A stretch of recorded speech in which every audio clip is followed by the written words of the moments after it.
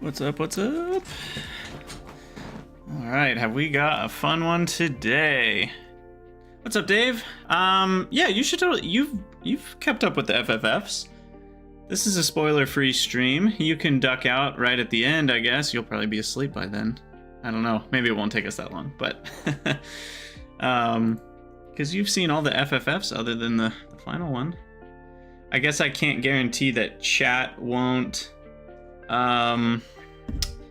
mention what was in the most recent FFF prior to that, so I guess that could happen. Yeah, exactly. But I mean, I don't know. You of course can choose however you want to treat spoilers. I feel like this last one wasn't too,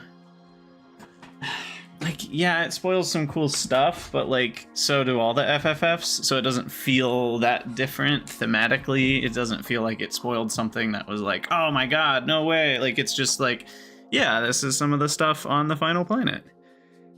This is kind of, you know, the basic mechanics of the planet and how your bases on that planet are different, just like all the other planet ones, and then some of the cool text that you get there. But I don't even think they spoiled all the text you get there, and they didn't show a lot of it. So all that to say, if you don't want to join, I totally get it. What's up, Eric?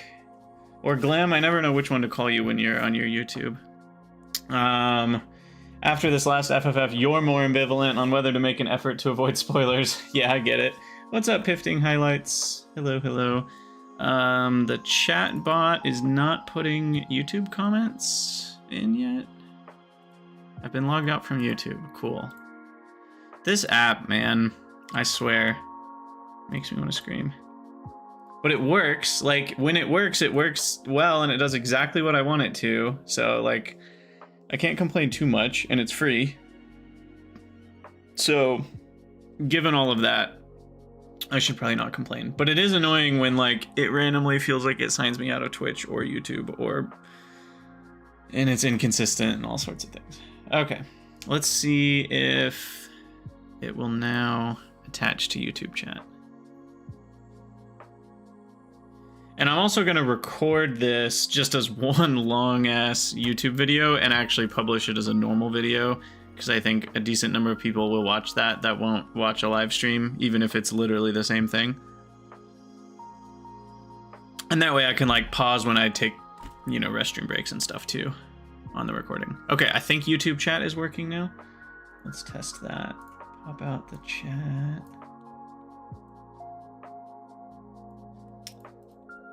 Test. Does it appear? Yes, it does. Is it easy to see? Not really. But what can you do? Maybe I can increase the shadow a little bit. Is that easy to do? Settings. No, widgets. YouTube chat. Text style, text shadow. It's already pretty high. Oh, outline size. There we go. That's what we want. A little thicker.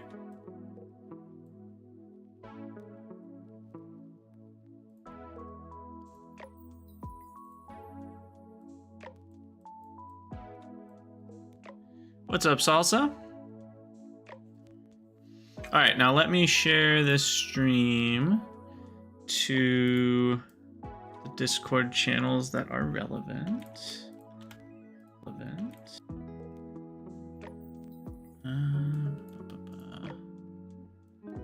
me post it in. Ooh, should I share the YouTube live version or the Twitch version? I never know. We'll just do the Twitch version. So I'll share that to Factorio. And that would be video stream plug.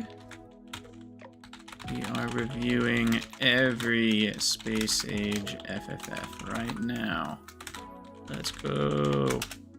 All right, and then post that to the Space Age beta.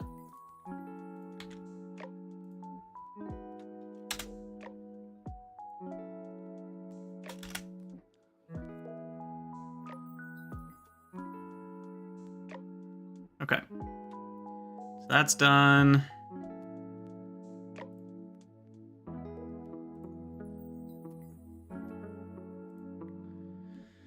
Oh boy, this is gonna be a big one. This is gonna be a big one. There are 60 FFFs to go. Also, I need a background. There's nothing behind me. It looks weird. Maybe I should put...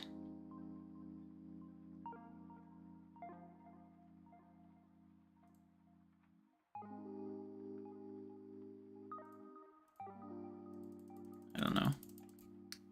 Could put my logo behind it? No, that's not necessary. See if I can find that Factorio background I used for the Factory Must Grow. I don't know where I put that file is the problem. Oh goodness.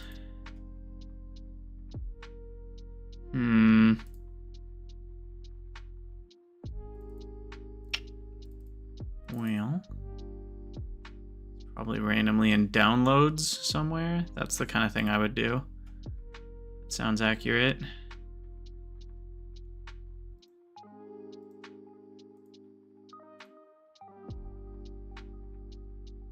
Maybe?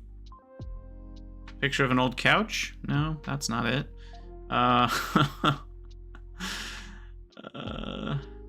Okay, fine. I'll download a new one.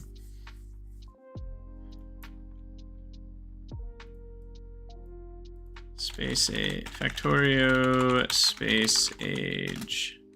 Maybe I can get a cool wallpaper. There we go. Save image as desktop. Perfect. That's the perfect place for all files, and you can't convince me otherwise. Let's see. Put that there.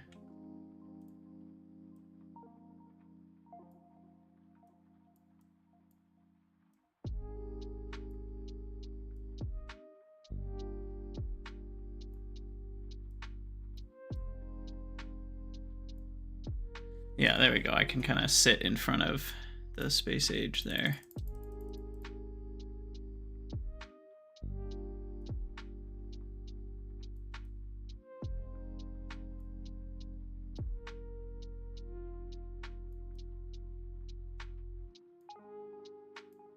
Oh, now it's too big. All right. Yeah, Glam, I was thinking the same thing. Like, some of them are going to be super quick. I'm definitely going to have an eye towards skipping quite a bit, obviously. Otherwise, we won't get through all of it. So I need to be a little bit picky about what I actually decide to chat about. Current game is Notepad, right? No, this is Google Docs, okay, Aylor? This is Google Docs. I count it as Factorio because we're talking about the game Factorio. Do you actually have to be playing the game to count as that being the game that you've chosen on Twitch? I don't know.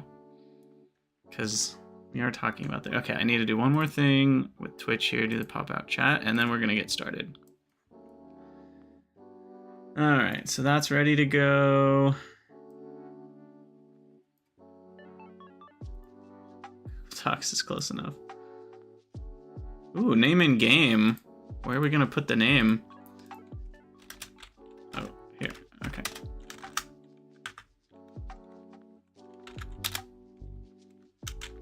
Special Peoples. Aylor, Ivo. There you go. You get your own little section here. For now, at least. What's up, Dusk? Welcome, welcome.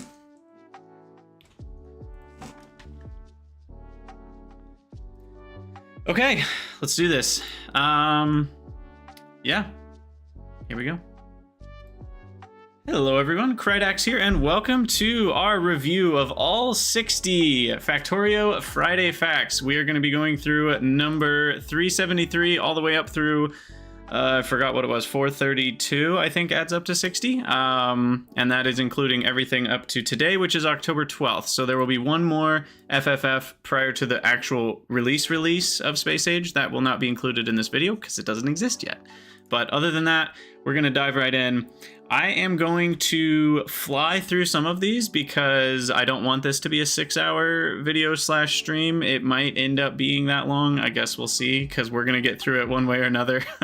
My calendar's clear, so if it takes 6 hours, it takes 6 hours. But I'd like to keep it under 4 or even 3 is kind of my loose goal. But that means an average of 3 minutes per FFF. So that doesn't give me much time on the bigger, more interesting ones. So that means the more boring-ish ones, I might just fly through and skip a lot of the content. But we're going to start with the meat of it all, which is the original announcement. So this was, I'll probably not read the dates on most of them, but the original announcement of the DLC and with its name and everything, because they originally announced they were working on an expansion like a long time ago in a galaxy far, far away. I mean, they mentioned... I think they even mentioned they did expansion news back in 22. They talked about future plans back in I forget which one's the month. Whenever okay, the month is in the middle on this one. Okay, so this is saying February. So here's where they kind of mentioned they were working on an expansion pack. That was back in 21. But yeah.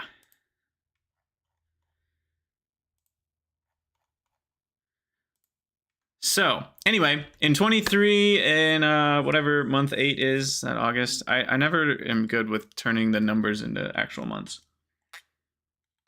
I'm good with most of them, but for some reason the 8, 9 throws me off. Everything else I think I know, like 6 is June or May is 5, but for whatever reason, 8 and 9, I get those mixed up.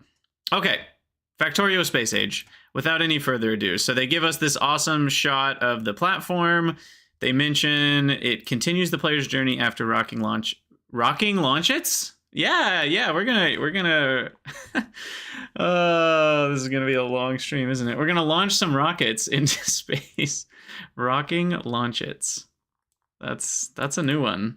Wow. So anyway. I remember when they announced this, I was so hyped. Just looking at this part right here, seeing like these planets in the tech tree made me so freaking excited. And you can also see how the icons have grown over the years. I can't easily pull up the new ones right next to this, but like, you know, compared to the Aquilo icon that they just showed us, like they really worked on the planet icons. What's up, B Jonas? How goes it? Yeah, the old name of Woohoo for Gleba. That was when people, we'll get to that, but they pixelized some of the old names. But basically here they just talk about it's coming, it's going to take a while. We will be publishing Friday Facts every week. So that was the beginning of their Friday Facts stuff. They kind of talk about what Space Age is aimed towards, or who Space Age is aimed towards. You know, target audience is targeted at a small set of challenge seekers. It's not for everyone by design. Oh, okay, that didn't make any sense. Talking about space exploration versus Space Age, because Arendelle obviously made space exploration as a huge mod, and you know, Space Age kind of, to a lot of people, was like, that's kind of just copying space exploration. How are these actually different? So I was really happy to see that they had Arendelle write a section here to like address that concern that players were going to have. Also, I need to move the chat. I'm sorry, you guys can't see chat on chat. I don't really know where to put it. The bottom might be a little better, but even then it's just going to be text on text. So maybe, okay, here's what I'll do. I'll change chat to be black for now, but then I'm going to, of course, forget about it by the next stream, probably. Of course, you can't do a dark background on Google Sheets because FU says Google. So Twitch chat, text style, text color, black. Let's test that. Okay, that actually shows up. And then I need to do the same for YouTube chat, text style, text color, black. And then I need to move the YouTube chat box over here. And it's going to overlap a bit. But that's fine. This isn't Google Sheets, Dave. Otherwise, that would work. Okay. And then I guess I'll just have this scrolled down most of the time so we can see stuff.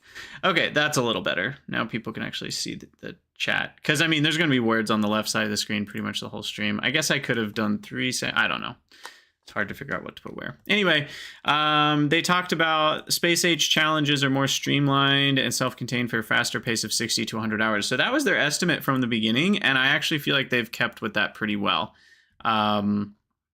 So lots of exciting stuff in the original announcement, but nothing too concrete. So let's get into the concrete stuff that we're actually going to start seeing in the game in 2 days. Smarter robots. So flying robot behavior improvements was their first kind of quality of life content drop.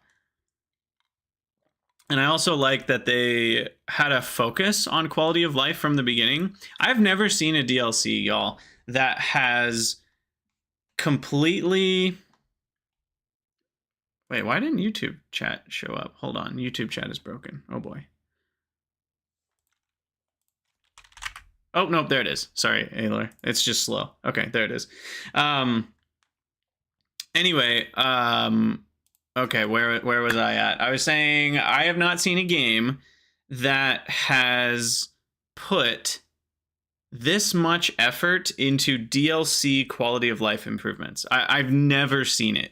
I mean, I've seen a lot of small quality of life improvements, but this expansion has dwarfed any other game I've seen by at least triple in terms of, like, not only are they just doing little quality of life stuff, almost stuff that could be added by a mod, but they're actually, you know, rewriting the core engine to be higher quality. And so it's nuts. It's nuts. I love it. I love it. We're going to see so much of the QOL stuff as we go through this today. So the first one they talked about was smarter robot tasks. And this is a big one. I mean, as I was playing the Death World recently, I was getting frustrated already at, like, my bots, you know, were only doing a few tasks because maybe I only had 30 bots or enough control personal roboports for 30 bots. And then they would go do 30 things if I pasted down a blueprint next to me, but then the rest of the tasks get assigned to the base's construction bots, even though my bots are right here and they could finish it in 2 seconds after they did their first thing. They just have to sit there and wait while bots fly from like 13 miles across town. And I hated that. So it's going to be so nice because what they did here is they basically gave robots a queue. And let's see, where did they kind of say it? The new way. So basically, robots can have multiple tasks assigned, and it kind of tracks their arrival time. And it's basically just doing the math on, like, their arrival or their speed versus distance, and then figuring out how long that's going to take. What I don't know is if it factors in charging time. Oh, we simplify the effects of the recharging time. So they do put in some sort of recharging factor to the time delay. So that's nice to know. So if it's far enough that it would be like 3 robot rechargings away, it's not going to just ignore all of that recharge time. But it does sound like it simplifies it. It probably just adds like a flat multiplier or something.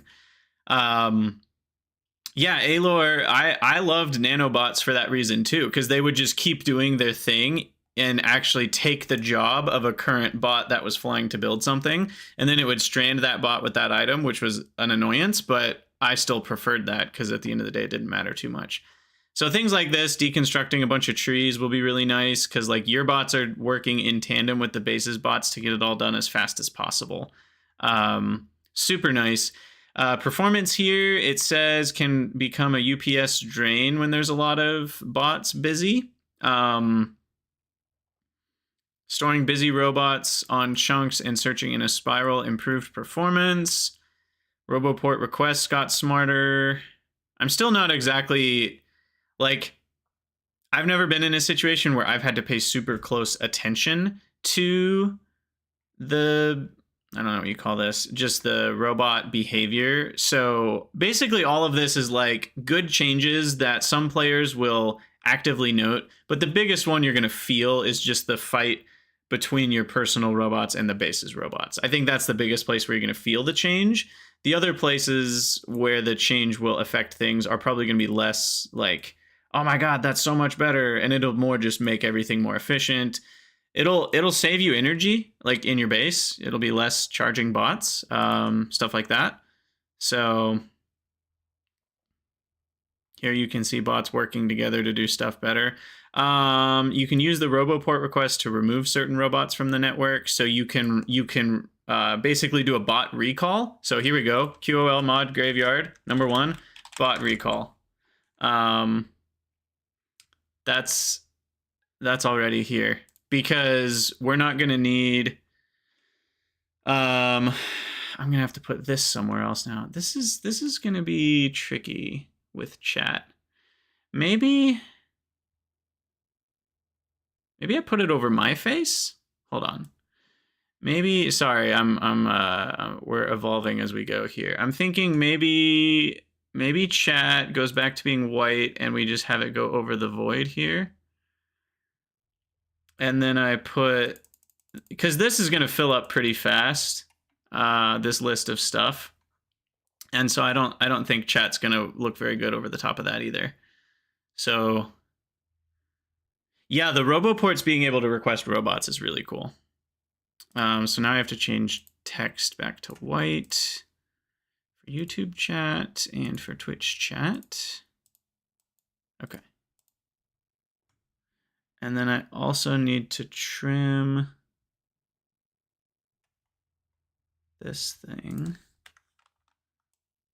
to there. Okay. So now chat has a little home, and I think I'll just pull this up over the top of whatever we're looking at. And we'll make it a little bigger that way.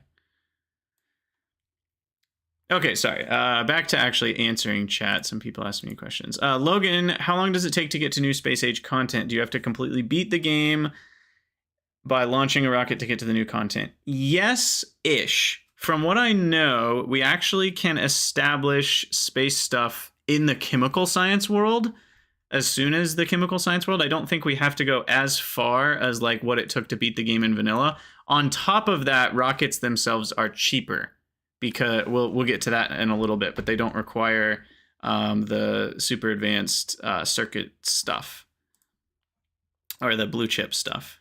So there's a couple things there. Okay, so I need to be able to hide this really easy because I'm going to be turning that on and off. So anyway, robots are smarter at charging. This is a big one too. Robots were really dumb at how they would charge before, and now they're going to be much smarter at using multiple RoboPorts. This also works really well with mods, you know, because, oh, this is the old version. Oh, here I was like, that's so much smarter than it used to be. But no, this is the smart version. They're actually using the final RoboPort here, rather than ignoring it. Like in this old version, they were basically ignoring the 6th RoboPort, even though they were all waiting here. So that's so much smarter. No, Logan, you didn't mess it up. I just didn't take enough time to figure it out beforehand. Also, it's funny, apparently the emojis don't show up on the YouTube chat. Another reason to use Twitch there if you're on the fence. Oh, and this one, robot pathing over lakes. So this was an old problem when you had convex RoboPort networks. I think I'm using the right word. I always get convex and concave mixed up despite my math background. But now they're way smarter where like they'll charge at a RoboPort that's closer to where they need to go rather than just turning around.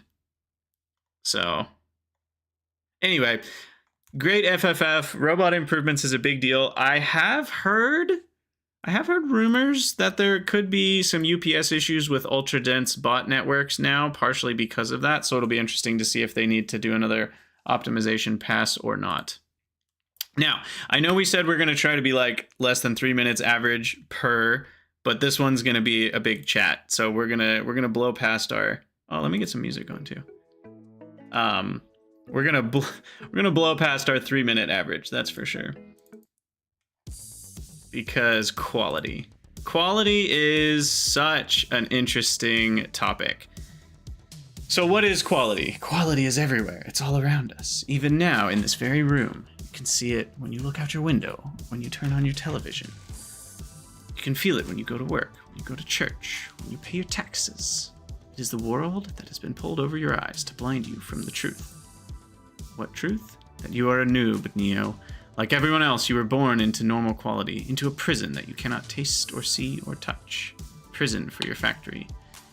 You take the blue module, the story ends. You wake up in your factory and believe whatever you want to believe. You take the white module, you stay in Wonderland, and I show you how deep the rabbit hole goes. So yeah, quality is base. Can you spoil to no, you can't. This is not a. Are you from the beta? Is that what you're getting at? If it's something that's in, sorry, let me rephrase. This is an FFF spoiler friendly stream in that anything that has been spoiled in FFFs is fair game to talk about, because we're literally going to read through all of them in the stream. But if you're someone who's been able to play the beta and you have some additional thoughts, I think we're gonna not allow those. If that answers your question. So if it is a spoiler that you've heard from unofficial sources, people who have been digging in the locale files on the Discord and stuff like that, we're going to avoid those things. Let's not talk about those spoilers. We don't want to spoil any of those things. If it hasn't been directly mentioned in an FFF officially, we're going to avoid those pieces of info. Just because that can get a little iffy. Some things I think got spoiled that weren't necessarily supposed to. Some things got ratted out. Anyway, let's talk about quality. So quality is arguably the biggest mechanic in Space Age. I don't know, is that true? Maybe it's true. It's close to true if it's not directly true. They're adding a lot of mechanics, but this one changes everything, right? Literally every item with any... Are there exceptions? I don't even know if there are exceptions. Literally every item can be of 5 qualities now. And the way that you get qualities is you use... And again, I'm gonna skim through a lot of these, so this isn't like I'm covering it for the first time. If you want to go back and read the whole thing, go do that. But basically you get these quality modules and then you put them in buildings, and then whenever they do a craft, they have a chance to upgrade to the next quality. And I think they have, yeah, you can skip steps, but it's going to be 10 times lower. Is that only because it has a 1% chance, or is it just 10 times lower by default? I would have assumed it would have squared the chance, but maybe it's not that bad. I don't know exactly how the math works. But basically, you're mostly going to get 1 level of upgrade for quality, but if you have like all the maxed out legendary quality modules, you might get the upgrading from normal quality all the way up to rare more often. But anyway, as you're making stuff, you can see like these gears are getting upgraded to this uncommon quality, and then you can combine uncommon quality stuff together to make uncommon items. So if you wanted to make uncommon inserters, which will insert faster, then you can just use fully uncommon ingredients. The other way you could do it is you could make your inserter assembler have the quality modules in it, and then you can use whatever ingredients you want, and you have a chance to upgrade to an uncommon inserter. And then there's the recyclers, which then you can shove everything back into a recycler and then recycle it down into its base components because you didn't get the quality of inserter that you wanted. Then you can, you know, just keep basically having a loop where you can only keep the qualities that you want. So now splitters will have a quality filter. So you can filter all things of, you know, purple is epic quality. So this is making epic quality circuits. Basically, this is a build that will build whatever quality, the best quality it can from those quality of ingredients. So you're not taking any gambles on what quality you're getting. There is a gamble, because they have these modules in here though, of upgrading it. But you will get at least the purple circuits here because it's only giving it purple ingredients. So it's pretty crazy. The reason there are the chests here is because there needs to be a buffer, right? You might get a lot more iron uncommon plates than copper uncommon wires, even though on average, the law of large numbers says it will equal out. it won't literally be equal. You might get 50 more plates than you need over a given period of half an hour. And technically, the numbers will never equal. So I know it sounds really weird, but like having 2 chests might not be enough. Now, someone could do the math, like what would be the likelihood of filling up 1 chest before it starts to even out? And like, it's got to be an absurd amount of time, but variance technically says like these chests could fill up, but they're not going to, like, realistically. So anyway, biggest change to vanilla. You guys are saying the planet stuff might be bigger. Yeah, I think you're probably right, Alor, in the sense that if you combine all the planets together, there's more content there, but it actually isn't too much new mechanics on the planets. Like, it's not changing. It's still the fundamental, like, you land on the planet, you build factory stuff, you collect resources, it almost feels like modded Factorio, whereas quality to me almost feels like a new angle of the game. Whereas the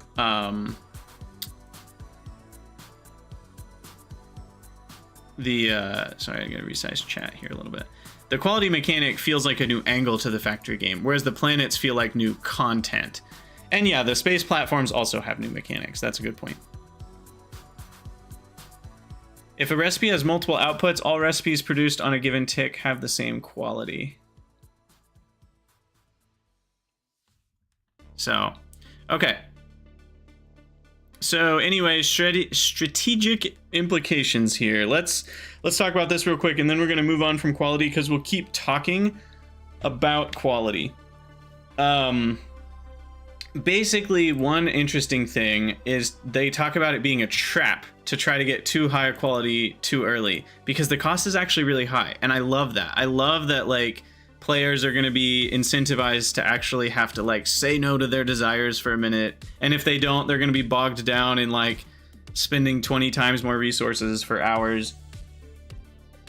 I just think it's such a cool mechanic, because everybody's going to want all their stuff to be really high quality, but, like, you don't have enough resources to do that early on, and so it's going to be a really fun dynamic to see, like, do people just derail themselves completely for hours and hours and hours to just get higher quality stuff, to get to uncommon and rare even? Because at the beginning, your quality modules are only tier 1, right? And so they're not going to have a huge chance to upgrade stuff. Here's the list. So this is tier 3 quality modules. 4 of them still only give you a 10% chance to upgrade to uncommon. So, you know, your quality modules are going to be low tier, and you might not even have tier 3 assembly. I don't know. It's just really fun. It's really fun.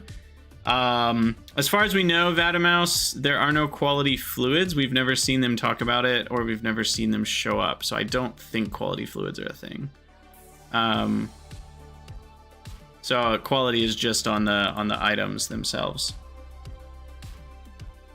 But just say no to loot boxes, Dr. Katz.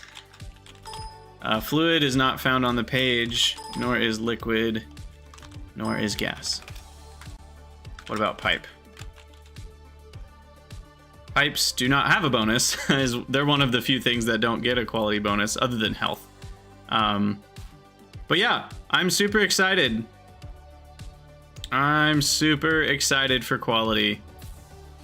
I don't know if I had to pick, do you get all the space age stuff and no quality, or do you get quality and none of the space age stuff, like none of the planets? What would I pick? The fact that that's even something I have to think about for a minute tells you how big of a mechanic quality is. I think I'd still choose space age because there's just so much content there, but like, quality is sweet, and I with how much I've been anticipating it, I can't imagine playing without it now. That would feel so empty. So, all right, moving on. We got to keep plowing through these FFFs. So research and technology. So this one, a bunch of people like freaked out about quality, right? Because it's such a huge mechanic. So everyone was throwing all sorts of fits about things. Particularly the name.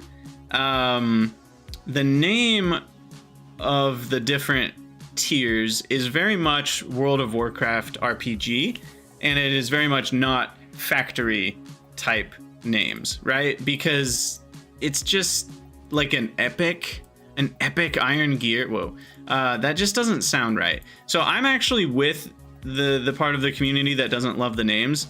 I've gotten used to them because it's just, they kind of said this is what it's going to be. And so I've just gotten used to hearing it, gotten used to saying it. But I also don't really love it. It doesn't sound right to me. I've seen a lot of ideas. Some of them sound decent. Whether it's just changing the name to like, I mean, I had a couple that I had even conjectured that sounded reasonably good. The thing you wouldn't want is to not know where something is on the hierarchy just from hearing the word. Like, when you hear legendary, you know it's at the top. When you hear uncommon, because of your gaming experience, you know it's just right above the normal, right? Because we already have that in our head. Whereas if you start using, a lot of people wanted something like Dwarf Fortress. Yeah, they shouldn't be tiers. I do agree with that, because we already have tiering of buildings, like assemblers and such, and belts. So anyway, some people were like, oh, they should be masterwork and quality and exceptional. And it's like, wait, what is a quality Iron Gear? Not to mention that quality is the name of the mechanic, so it'd be weird to have the name of one of the qualities to be quality. But yeah, like masterwork, is that the best? I don't know. It depends on if legendary is still there or not. So I think I had like good, great. What was the top one? I don't know. But whatever it was, it wasn't perfect, but it was at least clear which one was the top one, which one was the second one, which one was above. Like, yeah. I don't think mythic or legendary make much sense any more than epic. Epic and legendary are the same type of word. Like, legends are told about this Iron Gear, right? Like, legendary doesn't make sense. Mythic is the same as legendary. So mythic versus legendary is actually a really bad thing to put together, because they kind of mean the same thing grammatically, like in English. A mythical thing, a legendary thing, those are like the same word. And epic is actually very similar too. We just know that legendary is above epic because of RPGs. Anyway. Yeah, Dr. Katz, the legendary used uranium fuel cell is very much a thing, for sure. So anyway, I'm going to skip over their quality clarifications here, and we're going to go to what this one is actually all about, which is trigger technologies. So trigger technologies is a whole new mechanic in the tech tree that I literally forgot about until this minute. Basically, it's not just researching things that will unlock techs, but actually doing things. So the first time you mine crude oil, you will unlock your oil refinery, your chem plant, the petroleum, and solid fuel from petroleum. And so that's actually really cool, because now you're kind of getting some things just as you progress through the game. It is going to confuse some players who didn't read the FFFs. They're going to be like, wait, why can't I build an oil refinery? Where's the tech for oil refineries? I assume when you search the tech tree for oil refinery, it will show this one though. So I think it'll be okay. And yeah, Con Blim, I agree. I think it's going to be really good for mods. The Nullius mod actually was doing this before Space Age did it. So if you... that doesn't mean they copied, right? It's a common idea in video games to have trigger technologies, so it's not like it's trademarked or anything. But Nullius did do it first in the Factorio context. And there might have been some mods that even did it before Nullius. That's just where I saw it first. But yeah, it's a really cool idea. You know, as soon as you mine uranium ore, boom, now you've got your centrifuges unlocked. The downside is it kind of prevents you preparing.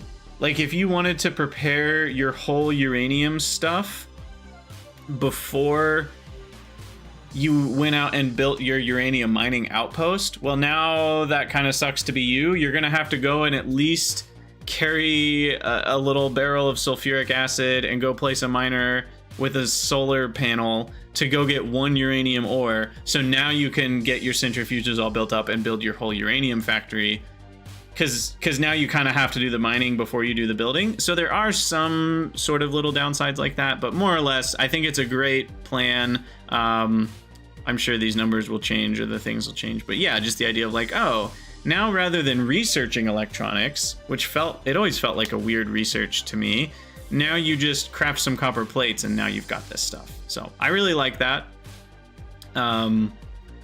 Exotic Industries has a set of techs that are unlocked differently. Oh, I'm so excited to play Exotic Industries someday.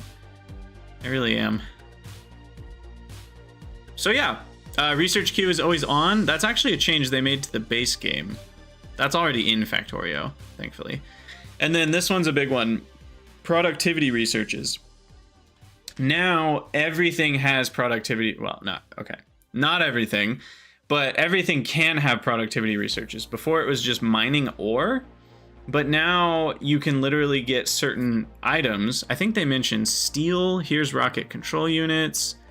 Where did they mention?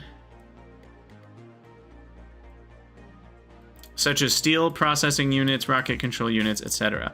So, and that will stack with productivity modules, right? And so that will allow you to use maybe more speed modules and less productivity modules, or it'll help your beacons go further, things like that. So yeah, pretty sweet FFF overall. Number 376, research and technology. I think the trigger techs and the productivity researches are going to be a big one. So you guys need to help me keep track. Those of you who are kind of trickling in now, here's what we're keeping track of in this stream / video.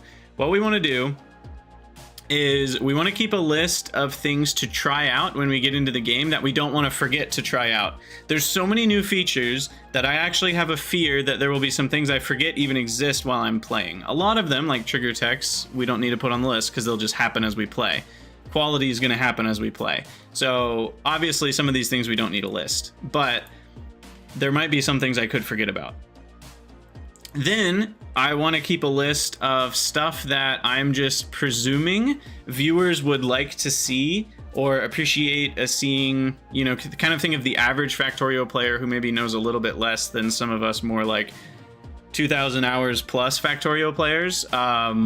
Like what would they like to see? Like things like train signal guide or recycling guide, you know, that sort of thing. So like a recycle loop blueprint video is like a good example of what we're talking about. And then I'm also, just for fun, keeping a quality of life mod graveyard, because they've killed so many quality of life mods with the things that they've added in. I kind of want to keep track, so if you guys notice another mod that bites the dust because of features they've added, make sure to list them in the chat. So just so you guys know what we're keeping track of, so you can let me know in chat, because I'm gonna need your help. All right, new rails. This one we won't need a list to try. We will certainly do rails either way. So there are certain areas in Factorio we haven't had the courage to change for a long time. One of them has been the rail system. A lot of us have already read about this by now, but basically, what's the easiest way to summarize this? Rails go in 16 directions now. I mean, that's the easiest, instead of 8, and they have better squiggles. And I will use the word squiggles, and you can't stop me. Now you can do little baby. I know they're called S-bends, but I like calling them squiggles.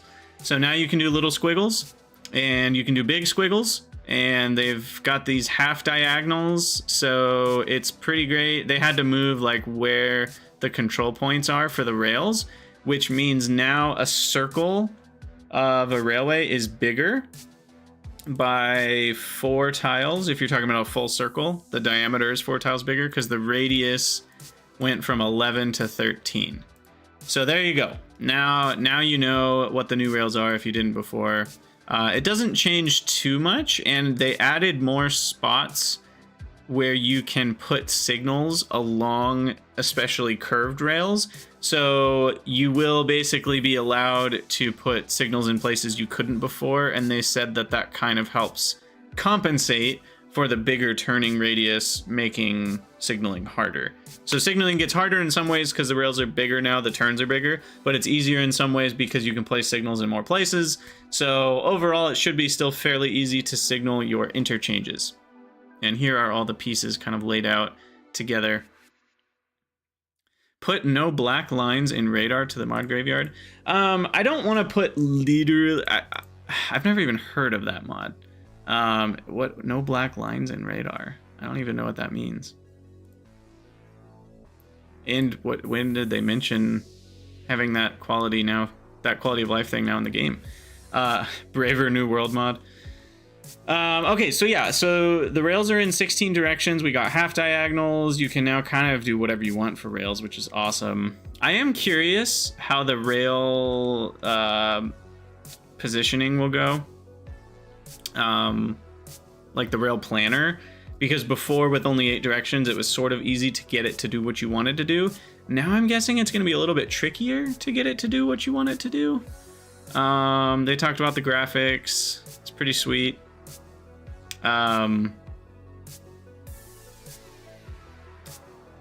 Okay, the next one, still about rails, pretty huge. Trains on another level. Oh yeah, baby, elevated rails. This one's very exciting. Again, I don't need to put it on the list of stuff to try because I'm obviously going to try rails.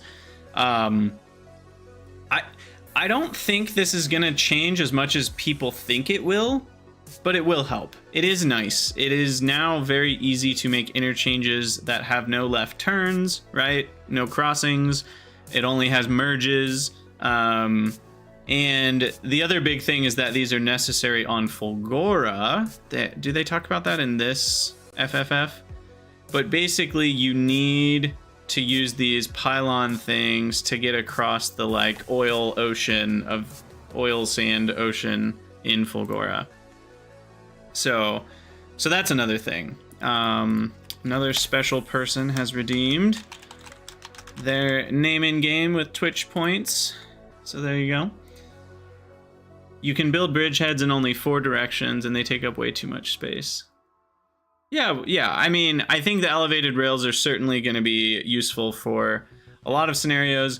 I'm also curious which buildings can and can't go underneath them, because you do get a little bit more base real estate if all of your rails are elevated, right? Like if all... like in this screenshot here, if you just imagine all of your rails are up above, now you can build stuff underneath it. The question is, what all can you build underneath it? So that'll be up for discovery.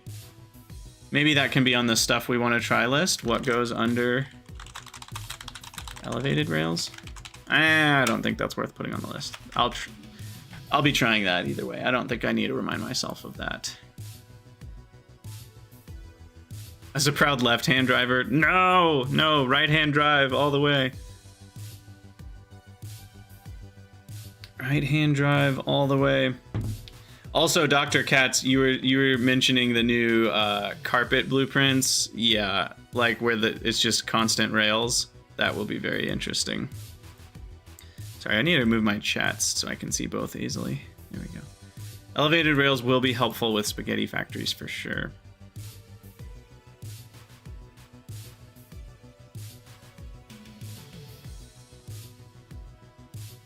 Oh, the FFF was clear about what goes under. Yeah, it will mess with visibility to put stuff under rails. You're not wrong about that. So I think they basically improved like what happens with ghost connections of wire, like when you're building a ghost power pole. They made everything simpler, which is great. This one's cool. When dragging an electric pole that already has wire connections, it keeps connecting those colors of wire. Was that a quality of life mod?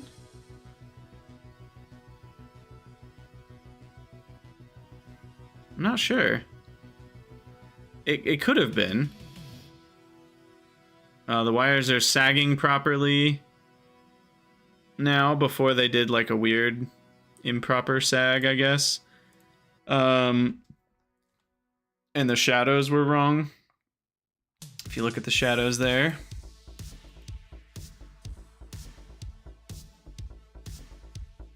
So there you go. So that's going to be great. Abstract items like blueprints, wires, discharge defense remote, artillery remote, and Spidertron remote are all now not items. You don't have to craft them. So wires are free now, which is kind of a big deal, especially for certain mods. There were some mods where actually getting the resources to make wires was not always easy. Now you just have the wiring capability as like a tool in that little menu in the bottom of your screen. So that'll be nice.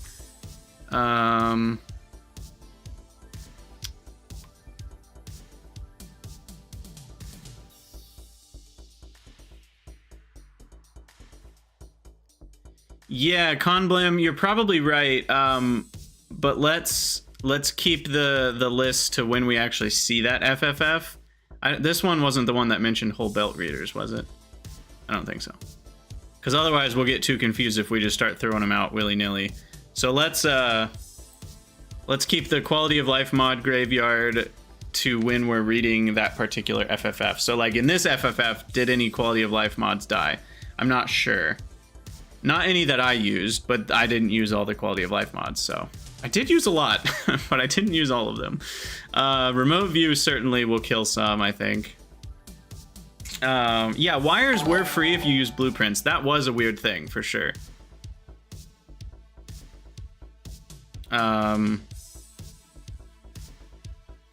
Okay, so wire shortcut mods. Okay, I'll put that in there. We don't have to. So okay.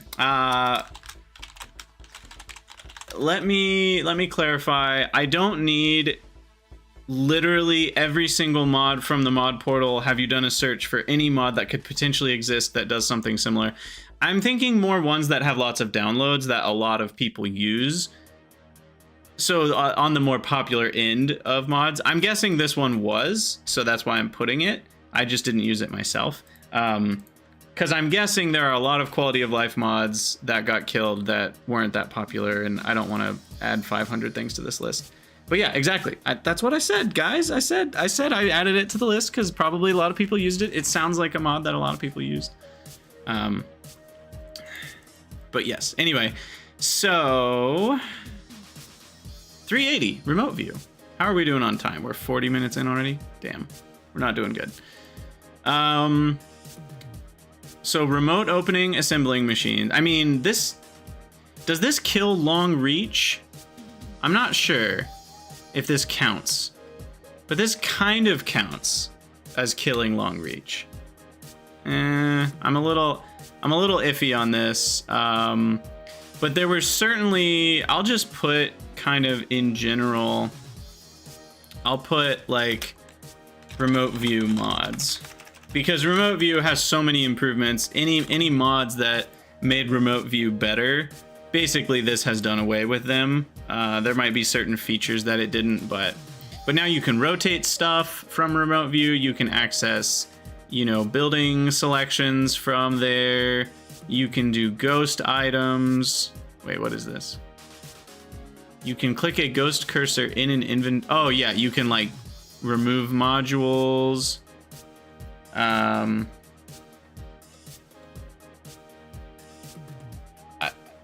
B Jonas, I don't know what you mean no black lines in. You're gonna have to explain what that is. I don't know what black lines in map view means. You can open ghost buildings. That's new. That's just a new functionality altogether. So that's cool. Blueprinting Spidertrons with equipment. Ghost entities on ghost tiles. This one's so nice. Super force build. Is that where they talk about super force build?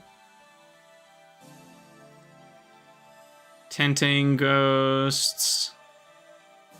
They made ghosts a little more ghosty, which is very helpful. So what do we think that counts as killing?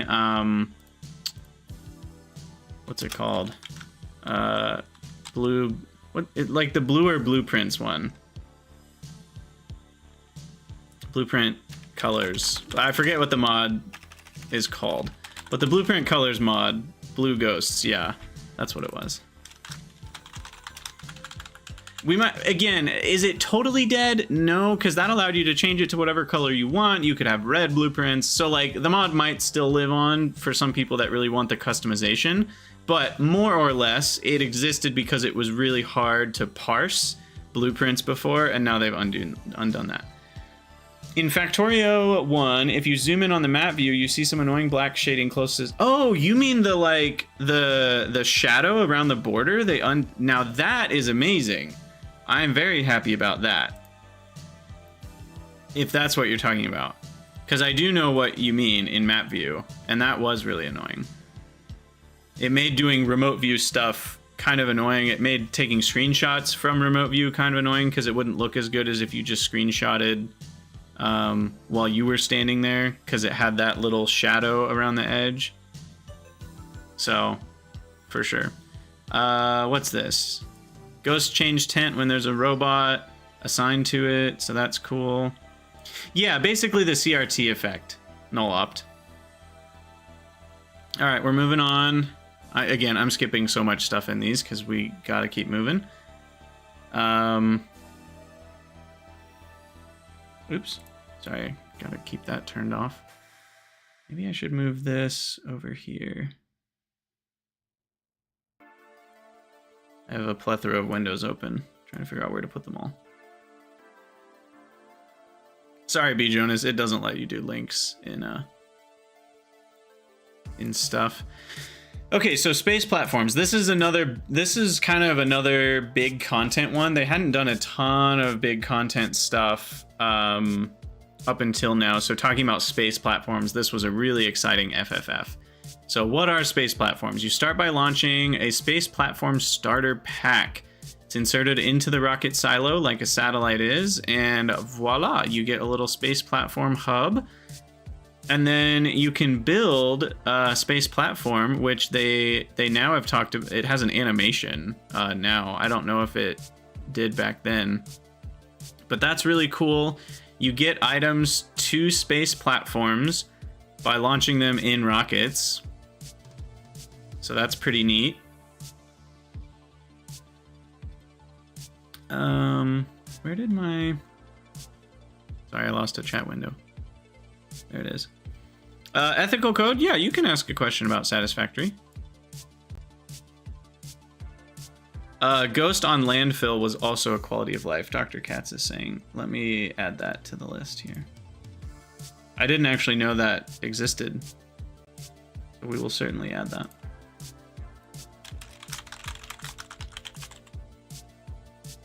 Yeah, it is funny they're calling it a starter pack. The animation came up in a later FFF. Yeah. Ethical, if you're having trouble finding Sam, it's hard to describe where you look, but they tend to be in fancy places, like places that look kind of epic or fancy. They're not just randomly scattered. There are quite a few of them though, so if you keep looking, you'll find one. So anyway, space platforms use asteroids as a resource, and I want to talk about that a little bit because it's different. It's different because you are not going anywhere to get resources, and they are renewable resources, both of which are not yet a standard thing in Factorio, right? Like, the resources are coming to you, kind of like Biter Science did back when Biters dropped Science, or some of the mods that made Biters drop Science. So, like, now these asteroids are floating towards you and resources. So you're collecting things as you hurtle through space. And there's different kinds of asteroids that get you different kinds of things. And you basically, you get space science out there by doing space science-y things. You need to collect asteroids for that, I guess. I don't know exactly how that all will work. But then the other thing you need to do is you need to fuel your thrusters. And that's a really big one. So I'm excited. When did they say no chests?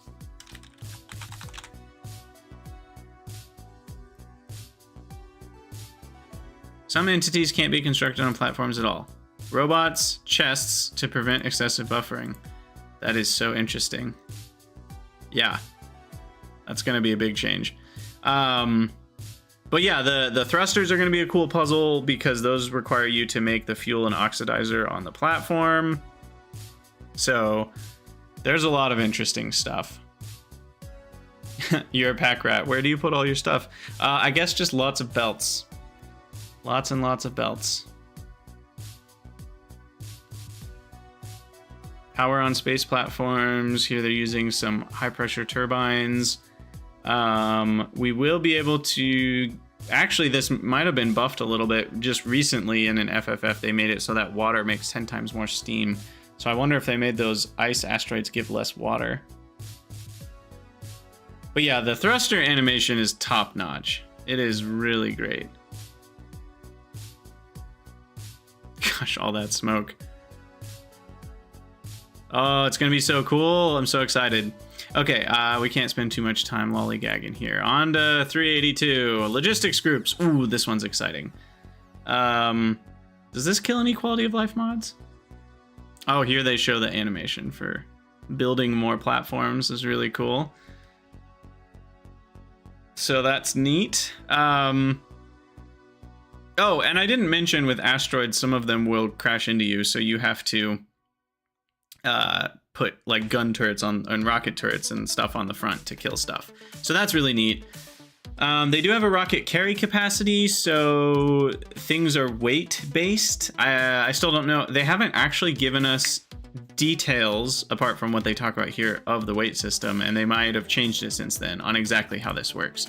But items have different weight, and that will fill up your rocket capacity differently based on different items. So like 10 belts is not going to take the same capacity as 10 inserters, etc.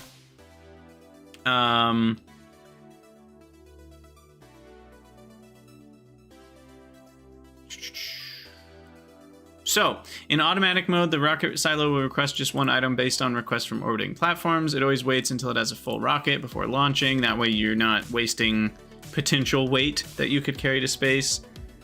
The overall logistics is that rocket delivers items to platform in orbit, the platform travels to another planet, and then that drops stuff to the landing pad. So these are trains.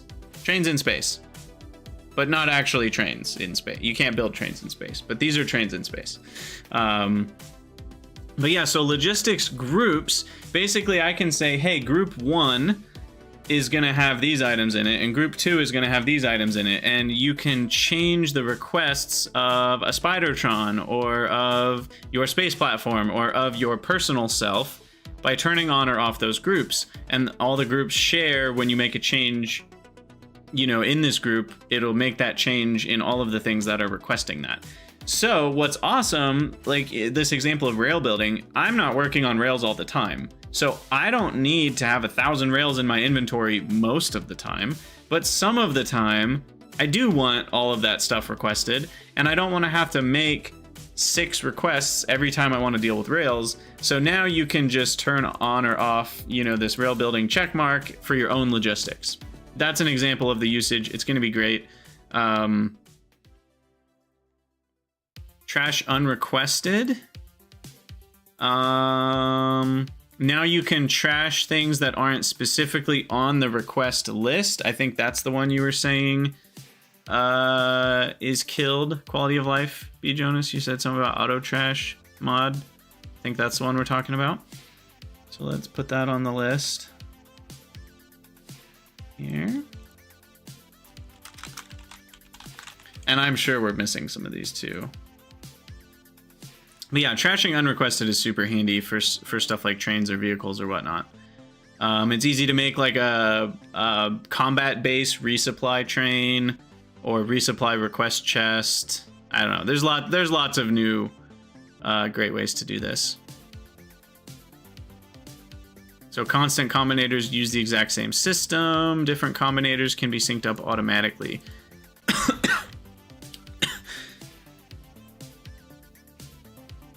So now you can have your constant combinators hooked up to a request chest, and you can easily have those all update at the same time. And that can work great with like changing the quality of something you're requesting. You know, like maybe you're making quality ammo now for your gun turrets, and now you can just change what's in that logistics request, and now you're requesting that uncommon uranium ammo instead of regular uranium ammo, and that'll do more damage to the asteroids for your turrets or whatever. I don't know. Hey, Lodro, thanks so much for the sub. Very much appreciated. That horse is whack. Oh my gosh, it's such a good Adventure Time moment. Such a good gif. All right, moving on. Oh, we're on to page 5 now. Nice. Super Force building. This is an exciting one. So Super Force building. Oh God, can we just talk about how good this animation is? Look at that. It like crawls out. Oh, that just looks so cool. Oh, what a gif. What a gif. What a gif. It's beautiful. So, Super Force building. Basically, sorry, I gotta move my Twitch chat. Where did I put it? Uh-oh. I lost a window.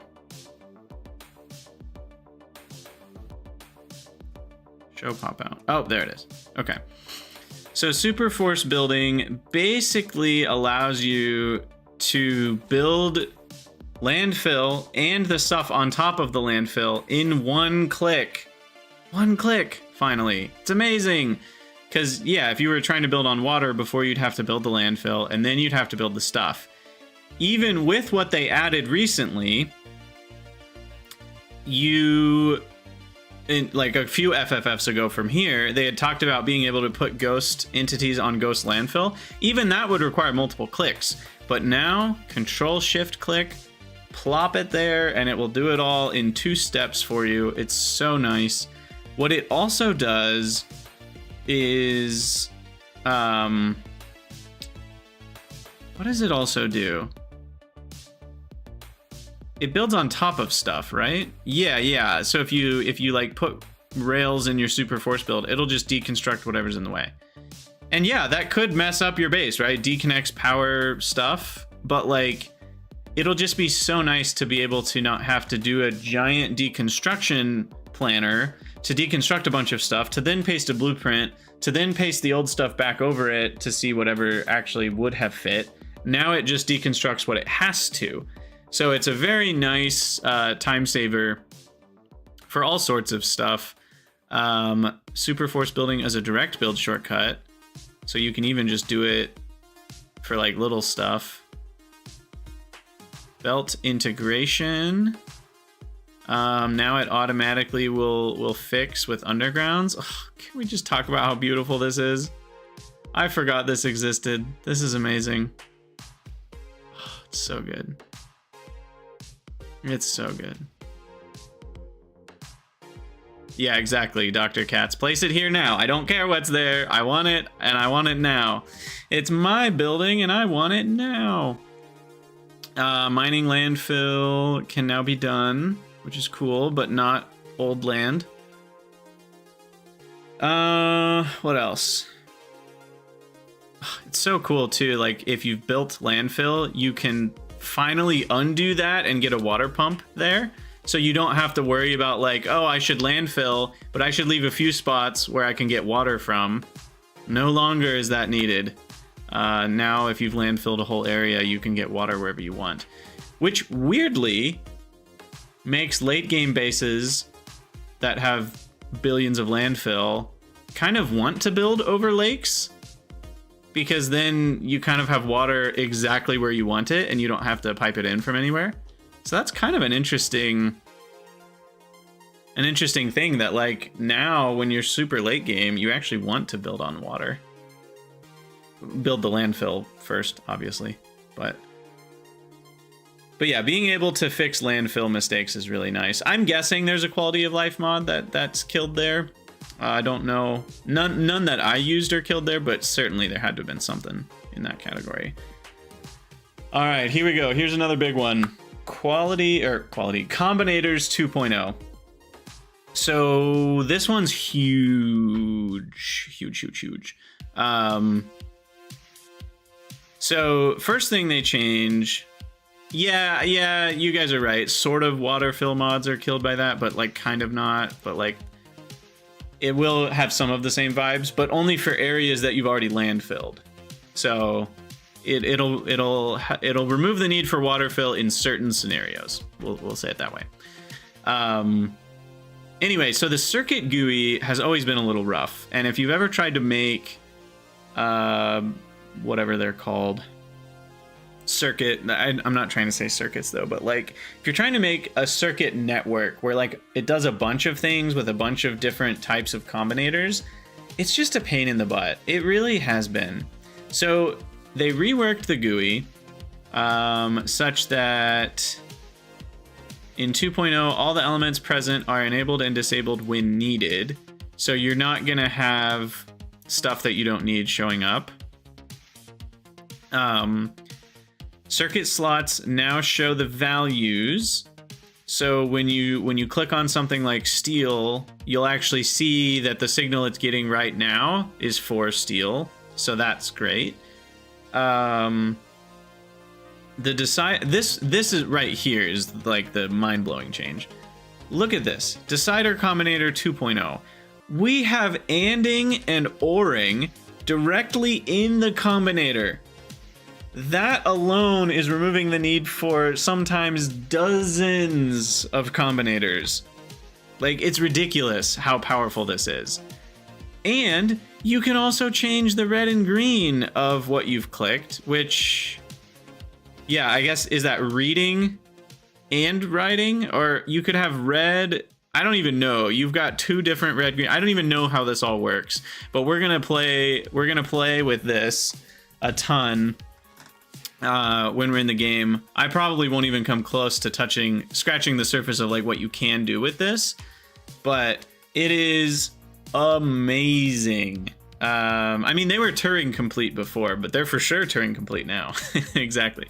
I do like that they're still not adding a programming language into the game. I find that actually can hurt games more than it helps them. So I like that it's still all, even though the depth of the complexity will not be explored by most players, the concept of what am I looking at is understandable by most players. So I think that is good, that I can look at this and understand what's going on. Now, can you look at a whole field of combinators and understand what they're doing together? No. But can I at least look at one combinator and understand what it's doing? Yes. And I think that's good. So yeah, the decider combinator, now you can do way, way, way more. You can add a description to it as well, which is nice. Input and output on the arithmetic combinator. So now it kind of matches the view style of the Decider 2.0. And now there's a new combinator type called the selector combinator.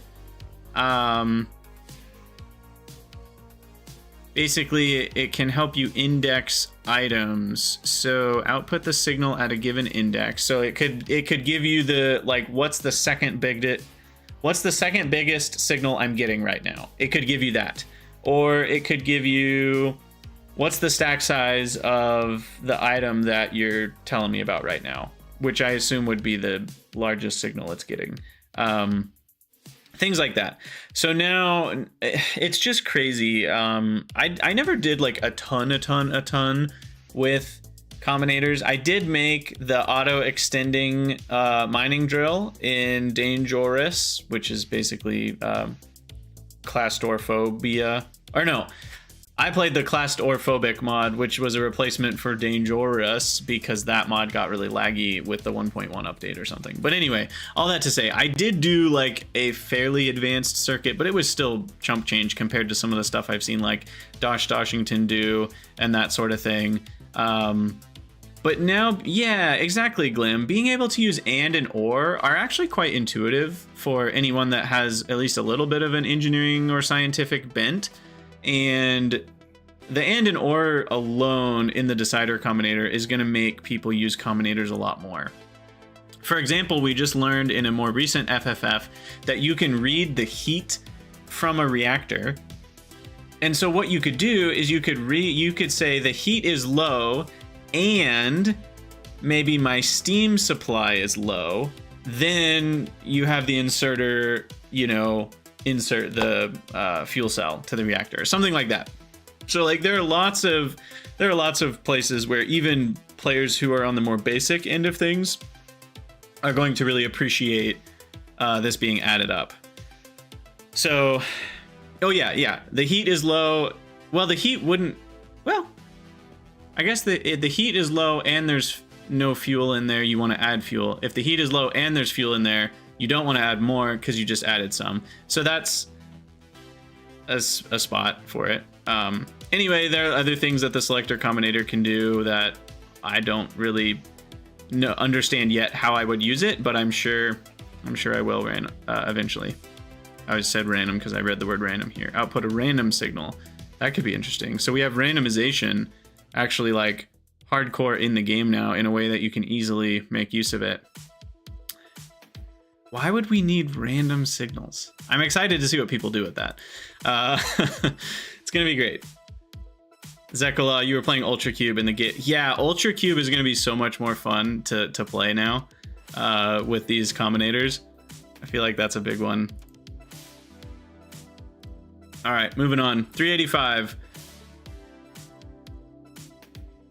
Asteroid Collector. So this one's pretty cool. They originally talked about like doing a tractor beam style to collect asteroids, but then they were like, no, that's like too like fancy sci-fi rather than like gritty industrial sci-fi. And so they were like, let's get some sort of harpoon. And so then they got like you know, okay, what about a long ass inserter in space? What about a scooper, a pooper scooper to get the... God, I would have loved if we had pooper scoopers in space, but that is not our lot in life. Or just like a shovel, like just bring it all to me. Let's just make just a V shape to get all the asteroids. But then they went with the thing we know they went with, which is this, the tentacle robot arm, which does feel a little yeah, it kind of looks like a combination of a xenomorph and then the things from you know, like squid monsters or something, which feels a little out of Factorio place, but at the same time it still looks industrial and the graphics are much updated since this FFF. So I do think it ended up looking really good. And they talk about the code that they used to try to get the arms to actually like grab things properly. You can see the bugginess that they had to deal with. I can't imagine the amount of logic that they had to do to get these things working right. All sorts of nonsense. This was one of those more technical FFFs where like you can explain in 30 seconds most of the details from the FFF that actually kind of matter to the player. And then the other 20 minutes of reading the FFF is understanding how they put it together. But yeah, asteroid collectors are sweet. I'm excited to use them. I don't have a ton more to say about that. Like they're an exciting thing, but I don't know what else to say. This FFF is mostly teaser. So with the planets, I'm just double checking myself on that. With the planets, they mostly did like teaser version, which is all about the aesthetics and the music and the vibes. And then they did the like content version, which is all about what's actually on the planet. What are you doing there? Why are you there?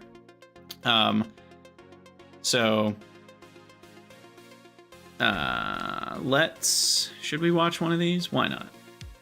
Let me turn off the music here.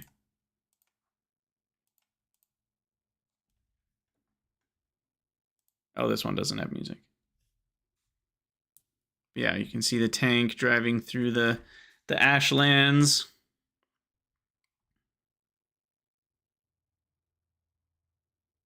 Yeah, it does talk a lot about the terrain. The terrain is a big deal on all the new planets. That's certainly worth mentioning.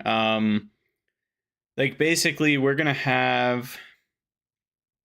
have cliff explosives until we get to Vulcanus. That's where we unlock them now. And that means if you don't go to Vulcanus first, you're without cliff explosives for a while. And on top of that, the different planets have different surfaces that you can or can't build on. Like obviously Vulcanus has lava, which you can't just landfill over until the very late game. Fulgora has the oil, sand, oceans, and then Gleba has all sorts of swampy land that you won't be able to build on. So it is very interesting. Kind of how that all works. But the design of Vulcanus is really cool. I've always liked volcano planets, so I think it's pretty neat. It'll be interesting to see kind of where it finally ends up. I'm sure this is not what a generated map looks like now. I know the map gen has changed some, But yeah, sulfuric acid geysers give you sulfuric acid directly. That's a interesting change. Or not change, but just like resource.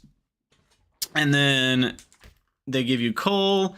You use the lava itself to get iron, copper, and stone, and then the excess you can just chuck it back in the lava. The lava is your trash can, which is cool that they kind of basically made the world your trash can on Vulcanus. And then there's tungsten and calcite, which are the new resources. So we'll be using those.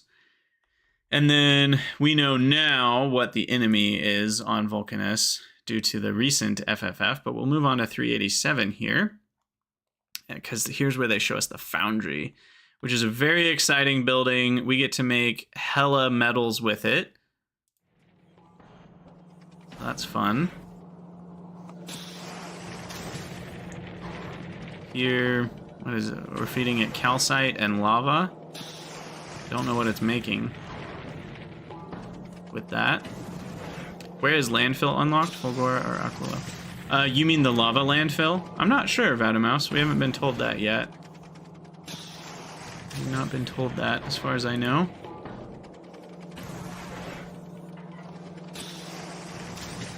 Sorry, one second.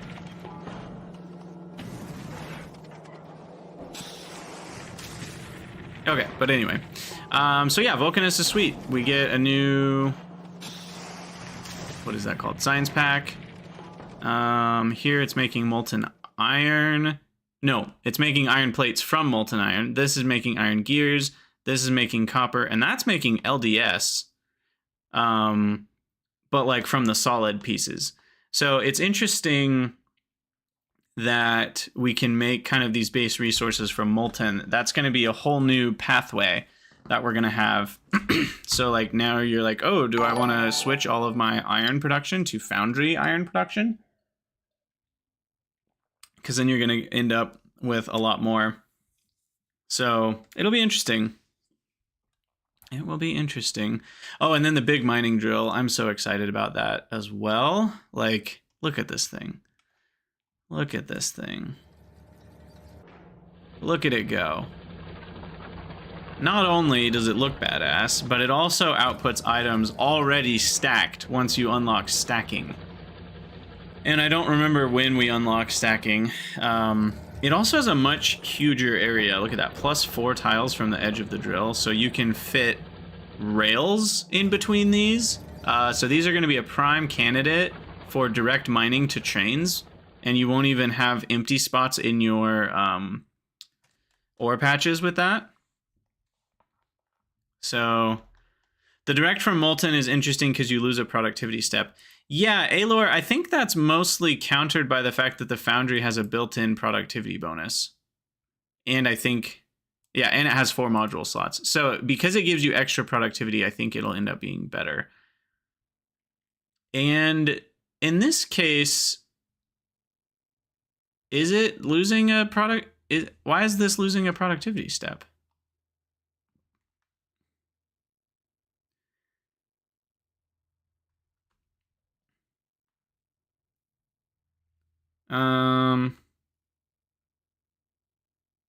How are you losing a productivity step when you're doing molten? Because normally you go ore to plate. Here you're going ore to molten to plate. You're adding a productivity step, if anything.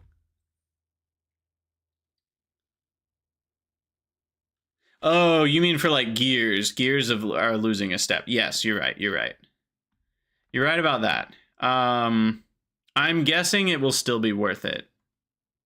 Because if molten is pretty easy to make in the first place, in this case, gears are actually the same as they were before, because you're adding a step to make the molten and then losing a step by not coming from plates. But yeah, I will have to do the math on those. Maybe there will be a little bit of a trade-off. The 50% intrinsic productivity in the building, I think, will make up for that in most cases. I guess we'll just have to see. But yeah, and I don't know if the molten itself gives you productivity. I don't know how it all works. These will be things we'll investigate as we play, but I mean, look at these badass drills. Like almost filling a blue belt with just 2 of them, or at least half filling a blue belt with just 2 of them. That's so cool. So yeah, that's Vulcanus. And then I think here's a good little moment for me to take a quick human break. I'm gonna pause the recording and we'll be back in a minute here. Aren't fluids a huge pain now? I don't know. Okay, sorry. What did we not put on the list? I missed one. Oh, big mining drill. Oh, yeah, for sure.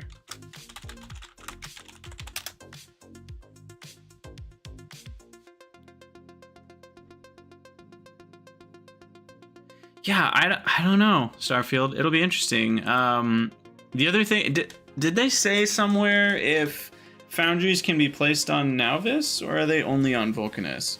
That's the other thing I haven't been paying super close attention to, is which buildings have they mentioned can only be built on certain planets, and which buildings can go anywhere.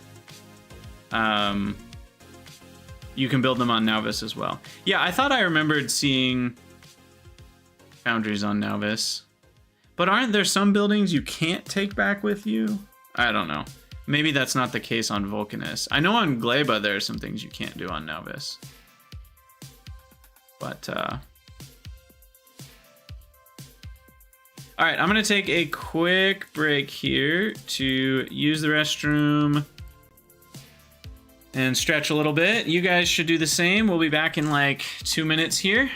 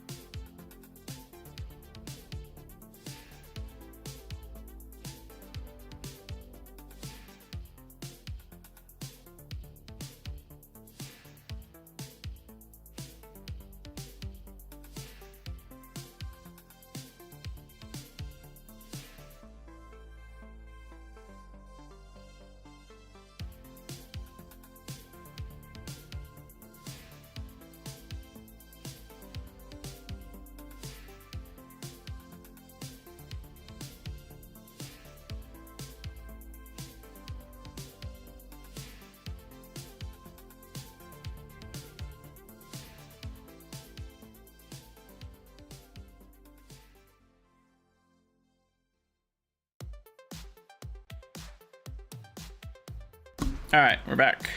Chair stream. Where's that time button? On Vulcanus, it's lava to plates. On Nauvis, it's ore to molten and then molten to plates. Interesting. Yeah, I'm intrigued to try all that out. It'll be really cool. It'll be really cool. All right, and we are back. Twitch chat reminded me that Big Mining Drill is certainly a mod that has now been murdered in cold blood by Space Age. All right, so here's some smaller things. I'm guessing we're gonna get some quality of life kills in this FFF. 388. What's this? Oh, saves can now be older. Apparently there was a maximum age of a save file before. Logistic requests enable tweak relating to recovering corpses. So whenever you recover a corpse, the settings from before are reinstated. Smart number format. You can type mathematical expressions directly into text fields. So that's pretty cool. I had forgotten about this. So you can just be like, oh, 15 times 300, and then have that done. That's really cool. I had forgotten about being able to do math there. The max range indicator on belts and underground pipes. This is nice. So it turns, here's the new version. It turns green when it's at the maximum range. What color is it until then? They're building it so fast I can't see.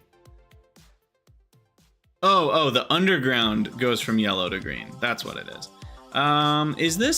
Is this a quality of life mod? I think there's one that does this, right? Max range visualizer. Yeah, I don't know if this is a half. This is an assist rather than a kill, I think. Because this is more like, it doesn't visualize the max range until you get to it. So it's a little bit of both, but I'll count it. I'll count it. Has someone made a summary of all the recipe changes? Not that I know of, and I don't think we know of many of the actual Novice recipe changes, to be fair. Chart tag improvements. You can now drag them around. You can copy them with pipette. You can put them down even when you're zoomed in. Save, you can sort by date. Manual lamp colors. That's cool. Color of robots on the map are colored. Green is personal. Smarter deconstruction planner and force building. Cliff explosives are not unlocked from the start, even more delayed in the expansion. So now they're only marked for deconstruction once explosives are researched, so you don't have a million random cliffs with X's on them. So that's all nice. I actually don't know if any of those were QOL mods. The color one might have been a QOL mod. Certainly could have been. I don't know if it was. All right. Now we get to another meaty FFF here. So train interrupts. Will this kill LTN is the question. Yes and no is my answer. And you can insert Cybersyn, Project Cybersyn, and what's the other main one? Is it TSM, Train Schedule Manager? There's like 3 that kind of do a similar thing. I'm counting that all lumped together. I think this will make far fewer players go looking for LTN. That's what I think. I don't think it can replace LTN for things that only LTN has been able to do. However, for me, I think I will certainly avoid LTN for a while and try using this as much as I can and see if we really feel the need for LTN anymore. Because being able to interrupt, so let's talk about what's actually in this FFF. So basically trains can now interrupt what they're doing based on their fuel contents, based on their cargo contents, and also based on some... Can't you base them on circuit conditions? But trains don't have circuit conditions. Interrupts are global. So you can share the same interrupt amongst a bunch of trains, which again is kind of approaching that LTN style.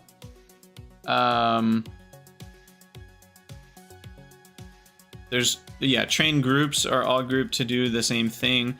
I think the reason this is approaching, I mean, A-Lore, yes and no. The basic idea of LTN is I request a bunch of stuff at a stop, and I provide a bunch of stuff at a stop, and I don't really have to do anything other than that.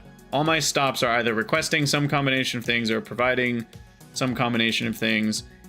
And usually you just do that and it works fine. And LTN can be hard to set up, but once you've got that going, then it works great. But now you can provide a bunch of stuff and you can then just add that stop to a scheduled train. Like, I'm trying to think, like, can you just use one train schedule that just goes to every single pickup stop and you just turn off pickup stops that aren't needed?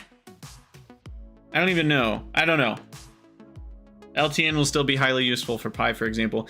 One thing that I do know LTN can do that would be very difficult to do with even the new vanilla system is multi-providing stations.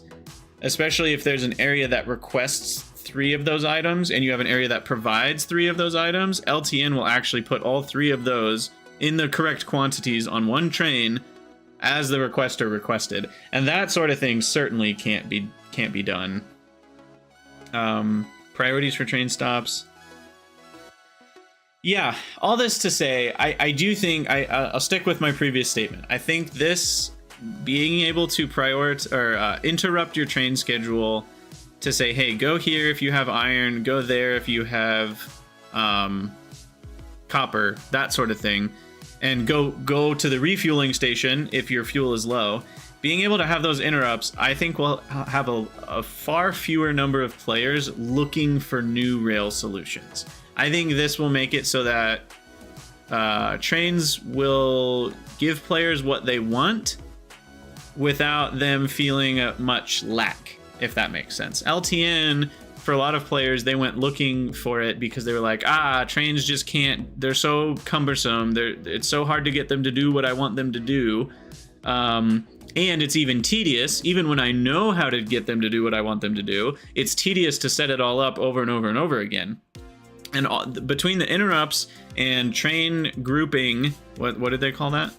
Well, interrupt being grouping and global, and also train groups. Yeah, I think having that will make it far easier to make vanilla trains do what you want them to do, and it'll make it far less tedious. And between those two things, I think far fewer players will even feel a need to go get a mod that changes train behavior. That being said, LTN is still extremely powerful, or things like it, Cybersyn, etc. And I don't think they'll be replaced completely.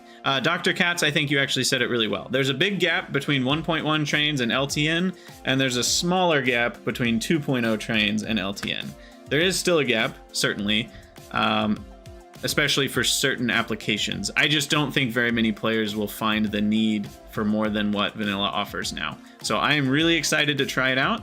I may still end up doing LTN for Planeton someday, who knows, but yeah, train interrupts, train control improvements, huge deal. Very excited about that. Moving on to 390. How are we doing? I've made it, what did we start at? 373. So we've made it through 28, and we're only an hour and 24 minutes in. Okay, we're on a good pace. We're on a good pace. This is going well. Convol Machine, you like that they added an interrupt condition for when the destination is full. Yes, exactly. So then you don't have trains basically getting clogged up in places where they can't dump resources. Okay, yeah, also we've got some kills. We got some kills to log here. So train groups. I don't know about train control signals. Because I never used that mod, so I'll put a question mark.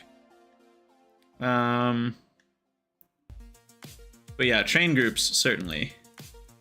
Also, some of the mods that were killed were literally Ryguard's mods, and he works for Wooba, and so he was like, hey, let's get this feature in the base game. So, are the mods killed, or are they enshrined forever in the game itself? They're more like, oh, I'm only at 18, not 28. Damn it, Glim. Why you gotta do me like that? Correct me with math. All right, this one, noise expressions. So I'm gonna skim through this pretty fast. Basically, they changed how the map generation does noise. Pretty cool, mathy, sciencey, like, how do you do map generation stuff? Nothing super deep for us to talk about other than this helps make them... Oh, this was here. Avert your eyes, anyone who doesn't want to hear anything about Aquilo. But, I'll give you 5 seconds. 3, 2, 1. But yeah, Aquilo. Yeah, this is basically a spoiler for what Aquilo looks like. Like, this is not just a Christmas miracle. Factorio's, where's my tea? Factorio's Miss Miracle. This is Aquilo time. So we'll get there. But yeah, I love that they had teasers like this. kind of ahead of time, I think. And some people predicted that. I'm pretty sure someone literally predicted that when this wasn't, like, if we went to the Reddit thread, we could probably find it. I don't want to go looking for it now. I do want to go looking for a previous one, though, that they had spoiled. It was a April Fool's one. Where was it? Was it? No, not that one. This one. So in this one, they spoiled like legendary module just straight up right here. And this is back in April of 22. So I do think it's hilarious that they spoiled that so far back.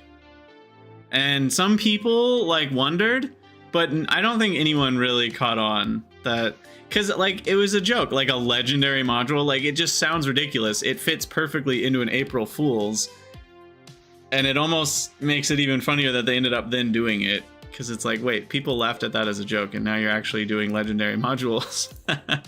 Oh, it's great. It's great. All right, moving on. Okay, so 391 here. 20. Oh yeah, and epic furnaces. You're right. They didn't have the quality pips on it, but it did say epic furnaces.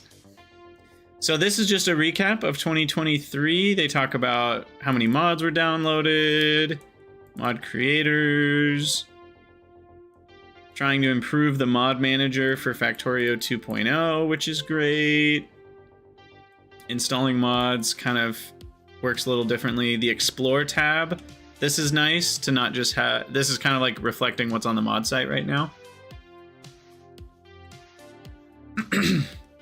Yeah, the legendary, it's RNG to upgrade whatever you're crafting to the next level, but you build a loop with recyclers and assemblers to keep crafting more of the same thing and recycling anything that doesn't upgrade, and eventually everything gets upgraded, and you can do that successively to build towards having legendary components. And then if you craft a module where all of its ingredients are legendary, that module will be legendary without having to RNG it. So you have to RNG somewhere. It all averages out in the end, so some people argue it's not RNG. It is technically RNG, but the numbers are large enough that it does average out. And so you have to put that upgrading process somewhere along your production line, but as long as you end up having legendary things in, you will get legendary things out. And Dusk, yes, 56 times more expensive if you have all the legendary quality modules. It will not start out that cheap. It will be far more expensive than 56x. Anyway, 2023 recap, nothing too crazy there. But let's talk about another huge feature that I'm going to put on my list of things that I want to try. Blueprints. I probably don't need a reminder for that, but I'm just so excited to... excuse me. So excited to try it out. So this is... Oh, this also kills a mod. We'll get to that in a moment. But basically... It was inspired by making a bunch of train stations in a row and being like, okay, this one's for stone, and I set all the filters to stone, and then I set, this combinator to stone, and then I name the stop stone icon unload, whatever. Like, basically you're doing the same thing 5 times, and the only difference is which icon you're using and which resource you're unloading. And the same thing happens in different places. So they were like, what if we could parameterize it, aka change some of those things that are your setting and turn it into a parameter that then when you paste the blueprint, you can just change that one parameter. And this actually is a mod called Blueprint Variables that I was just starting to use more in my playthroughs and finally starting to appreciate the power of it. So I'm actually really excited to kind of keep getting to use it, and now it's a part of vanilla and it's even more powerful. So basically now you can just set things as parameters in your blueprints. I mean, you can set the parameter of assembling machine recipes. You can set requests and requester chests. You can set filters and inserters, all sorts of things. And between all of that, it allows you to make blueprints that kind of can be everything blueprints.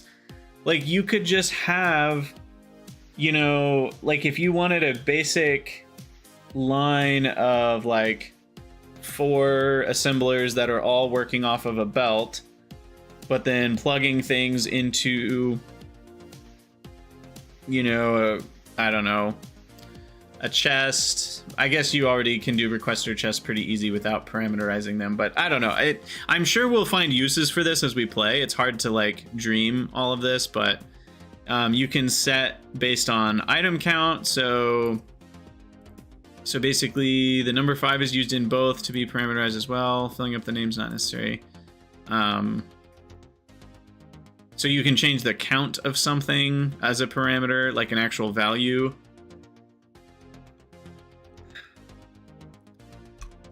I don't think, Dr. Katz, that they've mentioned yet in the FFFs that you can set assembler recipes based on circuit, but you can. But yeah, I feel like this is better than my words, just watching this little GIF.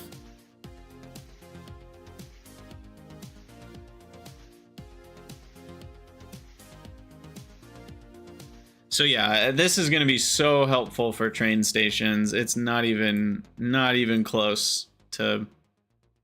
Like, will this be helpful? It's like, oh my god, this is gonna be so helpful. Also, you can set ingredients of a parameter. So like your requester chests can be all good to go. It's very interesting. I'm curious. You can even do formulas with variables. Like I don't even know if I fully understand all of this yet, but it's gonna be great. So 3 numbers are present, but for some reason we only want the user to modify the first number of 100. So then it can just instead modify X. So really cool stuff. Really cool stuff. I don't think they've mentioned circuits being able to tell assemblers what to build. I don't think so. Unless it was in this one. I don't think it was in that one. Yeah, the recursive blueprint mod is not dead, and it will probably have a few changes because it doesn't quite... There are a few things it does that I think vanilla does now, but yeah, combining this with recursive blueprints, who knows what'll be possible. All right, on to the next page. We're on to page 4. Ooh, another big feature that I just forget about half the time. Stacking, putting things on top of other things. Look at this, items are all stacked up. Beautiful. The initial experiment. Boss Kid going ape beyond the point of no return. So yeah, they called it the bulk inserter. This has been changed to be the stack inserter. Thankfully, the community threw a hissy fit. I think properly threw a hissy fit. I think it would have been a big mistake to have literally a thing that stacks items on top of each other is not the stack inserter. That would have been so confusing, especially to new players who never even knew the old thing. So, but yeah, this is, I'm going to count it as a kill of deadlock stacking and other crating mods. Because there have been a lot of mods that do something of that variety. And this is basically that concept now in vanilla. Yeah, I'm really excited about this because it is a way to buff all of your belts without having to rebuild your belts, right? It's a nice kind of throughput multiplier. If you're willing to do the stacking, it's a multiplier. And the thing I love about this is you don't have to unstack them. That was one of the worst parts about the deadlocks type thing, is you basically had to have your belts almost feel like rails, where they were like a point to point. Oh, I stack it, and then or crate it, or whatever you want to call it. It goes along the belt, nicely multiplied, but then I have to uncrate it anyway at the end, and so it kind of feels almost like a little rail. But now we can just grab items from a stack to use in a building. Do they show GIFs of that somewhere? Maybe. Maybe not. But yeah, so you can just grab items from the stack itself. You don't have to unstack them. The thing that is interesting, like Nullius actually had created recipes.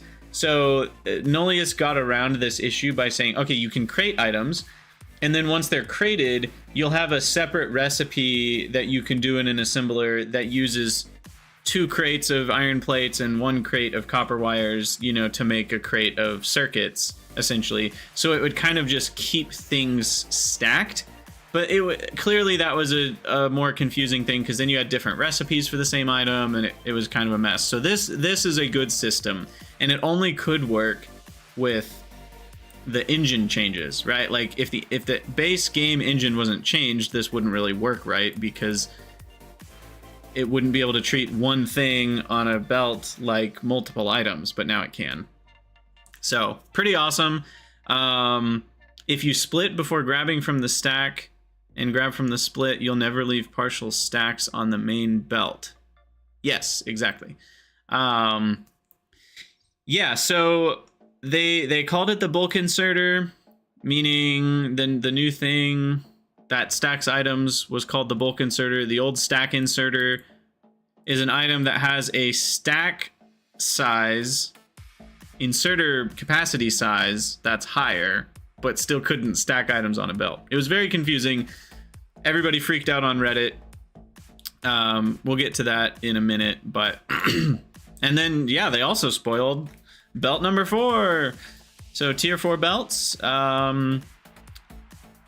We now know it's made out of tungsten. I don't know if did we know that back then? But yeah, they're fast AF, boy. They go 60 items a second. So yeah, that is another dead mod. Good point, good point. I'll just call it 60 ISEC belts, belt mods. Because there were more than one mod that made this a thing. The name stack inserter was already confusing for you as a newbie because they don't lift entire stacks like 50 ore or 100 plates. That is interesting. Yeah,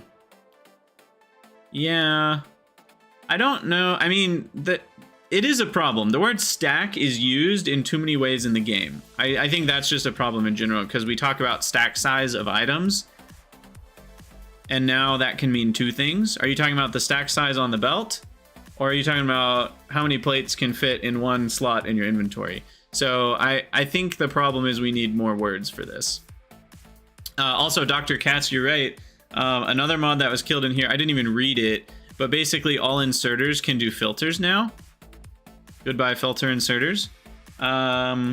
So all inserters filterable. I didn't know that was a mod, but it makes sense that it was a mod.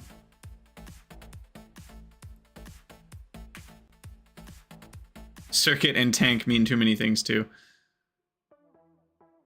They don't lift more than a stack though. They will only lift 1 satellite. Wait, really? You know, I never realized that. So a stack inserter or bulk inserter will only move 1 satellite? Huh. The current stack inserter is now the bulk inserter. We do still have bulk and stack. It's just the stack inserter is now the one that does the stacking on the belts. Yeah, and Pyanodon's already had the all inserters filterable change. Exactly. Oh man, my throat's getting dry. A lot of talking. All right, hey, we're here. We were just talking about this. So 394, assembler flipping and circuit control. This is a mod, right? Or was this part of recursive blueprints? Because I won't count recursive blueprints as killed. Because if this is in recursive blueprints, it's just a sub feature. If there is a mod that did just this, I'll count that as killed. Yeah, so here's the thing they couldn't stop themselves from doing. I feel like that's all the great features are like this. Yeah, it's basically as simple as it sounds. You connect an assembler to the circuit network, and you can enable or disable it based on circuit network. That previously wasn't possible. You would have had to have controlled the power source before. Now you can set the recipe, you can read the ingredients, you can read the recipe when it's finished and it will send a signal. You can read that it's working and it will send a signal. And so that's really cool. Craft anything recipes are going to be, yeah, exactly, Dr. Katz. You can read the ingredients that it wants and just send those, maybe through a multiplier, to a requester chest. So you can actively request those. Really cool stuff. Really cool stuff. I don't think I need to say a lot more about it. Flipping for real, blueprint flipping was introduced. What was this all about?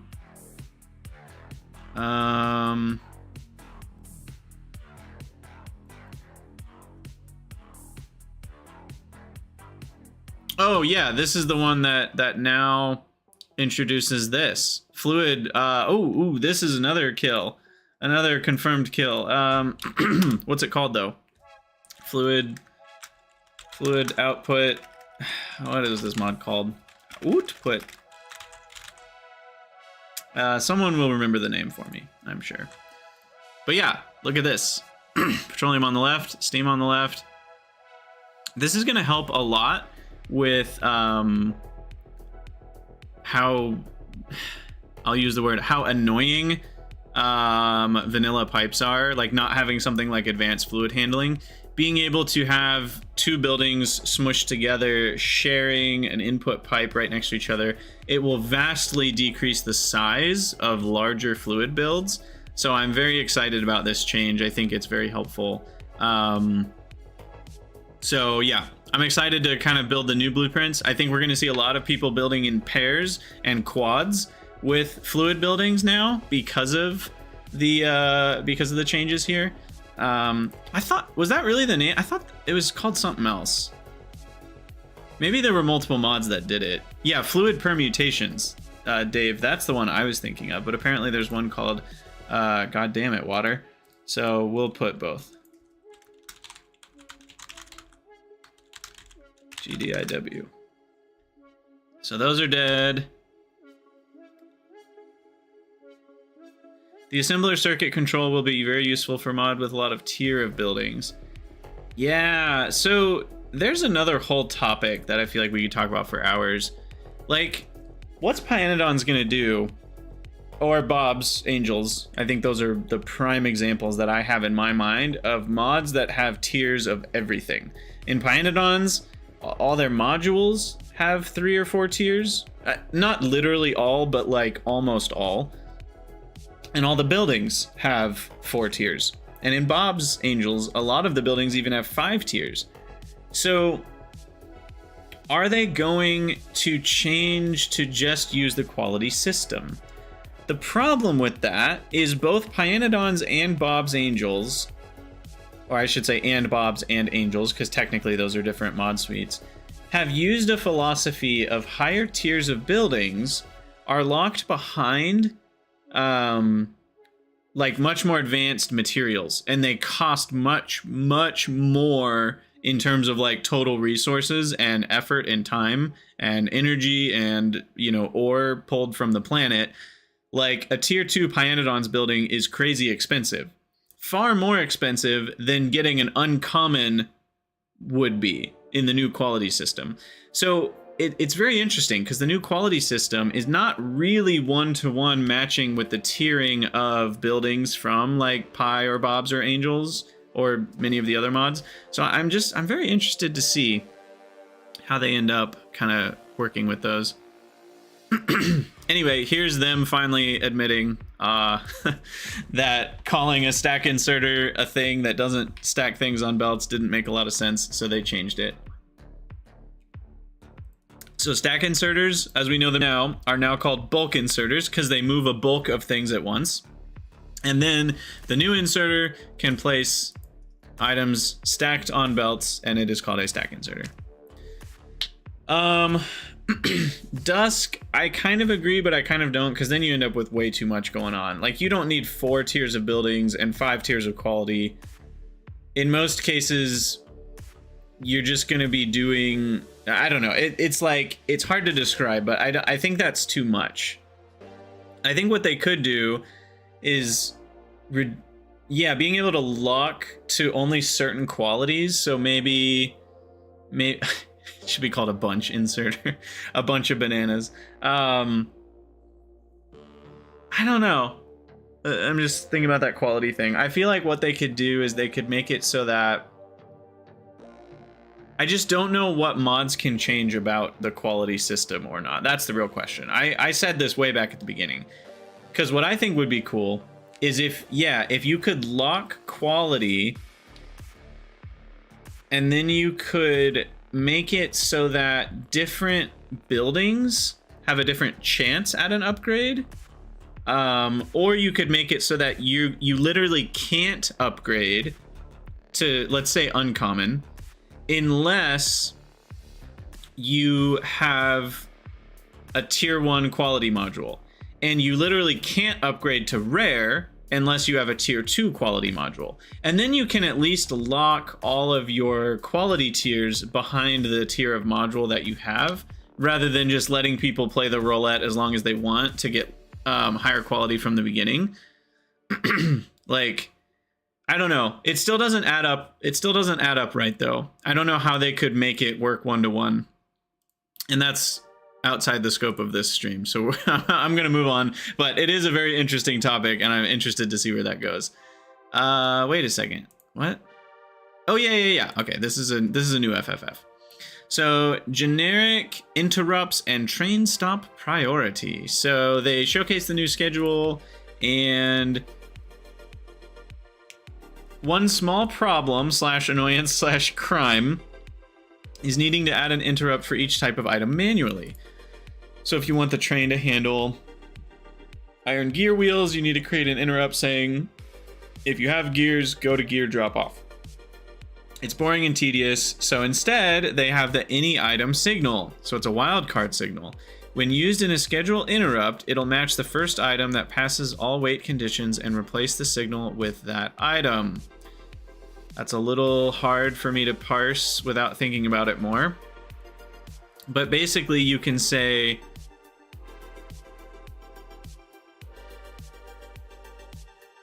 oh, it actually changes the name of the train stop that it's trying to go to basically that item's rich text tag. So basically if you name all of your drop-offs to be like icon drop, and then if it has some of that stuff, it'll go to that train stop until it's emptied out that cargo. Yep, that makes sense. So that's a generic interrupt. No stops with this name exist. So trains will no path for stops that don't exist.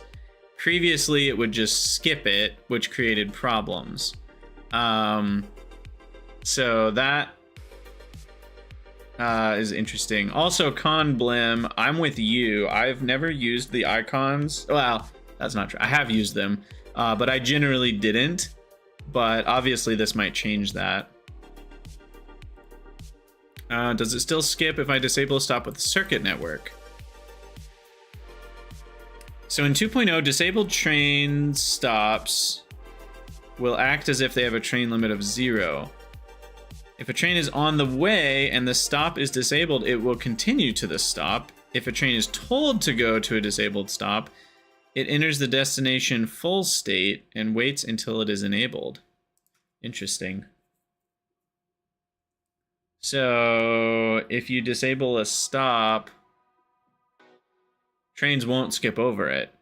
What if you want them to skip over it though?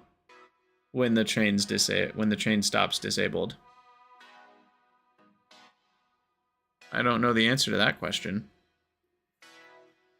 Because like, as much as I think that these changes made sense to make, what about the old functionality? Can we get that back too? Can we still do that? Where you disable a stop and trains will skip over that stop until you re-enable it?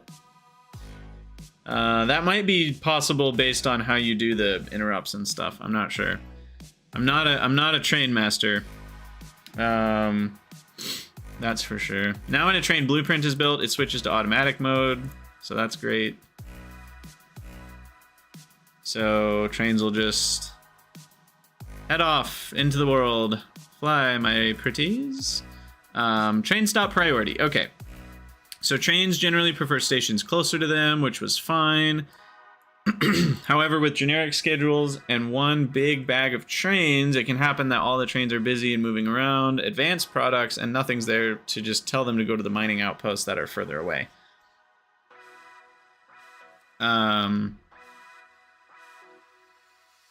So they added train stop priority. The way it works is the priority of a stop has two effects. When searching for a destination, they prefer a higher train stop. When they're trying to leave a stop, trains at stops with a higher priority will be dispatched first. Meaning, what does that even mean? Is it... But if two trains are at different stops, wouldn't it just dispatch both? Why would one get... I don't totally understand that one. I guess if they're fighting over going to the same destination, the one at the higher priority would go first. You'd actually like if priority is a full 32-bit integer, but you're a perfectionist. Yeah, I get it. Set the inserters to only function if the train stop limit is above 0, and set the train to go on with inactivity. Kowalki, the problem with that is then you end up still going to the train stop. It doesn't skip it and do the next thing in its schedule. Which could mean it goes way out of the way to get there, do nothing, and then leave. So that is certainly not an equivalent solution to the old thing. If two iron trains are ready to leave and a request is... But requests aren't made for iron trains, Game Boy. That's why I'm confused here. I think it's more like if two iron trains are waiting to leave, and right now they have no destinations because their destination is iron unload. As soon as an iron unload station becomes available, the one with the higher priority will get to go there. I think that's what it's saying. You can set priority with circuit network, right? I think so. I mean, I presume. It would be weird if you couldn't. Yes, right here. We added the ability to set it using the circuit network. If one iron train is heading east at 70 kilometers per hour and another one is heading west at 50 kilometers an hour, why the hell are you doing this problem in math class? All right. Honestly, though, those problems are so good, and I know they wreck students, but like the problem solving of how you get to the answer, depending on which things are going which way and which one's going at what speed, it actually is really useful to do a lot of them over and over and over again until you feel like you can do any of them. I just think the problem is we actually don't give students enough of them, so we give them just enough for it to be really confusing, and then they maybe get one of them right because the teacher helped, but then like you can't, and then you're done and you're moving on to the next lesson. That's just generally, look, I'm a math teacher. I'm not active right now because I'm a content creator, but like that's what I majored in. That's what I did for years. And if the US has one big issue with how it does math, it's that we don't actually master things before we move on to the next thing. And that's why kids end up having like hatred of math. They don't like it because they don't get it because they never had to master it. And it's just I hate it. I won't ramble too long about that though. All right, sound improvements. Ooh, I love me some good sound improvements. So, working sound accents. So the sound an entity makes when it's active is usually a single looping sound, but now there's sound accents, which get played at a specific frame. So you could get like a clang that plays when a part of the thing happens.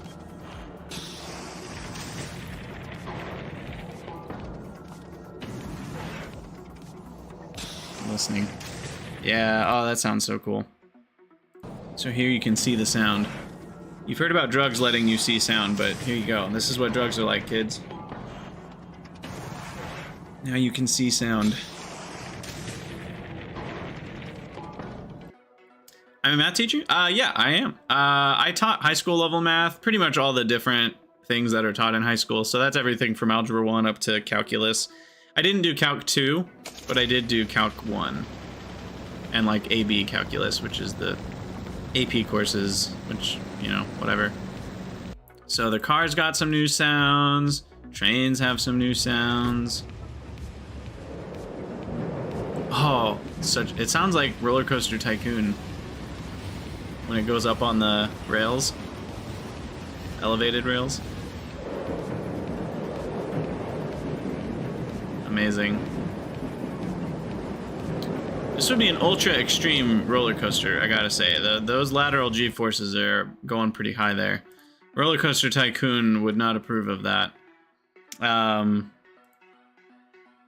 Wait, did we kill any FFFs with the last one, by the way? Again, not really. Like, even getting a little closer to LTN with train stop priority, but we didn't kill any.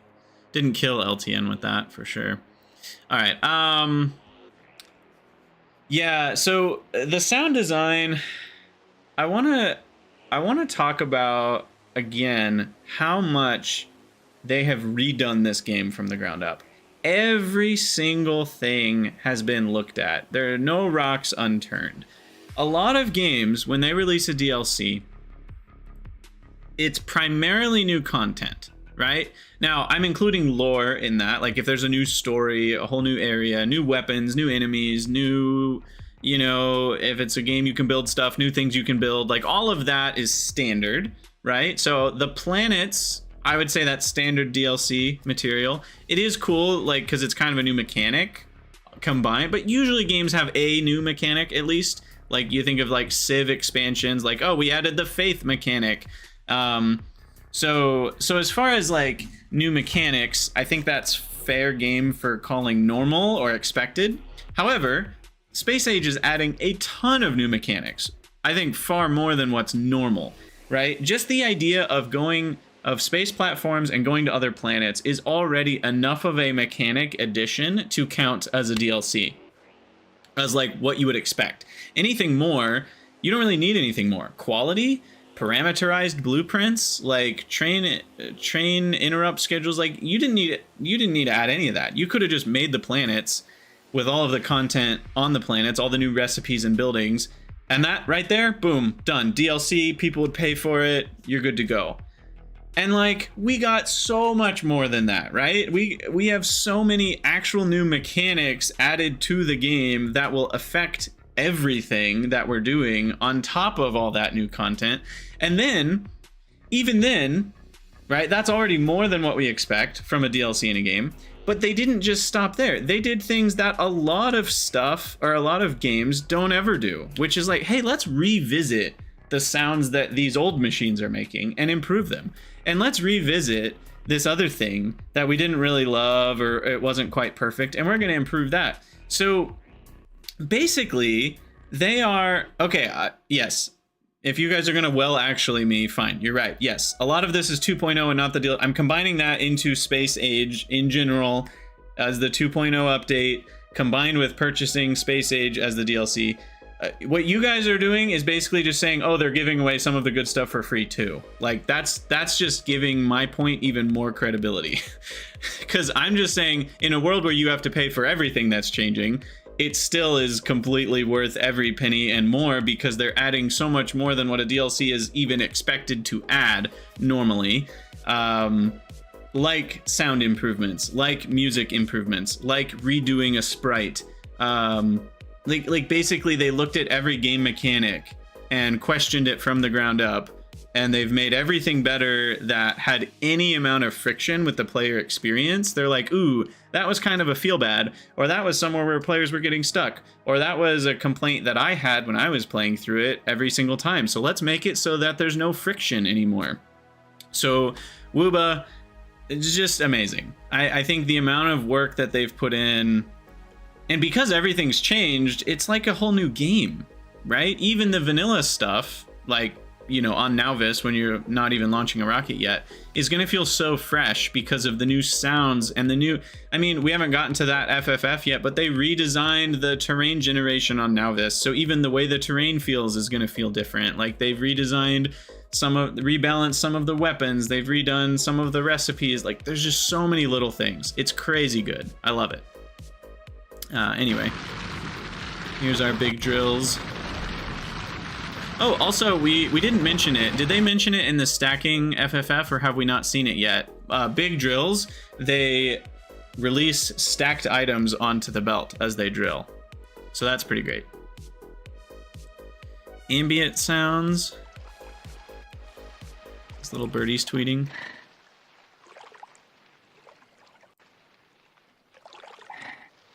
Water lapping at the shores. Nice. Item sounds. Oh, this is cool.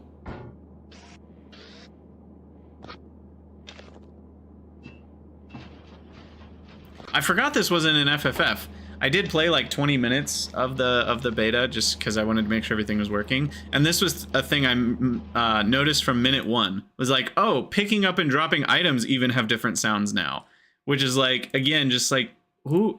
That's such a basic thing. You didn't have to redo that. Like picking up iron plates and coal. I don't know. It's just so even from minute one, when you're just filling your burner drills, you already have new sounds hitting your ears and you notice them. It's really cool. Advanced volume control. So now you can have some advanced volume control properties. Sounds great. Those are all soundy things. They'll talk about music in the later FFFs. All right, where we're at. We're 24 FFFs in 2 hours. All right, we're doing good, I think.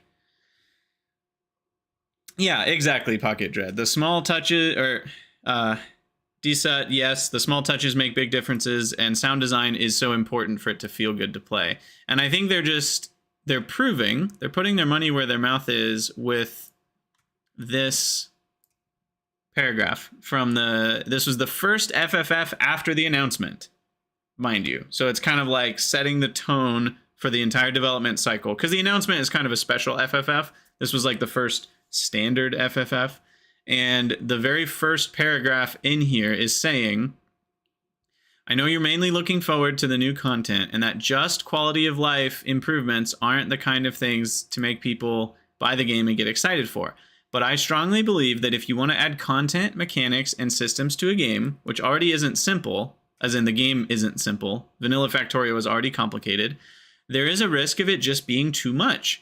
By doing quality of life improvements, we reduce the small hassles and annoyances, which effectively creates an extra mental space to enjoy more in the game. It's like cleaning your room before getting a new toy.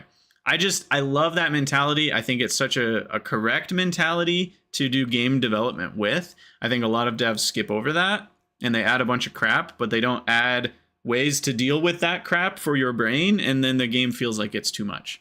Anyway, love it. Love it. FNEI, wait, have we gotten to FNEI? Oh, okay, you were talking about the next one. Yeah, so 397, another big feature that, like, again, like, did they need this? No. I mean, they would argue, yes, we needed it because to meet all the things we wanted for our game, we wanted this. But, like, they could have sold Space Age without this feature altogether, and people would have bought it and loved it. So it's just, like, yet another touch that makes Wooba amazing. So yeah, this certainly counts as a kill for recipe book. Now, another note is that Rygaard was working for Wooba at this point. So, like, he did say, though, I believe, I hope I'm not leaking information here that's not supposed to be leaked, but I think he said that Factoriopedia was developed separately from his recipe book. So even though he works for Wooba and he developed Recipe Book, which is even mentioned here, I don't think he was the one that created the base concept for Factoriopedia and built it in the first place. But it is obviously very similar. Yeah, he said that on the podcast. That's what it was. You're right. Okay, so anyway, Factoriopedia is basically a recipe book. It's a place to go and look at all your items, all of your recipes, all of your what stats the items and recipes have, which is really cool because there are stats that they show here that, like, you might not see on the tooltip. I'm not sure if they show a good example of that. Planets give you information on the solar power. This is interesting because it's telling us that planets are only connected to certain other planets. So you can go from Vulcanus to Nauvis or Vulcanus to Gleba, but not Vulcanus to Fulgora, right? And so that's interesting. Exclusive recipes. So I presume these are recipes that they're telling you get by going to and doing that planet's stuff. If an item has alternative recipes, they're also shown. So that's a new thing for Factorio, is alternative recipes. I guess coal liquefaction was technically an alternative recipe before for oil, but very few things had alternative recipes previously in Factorio. Pretty much everything was 1-to-1. And there's a lot more now in vanilla. And by that, I mean Space Age. I should say in unmodded Factorio, there's a lot more of that now. And here it shows you like the different quality effects. So look at this. Look at this glorious chart here. Oh, 28 by 28 substations. It's going to be amazing. I love power poles having more reach. I don't know why, because it's not that hard to build power poles, but for whatever reason, having a bigger power pole area is one of my favorite things that mods do. So I'm very excited to have that. And here, this is a big deal. You can alt left click practically anything, and it will take you to the Factoriopedia page. So kind of like not FNEI. What's the Minecraft one called? JEI or NEI. Now you can easily click from in the game to get to the Factoriopedia. So, yeah, that's going to be great. And there's a browse history. So you can hit Alt left arrow and Alt right arrow to go back and forth to other things. So yeah, pretty freaking excited about that. This system was expanded to include Factoriopedia, Technology GUI, Blueprint Library, Train Overview, and many others. So there's just way more like unification of different systems together. It's going to be really great. Yeah, Dusk, it certainly is something that will work well for mods too, because it kind of, yeah, it's all just generated based on the prototypes in the game. I mean, I think I can say that pretty confidently, even though I don't know it for a fact. So if it's not that, I think everyone would be going WTF. So I'm sure it's that. All right, Fulgora. On to the next. Let me drink some more tea. By the way, someone asked me, I don't remember who you were at the beginning of the stream, so like 2 hours ago now, what time I'm streaming on Monday, Space Age, and it will be, it kind of depends. I want to make sure I get good sleep, so it'll be between like 8 and 9 a.m. Eastern, which will be somewhere in the noon to 1 range UTC. The embargo drops at noon UTC, which would be exactly 8 a.m. my time. I might not quite be ready to go by then, but it'll be within that first hour. And I'll be streaming for 12 hours on Monday. It's going to be a long day. I've got some snacks and food planned, and we might have to take a few, small-ish breaks, but we will be doing 12 hours. I will be recording 40 to 60-minute segments of that to create a YouTube series, like 1, 2, 3, 4, 5, all the way through the playthrough. And we'll be streaming it live here on YouTube Live and on Twitch. So kind of what I'm doing now, basically I'll be doing for that. It's the same as what I did for Satisfactory.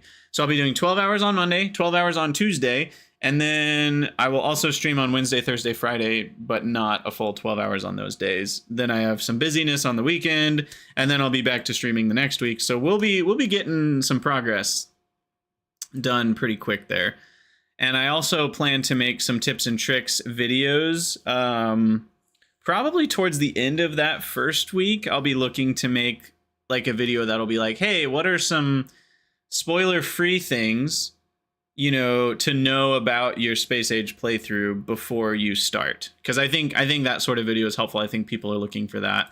And spoiler-free would be like not going into details on the mechanics of each planet, but kind of just like focusing on what's changed about Nauvis, what's changed about this early process, what are some things you might not know if you've been avoiding the FFFs that you might want to know. So we'll want to be kind of collecting and collating that information in the first hours to use for a video later. Anyway, I digress. Aylor, you look forward to get it. Yes, the name in game redemption on Twitch. You can get your name in concrete. There'll be a lot of those. I think Fulgora looks the coolest, despite not being a lava plant. I think the lava looks really neat. There's something about the sandy, oil, dry, Martian, desert-looking thing that I just think is really dope. And the lightning is really cool. So I think Fulgora is my favorite planet visually so far from the teasers. And just the idea of like lightning rods and absorbing, you know, lightning to get energy, I think that's really neat. The alien ruins seem like a cool touch, but it seems that they're more fluff than they are lore. But yeah, so here's those scrap fields. This is the ore that you actually mine on Fulgora, which we get into here in the next FFF. So you need lightning rods to not get wrecked. Damage and frequency boosted for demonstration purposes here. So yeah, they highlight the protection of lightning rods, and basically the ruins have some like pre-built lightning rods for you in the early game, which is neat. And then you can collect energy in your own lightning rods, kind of like accumulators. It says you'll need a solid amount of accumulators to store the energy. So I assume they actually act as generators rather than accumulators. So you need the accumulators to hoover up all the energy from the lightning. So that's sweet. And then you can only build on these islands. So it's very much like a freight forwarding style small island setup. You know, you're not just going to be able to build your whole base in one square on Fulgora, which I think is neat. So train networks are the norm because you can do the elevated rails over the ocean things. And then here we go. There's the scrap mining. And this is super cool because you unlock the recycler on Fulgora, which means you won't be able to do recycling loops for quality prior to Fulgora. So a lot of people will probably want to go to Fulgora first to get their quality recycling loops going.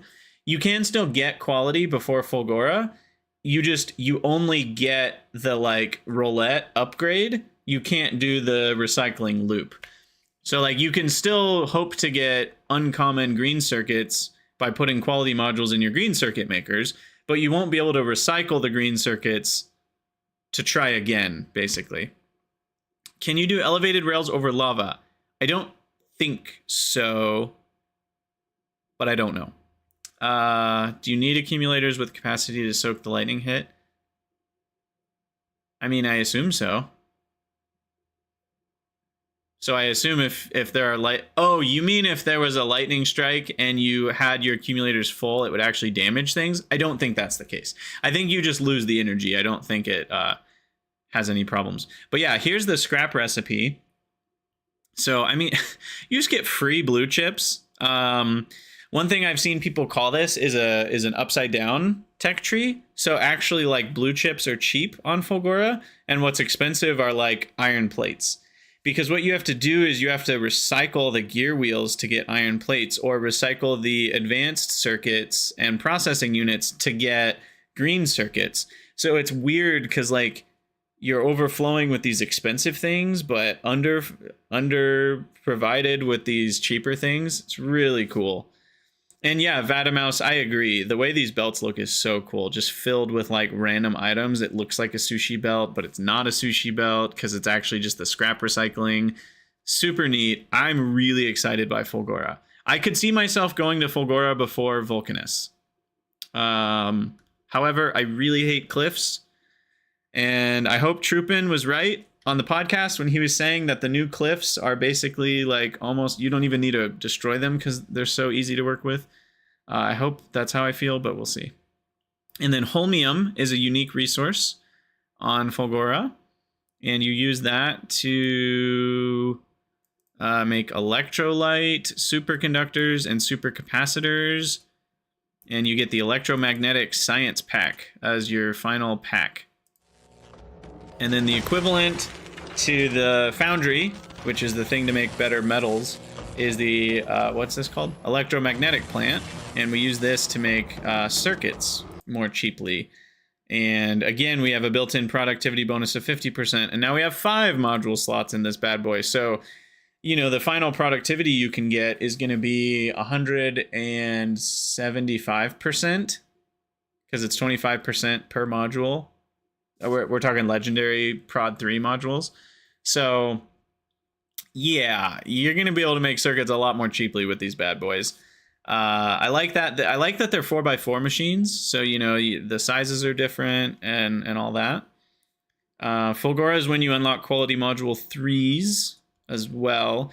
So in terms of quality, I think Fulgora is kind of the main planet, right? Like, because before going to Fulgora, not only do you not have recyclers, but you can't make quality module 3s.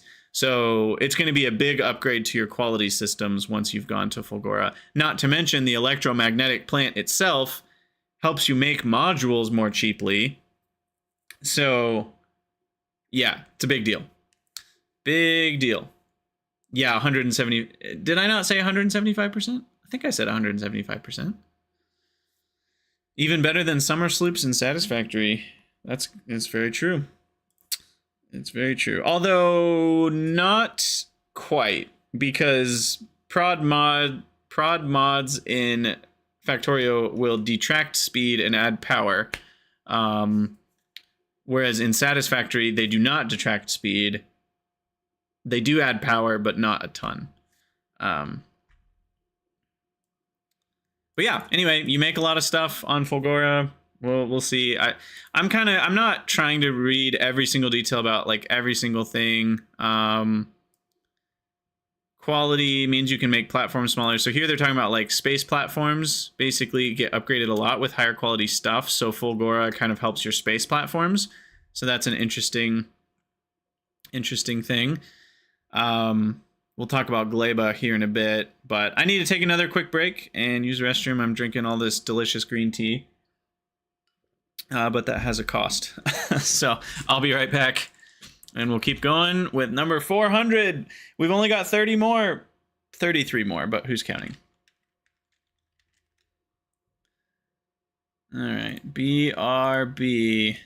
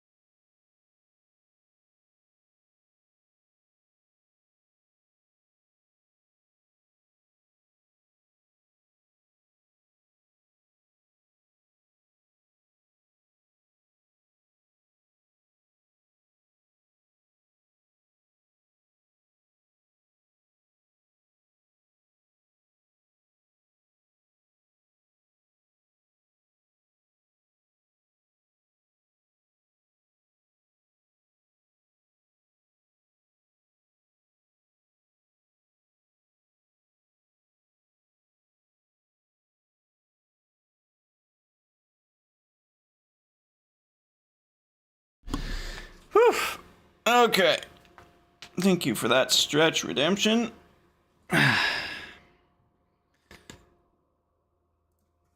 You guys should stretch at home, because I know you. Yeah, you're the one. You have terrible posture right now, and you know you can do better.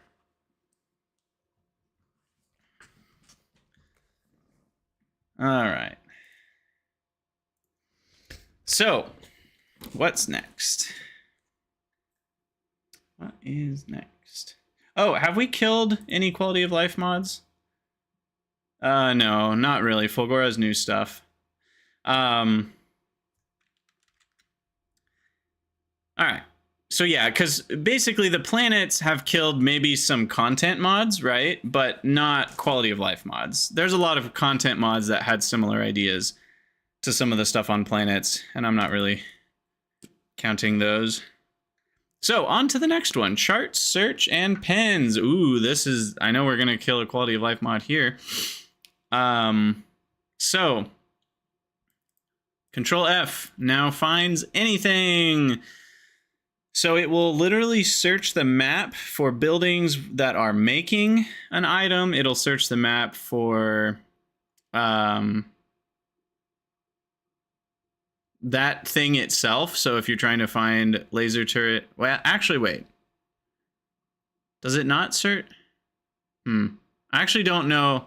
Okay, the production search searches for where you're producing that item. But there's other kinds of searches too. You can search map tags, you can search train stops. Does this not search the actual building? So this may be a soft kill on factory search mod, because factory search can also search for items in chests. It can also search for the entity itself. If I'm like, wait, I can't find where I put my where did I build, not where am I crafting electromagnetic plants, but where actually are the electromagnetic plants. You can do that in factory search. And you can also search for where that item is in a recipe, rather than just where it is being produced. So I'm not sure. Factory search, soft kill. I don't know if it's completely killed by this, but it certainly is in the same category. And, you know, some of it's now in. And yeah, some of I'm sure. So Sviplet is mentioning that some of these may have been improved and modified, because it's been a while, and the devs have continued to work on these quality of life features too, especially the ones that are modifiable. Ooh, here's a new resource here. Look at that. I wonder what that was. But yeah, pens are now a thing. So you can pen a search result.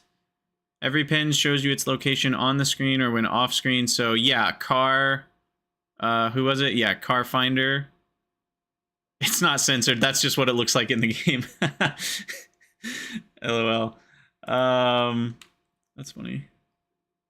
Also, I just realized we're like just slightly too small. Okay, so we have also murderized car finder / where's my car. I think that was another one. I think there were multiple mods that did that.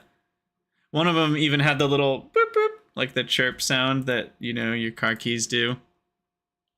A list of pins right under your mini map. Interesting. I don't know how I feel about that. I hope you can... I would hope you can pin something, but also not have it listed. We have tags and pins. Is this too much? Map tags, pings, and also pins. Pings are more of a multiplayer thing. Oh, a new alert GUI. That's nice. So now when you click on an alert, it opens the alert overview. That's super handy, especially now that we have multiple surfaces going on, to see like which alerts are in which spots and what exactly are the alerts about. You know, missing materials for construction is a very different alert than, like, you know, power being off or your own custom alerts from the alarm things. So that'll be nice. Oh, here's the one. I've mentioned this multiple times by now, but Nauvis is changed in a lot of new ways. Arendelle improved a lot of stuff. Dunes look better.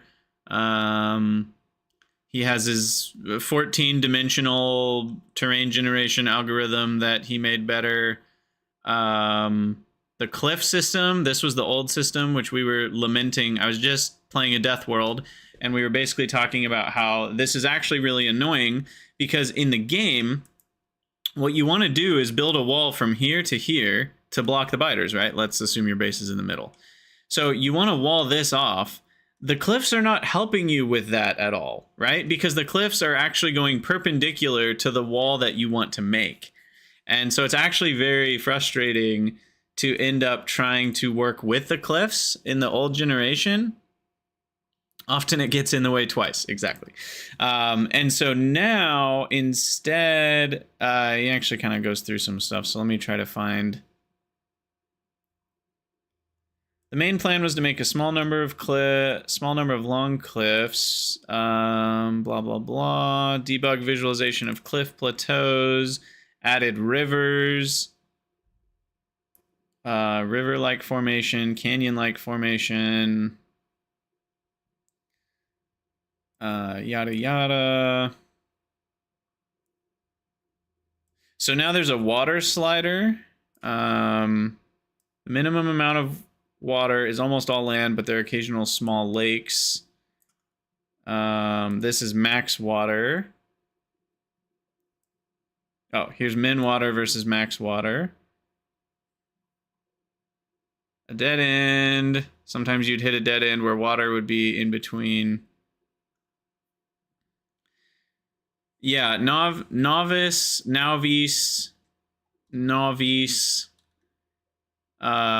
I think I just say novice now. Is that what I say? I think I say multiple things. I hear people say it lots of different ways.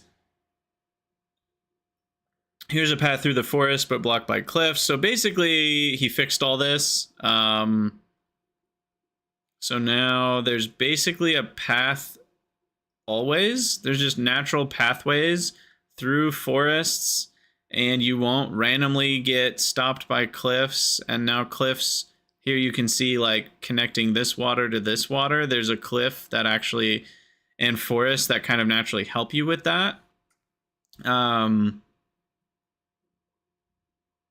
Map at 25% scale makes it hard to see things, but if you zoom in, you can see that the cliffs feel much more helpful. Like right here, you can see this cliff is actually going to help you defend this choke point, right? Or you can just ignore it and go straight across. But like you could use the cliff and have two smaller choke points here and here.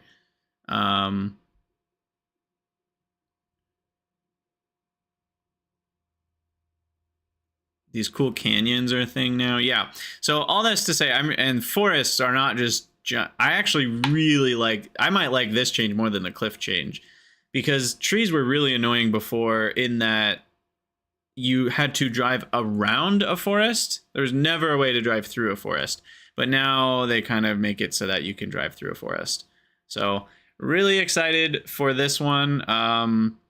I do feel bad for the people who are not starting fresh, but they made a base that they're going to start out with to kind of like a pre-base for Space Age. They're not going to get to experience this. So that is a downside to having a pre-made base. Ooh, here's one. Here's one for sure, as in a kill, quality of life mod killed. Radar transmission. So now you can transmit circuitry on radars. There's a single radar channel for each surface, still separated between red and green. There's no configuration to that. So that's a thing. Cutting wires. Oh, when you like cut paste combinators, now the wire connections actually stay if you're within range, which is so cool.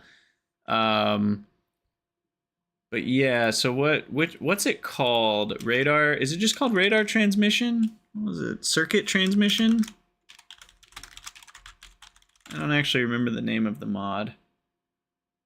It was the one that you got with space exploration.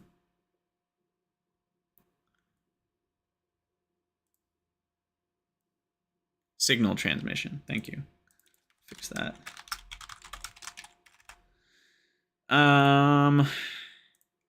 Yeah, one thing, do they mention it in here? Does it have a 1 tick delay? Like going through a combinator has a 1 tick delay? I'm curious.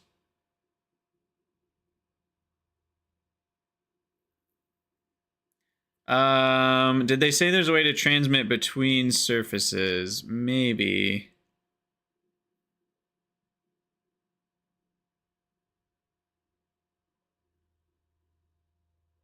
Oh, here they're talking about fixing the productivity bug that existed forever in vanilla, where if your productivity bar was filling more than 1 time per tick, it would only consume the ingredients of 1 craft, but the productivity would actually loop around multiple times in 1 tick. So you would essentially get more productivity bar fillings than you should get, but that's fixed now. So that's great. But yeah, I don't... So signal transmission is not entirely dead, because you guys are right. This is a soft kill. Basically, there's some functionality added of it, but not the full functionality. Because yeah, we now can do on 1 planet, but not between planets. And there's not channels, which again, like most of the time isn't going to matter, but in certain cases it will. Yeah, on to page 3. All right, train stops 2.0. I'm like clicking on these and I'm like, what is this even about? We've already talked about all the train stop stuff. Apparently not. Train stop GUI showing on the way trains. Okay, that's nice. Train naming and train limit. Oh no, you named the stop before setting the train limit. When I set the name of a stop, I want it to copy the limit and color from an existing stop with that name. So setting the name will copy the limit and color from an existing stop. Okay, so when you just click on that, it copies what those already are. And it will pick the existing stop with the lowest limit. Nice. What if I set the limit before naming the stop? Then it will just keep that limit that you set, which is wonderful. And this is a good example. I'm going to slightly digress into talking game dev stuff for a minute. This is a good example of devs actually implementing use case rather than just saying what I see a lot of people say when I sit. So this happens a lot when I'm streaming and I'm complaining about a game feature. And then I say like, the game should handle this better. And then people in the comments will say, yeah, but what if the limit was, what if you set the limit first or something? And like, I think a lot of users forget that like games can handle things complexly, with complexity. Like games can handle things differently. Like if you already set the limit, it just won't override what you set. But if you haven't set the limit, it will go with whatever the, accumulator drop stop has by default. And this is a good example of like games can do things like that. And I think sometimes people forget that complex solutions can actually really help the player quality of life wise. Now, the risk with doing this is it's kind of complex behavior. There might be players who change the name and they're like, wait, why sometimes does it set the train limit and other times it doesn't? Right? And in this case, it's because, well, it's not overriding the train limit because you set the train limit already. Now, the player may not know that that's what's happening, and then they get confused, and that's the risk with complex behavior. But it's really, really helpful complex behavior because it kind of captures both use cases perfectly. A lot of the time, you want it to copy the train limit from what your other stops already have. That's probably 9 out of 10 times or more. But once in a while, you're going to set the train limit to 10, and then you want to change it to be an accumulator drop, and you want that train limit to stay at 10 or 0, and it'll do that. So it's like you're getting the best of both worlds at the cost of some complexity that the player might get confused by. So yeah, all that to say, like, it's a really good system, and I think it just goes to show that, like, Wooba isn't scared to be a little confusing if it means it's going to add a huge amount of quality of life to the player.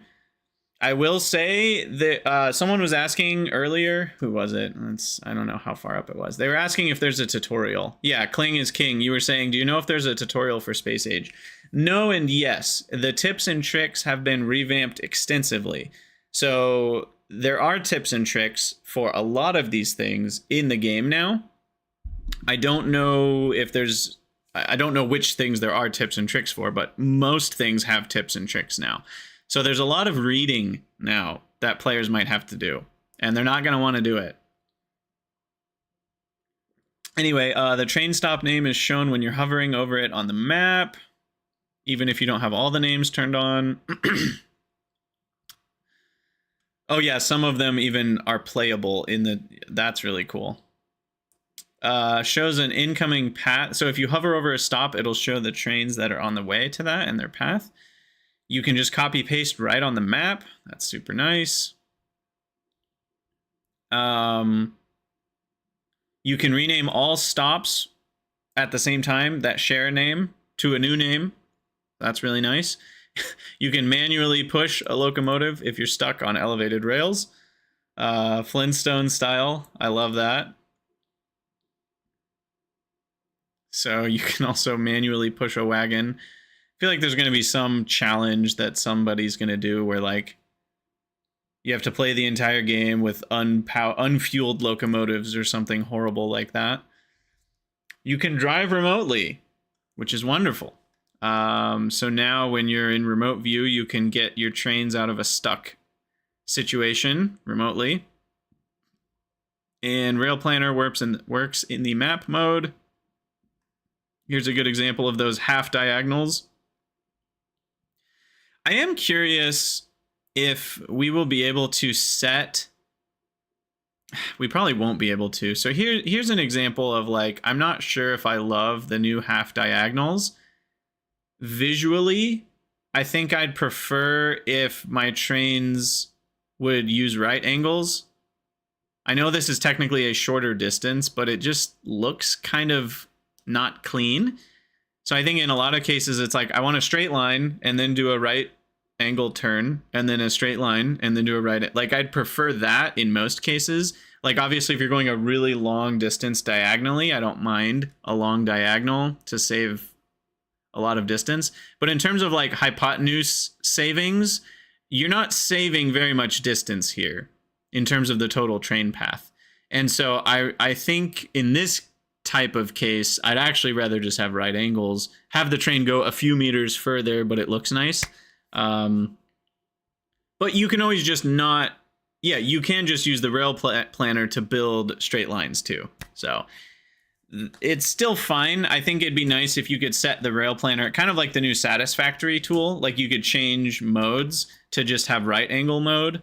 Yeah, the way Shape as 2 does their, like, you can, like, pin as you're building a line, you can, like, what was it, control, where you could, like, go straight, hit control, then go straight, and it would plan from there to there, and then from there to the next one, and you can kind of pin where you're building, so you can build a long path with one click. That is actually really cool. So, also super force building for the rail planner. Crusading over lakes is easier than ever. Nice. Nice, nice, nice. Did we kill anything in here? Renaming train stops. I don't know of any quality of life mods that did all of that. Remote driving of trains might have been one. Was there a remote driving? I don't know. Conblem, you're probably right. I just like to call it Shape as because it's spelled with a Z, and I like to pronounce it like it sounds like it has a Z. So that's maybe a wrong choice. To be fair, I've never heard the devs pronounce it, so maybe it is Shape as. Anyway. Probably not DSUT as far as changing the settings of the rail planner. I'm guessing it's all just the same for everybody. All right, RTS tool. This one certainly was a mod. I forget exactly its name, though. What was it? Spidertron remote. or something like that. I used it for my freight forwarding Factorio 2 run, and it was something in that category that now we have most of that functionality allowed with the RTS tool. And it has, I mean, maybe it still can't do all the things. This might be another soft kill. I honestly don't know the mod versus what vanilla did versus what now the game does altogether. I don't know the changes, but now you can just control them like they called it the RTS tool because it works like an RTS, right? You select your units, you move them to a spot. Easy as pie. You can save your selections on the hotbar. I don't like that they're not colored differently. They used to be colored differently.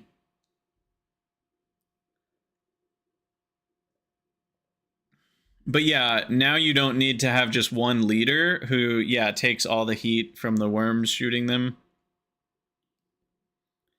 Pipette works in more places now. Recipe slots, logistics slots, inventory slots, all the slots.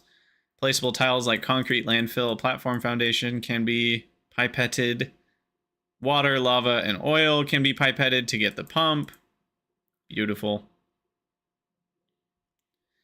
Easier blueprint grid adjustment.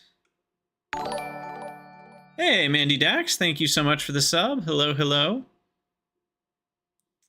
So wait, what did they change here? Oh, you can nudge. You've got nudging, like in Satisfactory now. So you can quick adjust the blueprint grid offsets. Shift plus arrow keys adjust the grid position. Control plus arrow keys adjust the absolute offset. Now, does that actually save back into the blueprint?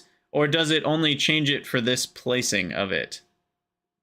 I'm actually not sure, but man, this is a huge... If it saves back into the blueprint, that is top notch, because then you don't have to manually set those numbers and then see if it fits, and then go back, change the numbers, see if it fit. I assume it saves back into the blueprint, otherwise this feature wouldn't make very much sense. It's amazing. Really is amazing. Have I played the Ultra Cube overhaul? Chris, yes and no. I started a series that was like an edited series, kind of experimenting with editing. Didn't get very far because I had other stuff going on and I didn't have enough time for it. But I do plan to revisit Ultra Cube at some point, though I don't know what it'll look like with the expansion. Ooh, here we are, whole belt reader. We were talking about that before. So, someone said there was a mod that did this. What's the mod called? I never used it, but this will clearly kill whatever mod that is. Man, this is such a huge change, by the way. Being able to read a whole section of belts allows for sushi to be so much easier, because you don't have to actually connect up every single belt segment, but you can just read the whole science loop, and you can just easily read how many... I mean, look at this, and it looks nice and clean, and you can just easily read how many purple packs and how many yellow packs, and just easily let your science stuff do sushi. I am curious, like, you'll still want to do it in such a way that you would never be in a situation, at least I wouldn't want it to be in a situation where purple packs, there's enough purple packs on the whole belt, but like there might be a long stretch with 0 purple packs, and then one of my science labs ends up running out of purple packs. You know, like I wouldn't want that to happen. So I'll have to think about how to make that work. But blood belts, that is a weird name. Oop, wrong window. But we have killed the blood belts mod. Beautiful. All right. Yeah, Ultra Cube with new combinators, also with these new belt readings, there's going to be way, way, way more options. I am curious, does this have a limit on like length of belt? It'll read all the belts in the same transport line as the belt being read. It survives going through undergrounds, is broken by splitters, and side loading onto another belt. But what if your belt is like 3,000 belts long? Is it just legit read the whole thing? I think so. Yeah, seems like there's no limit. Sviplet confirms there is no limit. Wow. I wonder if they should limit it like the fluid network's now limited to 250 or whatever. I wonder if they should do the same with whole belt reading. What is this? Oh, this is a new category. Sorry, I thought we were still in the same category and I got confused. So faster rocket launches. This is super nice. Rockets, if there is a crafted rocket already done by the time, or no, it doesn't even need to do that. It can buffer an extra rocket, so it can keep crafting even before you've launched one. And if the second one is already done, if there's another one ready to go, it won't close the door and then have to reopen it. So that's gonna speed up, you know, I keep trying to say consequential. That's not the word though. What's the word? It's been 2.5 hours. Give me a break. Consecutive rocket launches. I beat chat. They didn't have to tell me. I assumed with delay, there's going to be 5 comments coming in now that are going to say consecutive. Anyway. Oh, you guys are saying sequential. That's not the word I was looking for. So go me, I guess. Or I don't know. I don't know if that's a success for me or fail for you or both. Anyway, pump filters. Moving on. It can be annoying to get some train mixed up and they dump a whole bunch of lubricant into your crude oil input. So now we can filter pumps so they only will pump that filter. So now sushi fluids are much more doable.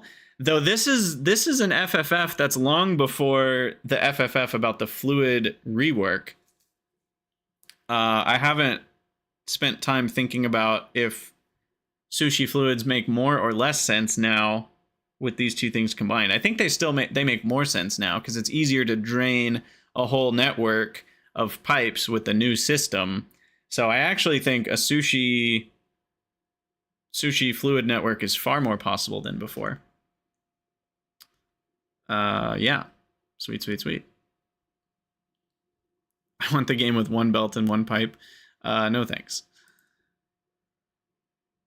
What is this? Look at this. Ancient 0.15. What's crazy is, like, I played back then. I don't remember it looking like this. It's crazy how much they've improved the GUIs over time. Yeah, this is another one that, like, every time I use the logistic network display, it really was underwhelming. And as much as the GUI looks better than this, the system itself isn't any better than this. So not being able to show, here's their different iterations. What did they finally settle on? Now you can select your different networks, see the different items and the members. It shows you where the network or the roboports are for that network. So much nicer now. Ooh, good idea, Dave. Thank you. Put sushi fluids on my trying stuff list. Sushi fluids. This list is sad. Let's make it happier. Recycling loop for rare stuff ASAP. We want to bog down our entire playthrough in trying to get rare wooden power poles. I don't know. Probably other things too. All right, sweet. So yeah, new logistics GUI is nice. There may be a mod that this killed, though I'm not sure. You can rename your logistics networks now. Nice. Sweet. Okay.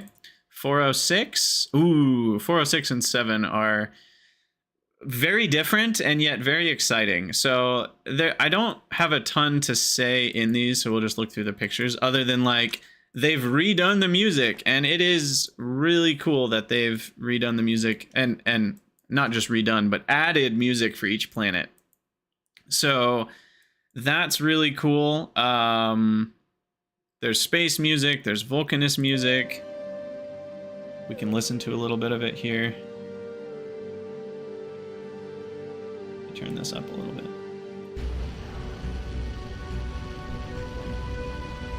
Yes, this is when Aquilo was spoiled.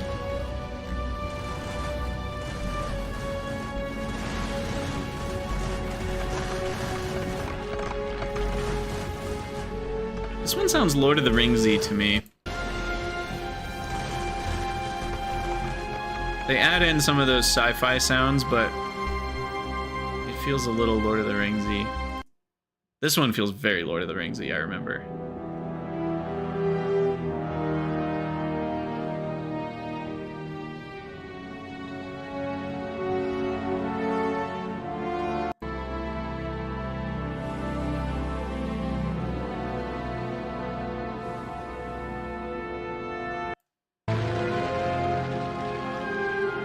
Mr. Frodo in space. Yeah. Fulgora is very techno. I like it.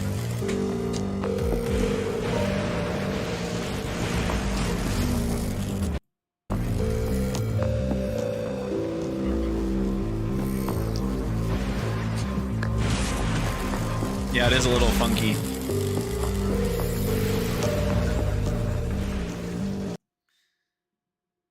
The other two planets.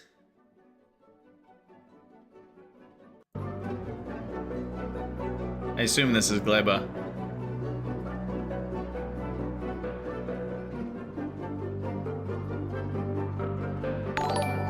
So cool. Hey, Marinza, thanks for the follow. Yeah, that might have been the Aquilo one. Yeah, so the Aquilo, for those not knowing what we're talking about, it's in this picture.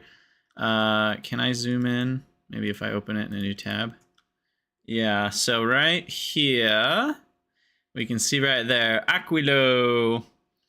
So, yeah, every surface has an hour of soundtrack, and there are these new automating soundtrack. There are these new interlude variable music tracks that now they add in between the actual recorded, like, real songs. There are now kind of like robo DJ songs. Super cool and super scary. Some people raised a concern about this that I echoed, and I have yet to experience it in game. So this is something to kind of keep my ear out for. But there's this question of familiarity, right? Music is familiar. When you have your music, I've played plenty of games with dynamic music, first of all, where like, oh, you get in combat and it kind of shifts the music from like the ambient music to combat music, like Total Annihilation style. That's not what we're talking about here.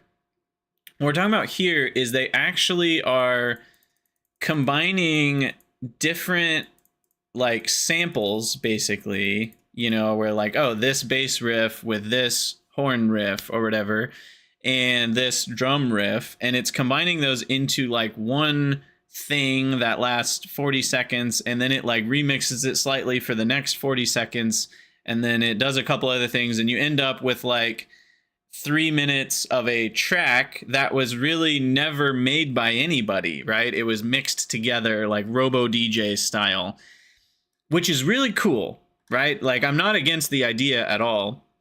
But the fear or concern is that it's never familiar. It's always just, it's sort of familiar, but it's sort of different. And it's always a little bit uncomfortable because you can never settle in to the feel like, oh, I know this track, right? Like, because right now with the soundtrack that's in the game, it's just a sequence of tracks, and you know each one of them after you've played hundreds of hours of the game, and each one feels at home in your ears.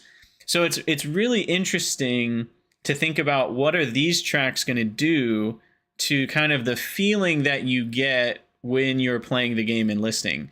Because there will be the tracks that you memorize and know, the ones that are recorded, the hour or so on each planet.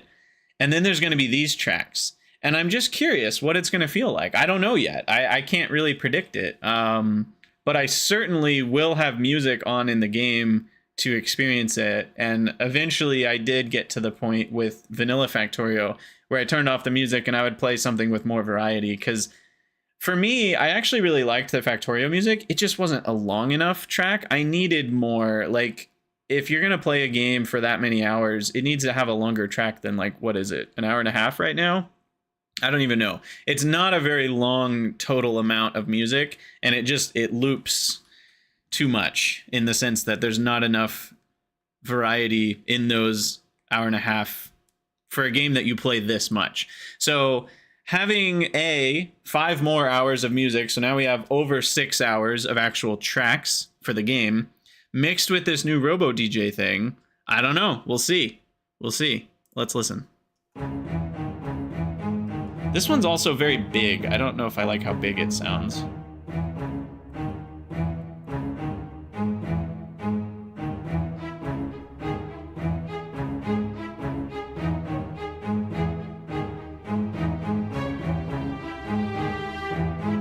I'm guessing this is Vulcanus, by the way. I'm not sure.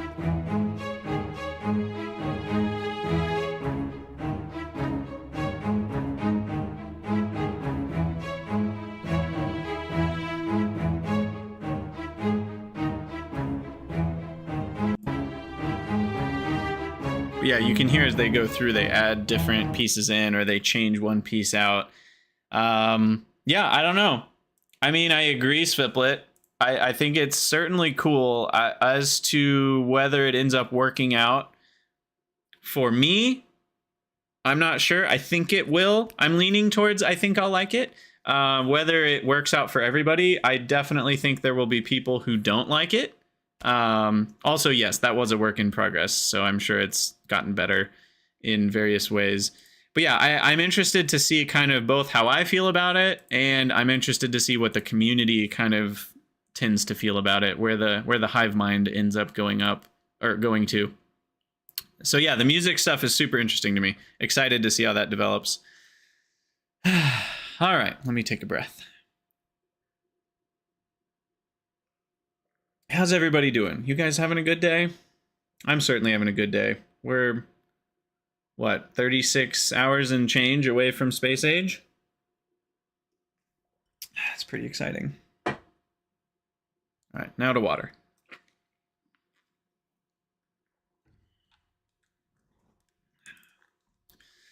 All right, so here they talk about production graphs. I was literally complaining about production graphs on my Death World.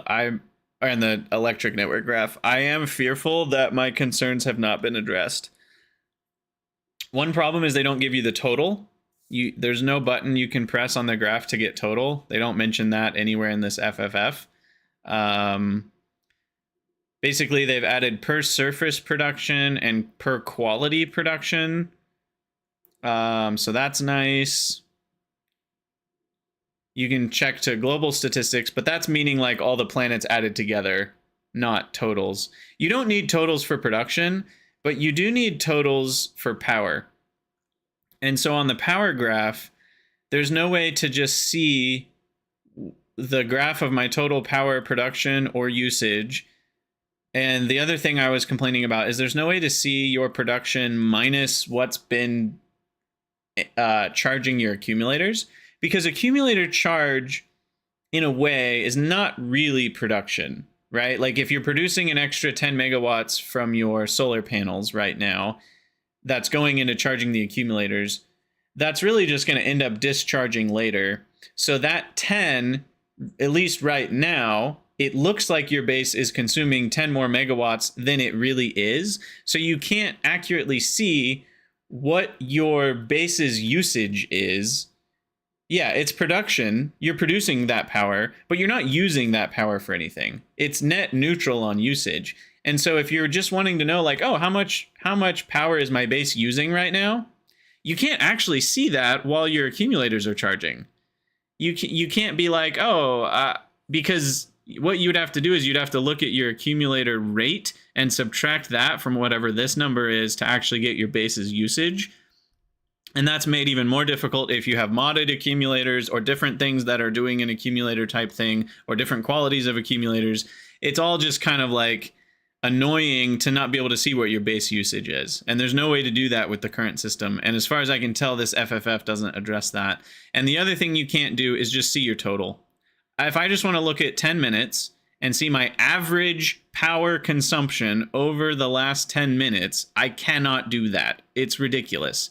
If I hit 10 minutes, I can see all of the buildings and each of their individual average usages over the last 10 minutes, but there's no total for that. And what's weird is the graphs up here are always live. They're never referring to the time-stamped time. The timestamps only affect the stuff down here. So I've always felt like it's a little weird. Like, I want to know how much power I'm using on average over 10 minutes, not like this millisecond. So that's always felt a little weird to me too, that we can't see average power usage totals. I don't know. That feels like a pretty standard functionality that you might want to know about your base, especially, and again, you know, modded playthroughs. They didn't make the game for modded playthroughs, but I've certainly needed that more in mods, especially mods where power is a whole different animal like Nullius. And I don't know. Doesn't seem like they're adding it. They do add a science, final science production, which is cool.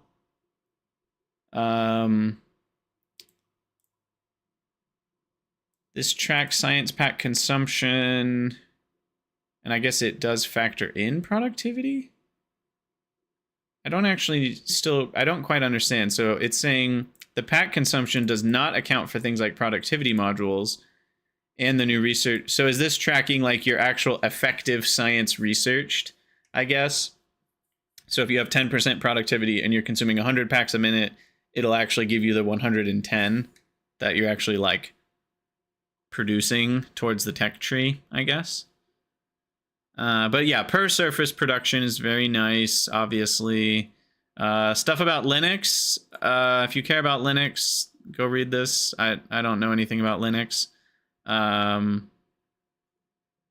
Nor do I really understand what most of this is. So we're going to skip on past that. Asynchronous saving, that is one sad thing. You are blessed. If you play Linux, you get to have non-blocking saving, which is so cool. You have to go into the secret settings. It's Control-Alt, and then you click Control. You hold Control and Alt. You click the settings button, and you get the rest. And there you get secret settings, which most of them are not that useful for people who aren't on Windows or Linux or Mac. You get the asynchronous saving if you're on Linux or Mac. If you're on Windows, the most useful one that I've found in this list of settings is the number of autosaves, rather than just the default, which is, I don't even know what the default is. I pumped it up to 40. So my game keeps 40 autosaves, and that means I'm never going to accidentally lose autosaves of something that I really care about. Yeah, 3 is the default. That is not enough for me. 40 sounds nice. Obviously, if my saves get very large, that could be a problem, but yeah, there you go. There's 408. 409. Ooh, this is a big one. So, beacons. Beacons in vanilla. What a contentious topic for Factorians versus beacons in space exploration. So those who don't know, beacons in space exploration essentially are mutually exclusive with each other. You can only have one beacon affecting a building. If 2 beacons are in range of one building, that building turns off and it won't work until you separate the beacons so that only one beacon is affecting things. And there were many people on both ends of this argument, which is probably still not over to this day. It's kind of like a, you know, which camp are you in question. Because the nice thing about it was it meant you have to build less beacons. You're mostly building assemblers, but it's kind of like this picture here, but inverted, right? Now you just have one beacon, and then you put your buildings around that beacon.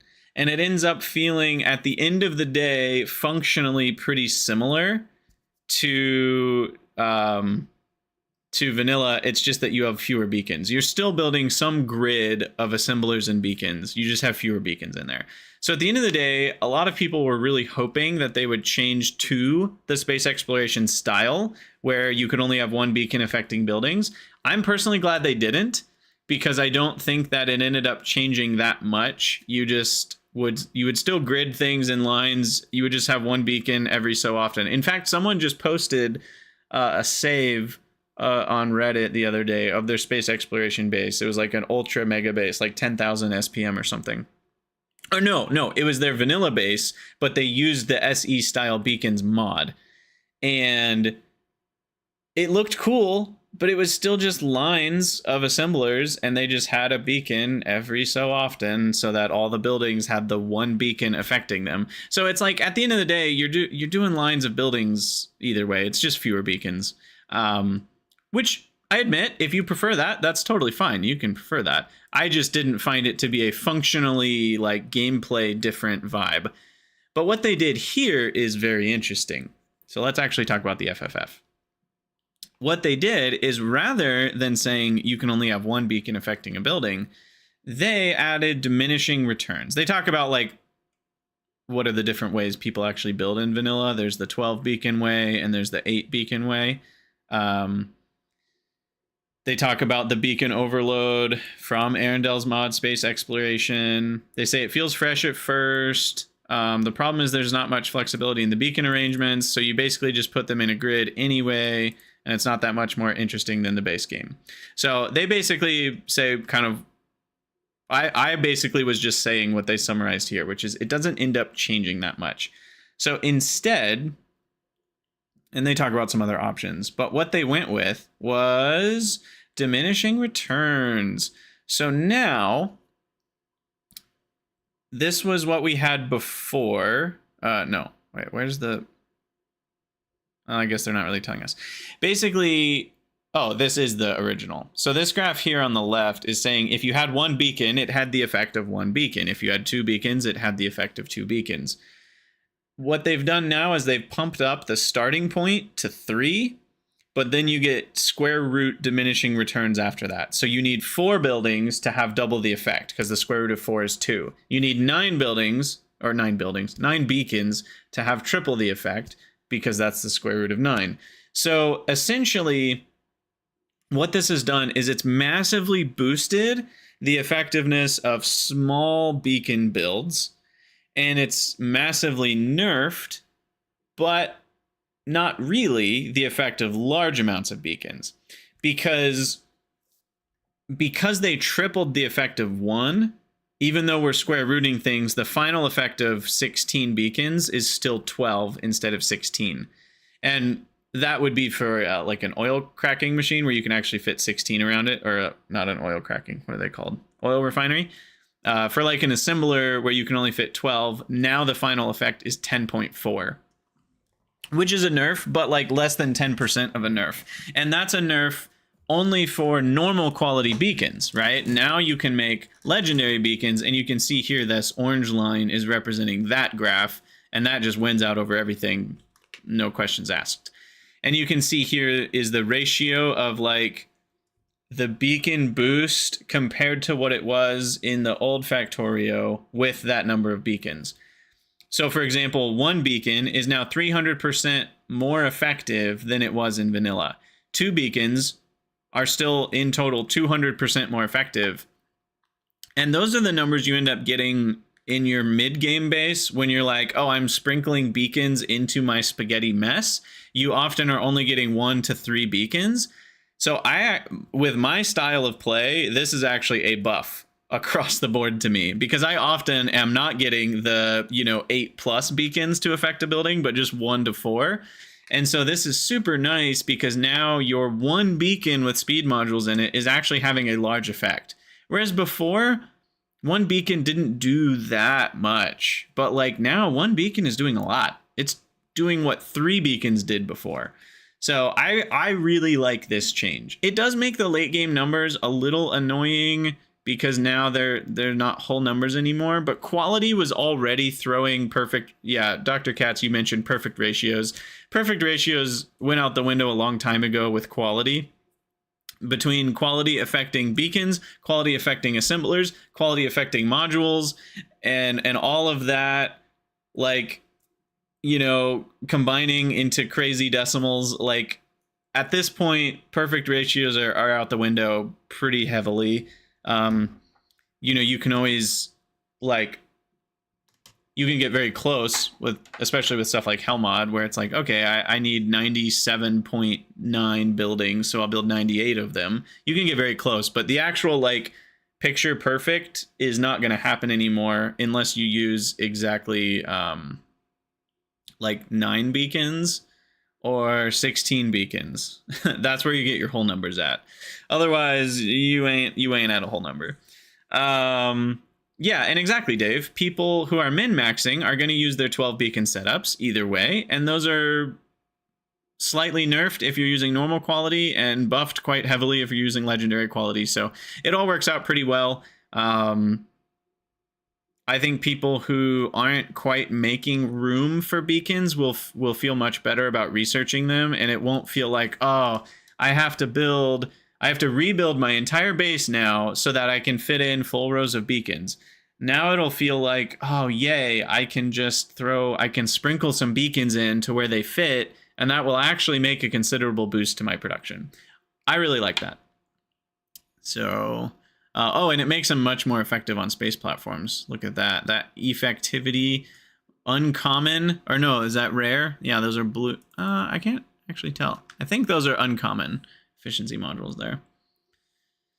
Conblem, it weakens the incentive to have beacon heavy setups. Yes and no. It weakens the difference, but you still get a lot more out of using a lot of beacons. So it's kind of like buffing the lower numbers of beacons still isn't weakening the higher numbers. And again, because of the boost that they give to one beacon, you're not actually weaker until you get to 9. 9 is where the trade happens. Or no, sorry. Wait, is that right? Yeah. Once you have more than 9 beacons, it's finally weaker than it used to be. But that's only if you're not using higher quality beacons in the first place. So essentially, it's a buff all around. I mean, the only time it's not a buff is when you have more than 9 beacons around one assembler, which you don't do until ultra late game anyway. At least I don't. I don't know who's doing an actual square of beacons around an assembler in the early to mid game. That's for sure. A shadow result is that a single beacon is actually stronger modules than if they're in the machine itself. Yes, that is also interesting. Oh my gosh. And here's the stuff we're gonna be having fun with in a few weeks here. Hey, look at this nutso fast blue chip making. And these are stack inserters. Those are stacked blue circuits that they're pooping out there. That's awesome. All right, another thing. I didn't mean to open a new tab for that, but basically they're mentioning that you can mod the profile table in Lua. Basically, this is how many beacons are affecting the same building. What's the ratio of effectivity that they will have? So, here you can see at the 4th entry, 4 beacons, they're half as effective. And that's, what we saw in the table above. But it goes to a lot. So mod makers can revert the change completely by making this 1 1 1 1 1 1 1 1 1. That'll just be what old vanilla was. You can make it so that if you have more than 2 beacons, it goes to zeros for the rest of the time. Or yeah, exactly, Alor. You can have 0 0 0 0 1 0 0 0 0 0 so that you have to have exactly 5 beacons affecting a building, otherwise it won't work at all. Although I guess if you had zeros here, it wouldn't disable the assembling machine. It would just make the beacons have 0 effect, which is slightly different. I'm guessing you can still do the space exploration style too with mods if you want, where you disable the assembler, but that's a separate. That wouldn't be with this table. Make it negative? Ooh, I wonder if it can handle negative values. I'm sure modders will discover that soon enough. All right, we're on to 410. We only have 10 to 20, 20 to 30. We only have about 23 more. And we're 3 hours in. Okay, I'm going a little too slow. I need to pick up the pace here. Rocket turrets are very exciting, though. I don't think I have to say too much about them. They're just cool AF. We now have rocket turrets. They look very much to me. I know they're looking like Spider-Tron-y, but for whatever reason, in this case, they really heavily remind me of the bad things from the Matrix. They can shoot any type of rocket, including atomic bombs. They have a max range of 36, improved 10% per quality level, which is huge. That makes quality turrets a big deal. Having extra range is a big deal. They're great for space platforms and blowing up asteroids. And then we have target priorities, which is amazing. So you can prioritize the behemoth biters above other things, which is super nice. The pace must grow. Yeah, exactly. So yeah, being able to prioritize the highest health enemies with rocket turrets is super cool. You know, you can have gun turrets prioritize small biters, things like that. Yeah, setting laser turrets to prioritize spitters helped reduce the amount of damage our defenses would take. You can also, this is a big deal. This is just another example of Wooba going above and beyond. So a lot of games would give you target priorities and they'd leave it at that. But then that's annoying because then you have to prioritize every single enemy in a row, or you end up having enemies that don't get shot. But here you can be like, ignore the unlisted targets, meaning shoot these enemies in this order and only shoot them. Or you can not check the box and it will be shoot these enemies in this order and then everything else at willy-nilly, right? And so it's really nice to be able to do one or the other. Sentinels are the robot monsters from the Matrix. Thank you. Yeah, it really reminds me of Sentinels because of all the red eyes kind of in seemingly random places. And that's very much the Matrix Sentinels. So yeah, they do mention you can also connect turrets to circuits. You can set their priority list based on circuits, which is crazy. You can also read what ammunition is in them. And then finally, what else can you do? They mentioned artillery doesn't have target priorities, I think. I can't remember. They mentioned that somewhere. Was it here? The artillery turret also has a circuit connection, but it only has enable, disable, and ammo read. There it is. Can you read what enemies are nearby? No, you cannot.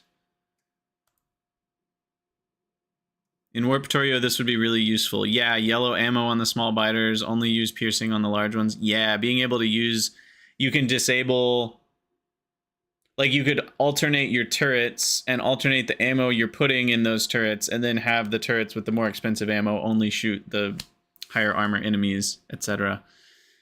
This one is an interesting read. It's very cool. It's all about how they made the asteroids look dope. But at the end of the day, there's not too much to talk about other than if we were to read through the entire thing bit by bit.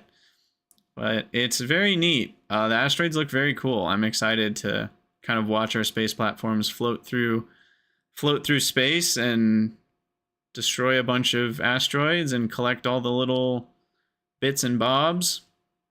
So that is not... Yeah, if we need to pick up the pace, that's a good one to read through quickly. Okay, undo and redo improvements. So redo has been requested ever since we added undo. And Strange Pan, it was one of their first projects at Wooba. And now you can use the redo shortcut in the shortcut bar. It also lights up when there is something to redo. This one is huge. Undo information.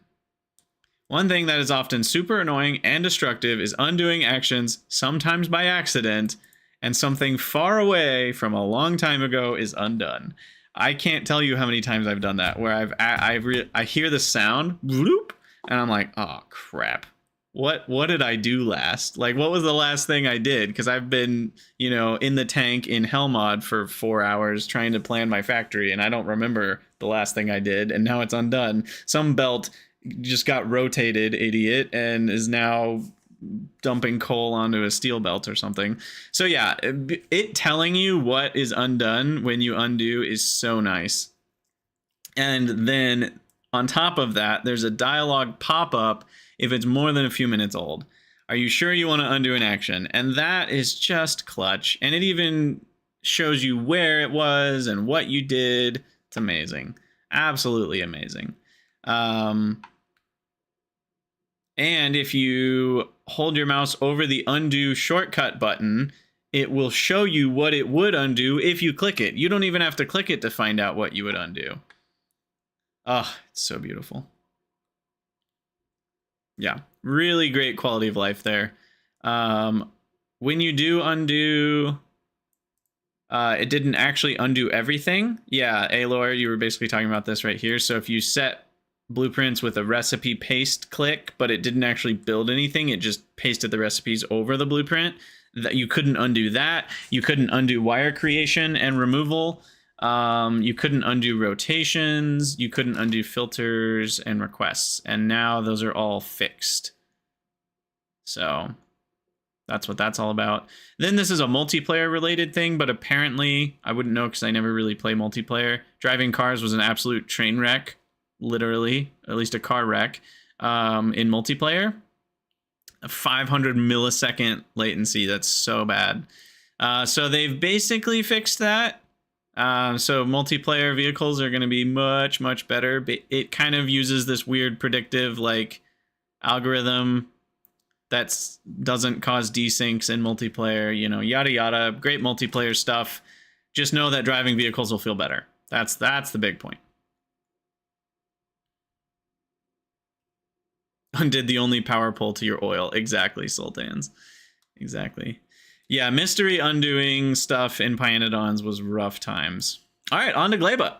Or Gleba? Is it Gleba or Gleba? I feel like when I've heard Truppen, who natively speaks the language that this word is from, he kind of says both, depending on how fast he's saying it. So, a little bit of both. No, it is not B. Jonas. It is Gleba.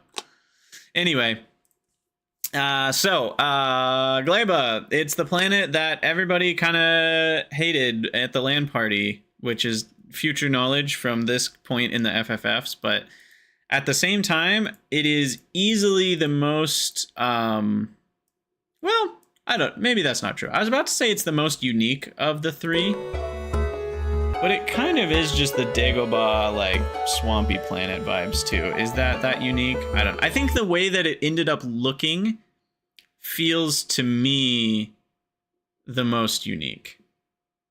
Like, when I look at the three planets, and I'm ignoring Aquilo for now, but even with Aquilo, actually, I'd say this one feels the most, like, unique to Factorio planet.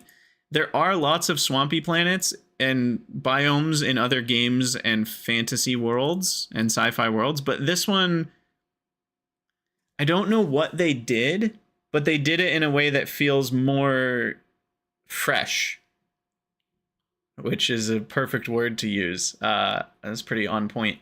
But it feels like the way that the Wooba team took the art direction is kind of a swampy planet in a way that doesn't look like every other swampy planet I've seen. Like, this doesn't look like Dagobah, right? It doesn't look like the classic swampy, like the swampy area in Satisfactory. This doesn't look like that. Like, it looks somehow different. And I don't know if it's the bright colors. I don't know if it's the fact that things kind of look like coral and underwater stuff, even though it's swampy stuff. I don't know exactly what it is, but it certainly feels to me like the most unique to Factorio look.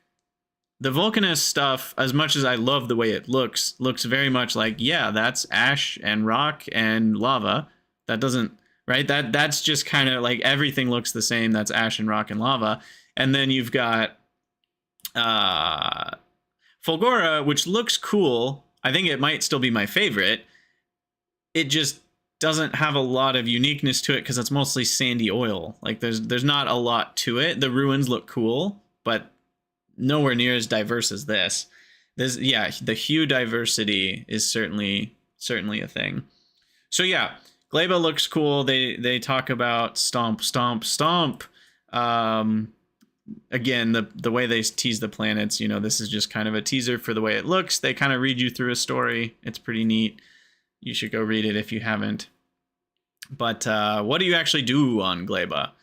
So it is a biological planet full of life. So basically, they start you out with an agricultural tower, and you can harvest these trees, which have these like bioresources. Do they tell us what they are? Not necessarily. Some sort of fruits. Yeah, fruit being processed in an assembling machine results in seeds and mash. And basically, the cranes will replant the trees and then keep harvesting them. So it's a renewable resource, right? It's kind of like this will get you so many plants per minute or second on average, and you won't need to do anything else other than provide it with this, but you will need an area that it can plant within. And I'm curious to see how much area do we need to get the max, rate per second. Like right here, it probably has more than enough area to keep things moving, but I'm wondering, like, when we're actually playing, who knows if this is quality or not. I don't know. It'll be interesting. Then there's a biochamber, and you can use this stuff, the fruits into industrial products like carbon fiber or a mysterious material we call bioflux. I'm also going to fast forward an FFF. They've worked on Gleba a lot. This was the least favorite planet of most people who were in the LAN party. Not everybody, but most people. And so they've reworked a lot of the recipes. We already know one of the reworks from a current FFF. So some of this stuff is out of date. I'm just saying that now. But what isn't out of date, ironically, man, killing it with the accidental puns today. What isn't out of date is spoilage. Spoilage is still very much a feature. And essentially, yeah, to Dave's pun, they spoiled this. Yeah, so spoilage is an entirely new mechanic that, to my knowledge, is pretty much new to factory games. And as much as I love Vulcanus and Fulgora, what they don't do is add an entirely new mechanic to the game, to like the fundamental factory game, where the time that an item takes to get from point A to point B is relevant to its production process. That has not been a thing with any other items in Factorio yet. So now with all this BIOS stuff, you're caring about, a blue belt is actually better than a red belt, even if I'm only using 2 items per second, because it'll get there faster, right? And so that is a really neat change.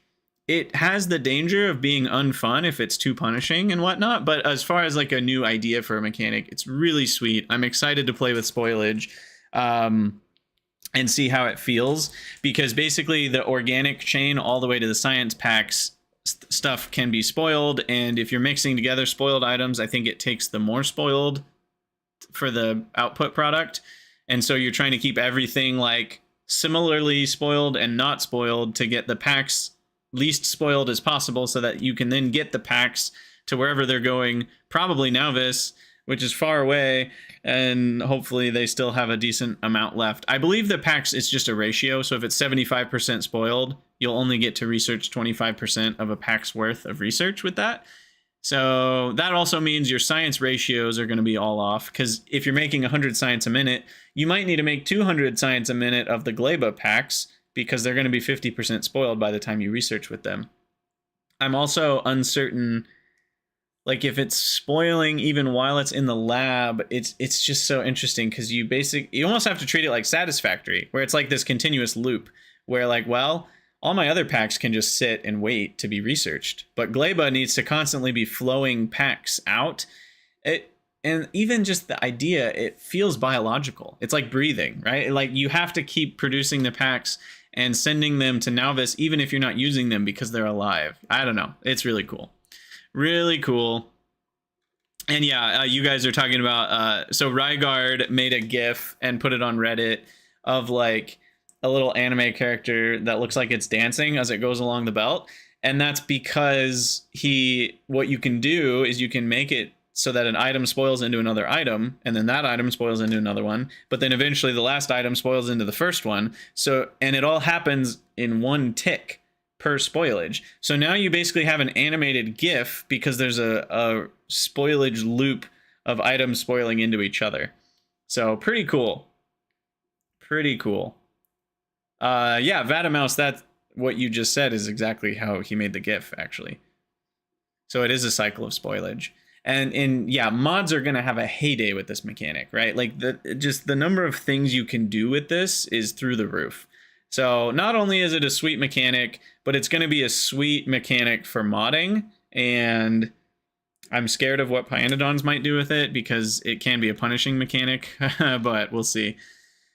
You can get rid of spoilage by just recycling loop it. You can also turn a large amount of it back into basic nutrients that start half spoiled, but at least it's something. So there you go. There's Gleba, the basics. But we'll get to how they've changed that in a sooner Friday Facts.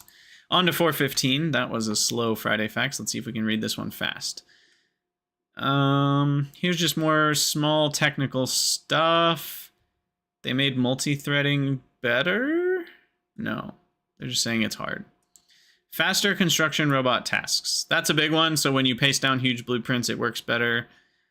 In the end, the check went from O in on 37,000 to O in on 900.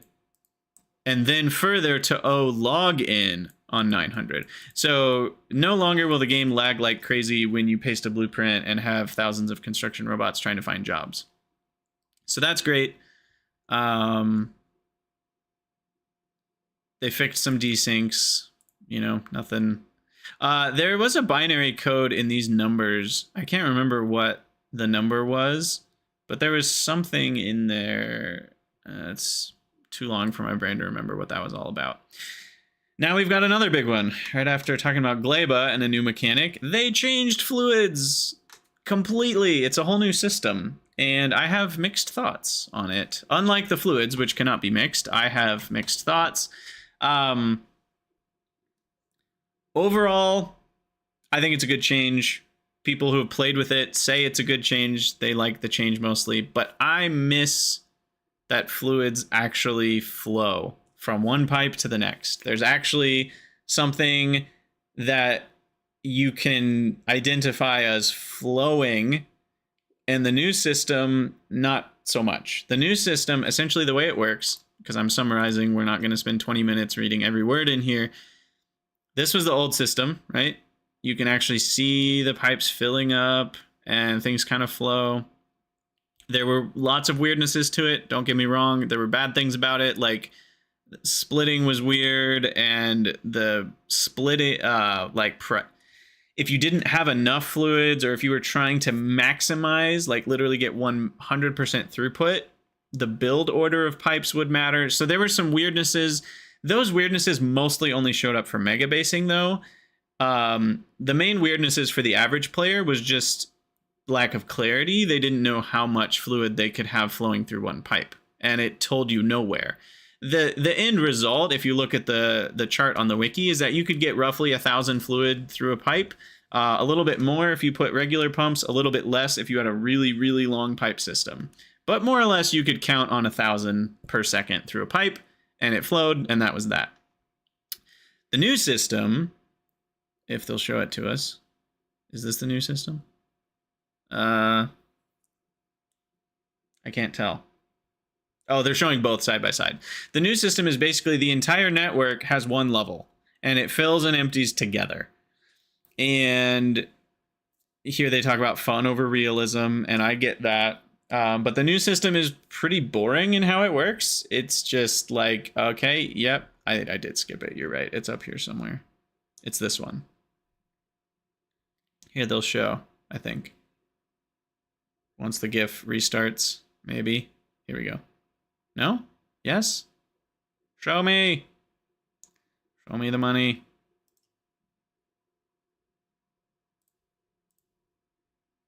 There we go. Yeah, you can see the whole thing just fills up. And then as it empties, the whole thing is emptying together as one segment.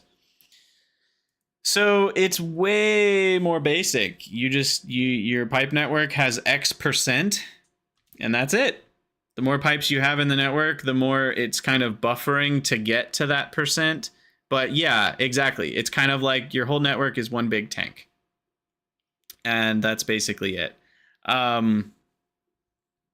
Oh, it's weird. I just looked at my video. I'm basically responding to YouTube before YouTube says the words because it's showing up in YouTube chat before it's showing up in the bot. That's really weird that there's a delay there. I just noticed that. Anyway, all that to say, I don't like the new system, like the feel of it. As far as the gameplay of it, it's just better, right? Not needing to worry about the flow rates is better. Overall, there is a limit on the flow rates. I don't know if they mentioned that in this FFF, but in the new FFF where they kind of revisit fluids, basically it is a ratio of how full it is in terms of input and output. So if you're inputting into an almost full pipe, let's say the pipe is 90% full, you'll only input at 10% speed. And I think that base speed is 6,000 a second. So your building, which is full of petroleum, can only dump petroleum into a pipe at 600 a second if it's 90% full, the pipe's network. And if it's 90% full, it will dump out into buildings that need petroleum or a pump that's asking for petroleum or whatever. It'll dump out at a rate of 5,400 a second because that's 90% of 6,000. So the input and output are a ratio of the fullness. So it's kind of like the total in plus out is always going to equal 1,000 at any given range. And so pipe networks will kind of find a default equilibrium where the input and output is going to be equal rates. So yeah, all that to say, basically new pipe network system, much simpler. There's another FFF on it we'll get to, but yeah, I kind of like it. I kind of don't. I'm excited to play with it. That's for sure. And 417 was kind of, I don't know why my internet died. What's going on here? Click, go. We killed it. All right. Basically this is a whole review of like the development process. So it's just a peek behind the curtains on like in February 2021, when they announced the plan to do the expansion pack, kind of what happened in the first year, the first playable prototype. Fun stuff to read, but not like, you know, anything too crazy we have to talk about here. Here's like bare bones Gleba. Back when we didn't talk about this with the rocket cargo landing pads because I just forgot. There's so many things. There's only one landing pad per planet. So you can't just land things wherever you want them to go. You have one landing pad and everything lands there, and that becomes your hub for distributing everything that comes in on space platforms to the rest of the planet.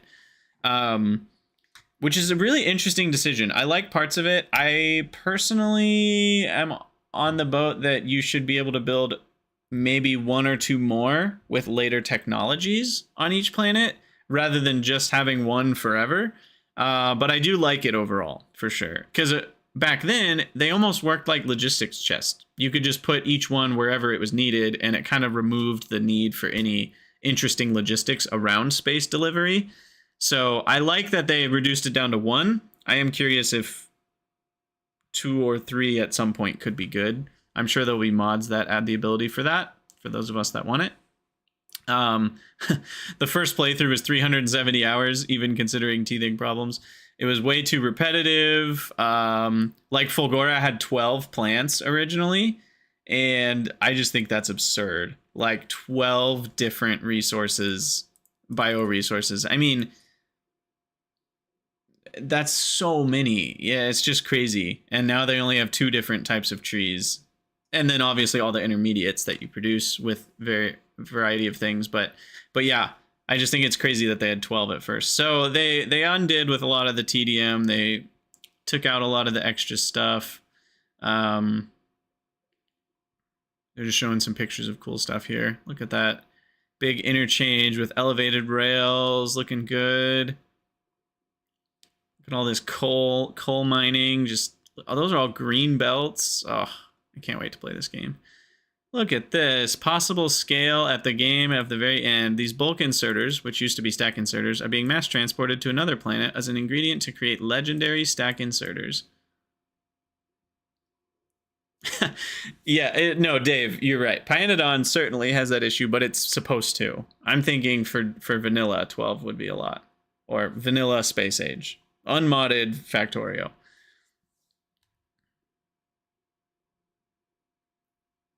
The interchange copy pasted twice. Well, no, they improved the UPS of pasting blueprints, so we're good to go now.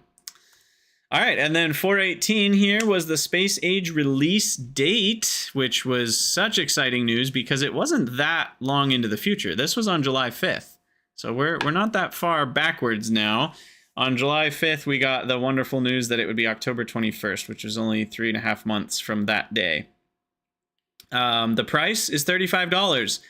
A point of some contention, even Troopin had an interesting take on the podcast this last weekend, saying, you know, he thinks that's too much. He thinks it should be 25 or so. It is interesting to have a DLC that's the same price as the base game. I do agree that that's non-standard. But as I was talking about earlier in this podcast, when you look at everything they've done to the game, they've gone above and beyond what any DLC does. I mean, the amount of reworking of the base game they've done on top of actually creating new content, far more new content nonetheless than most DLCs add. It's absurd. I think Space Age is honestly worth more than the base game. I legitimately believe that. Like, I think if they charge $50 from a financial standpoint, what you're getting for that $50 is equivalent to or more than what you're getting for the 35 you spent on vanilla. Now, that won't maybe quite be true since a lot of what they're adding is even included in the original $35, but that's them giving the base game purchasers stuff for free, which they don't even have to do, right? So that's just them being good guy devs. They could lock all of the new stuff behind the Space Age purchase, and that would still be fair, and it would be fair even if it was more than $35. However, I realize that, like, it would feel really weird to make a DLC and price it at $50 when the base game's only $35.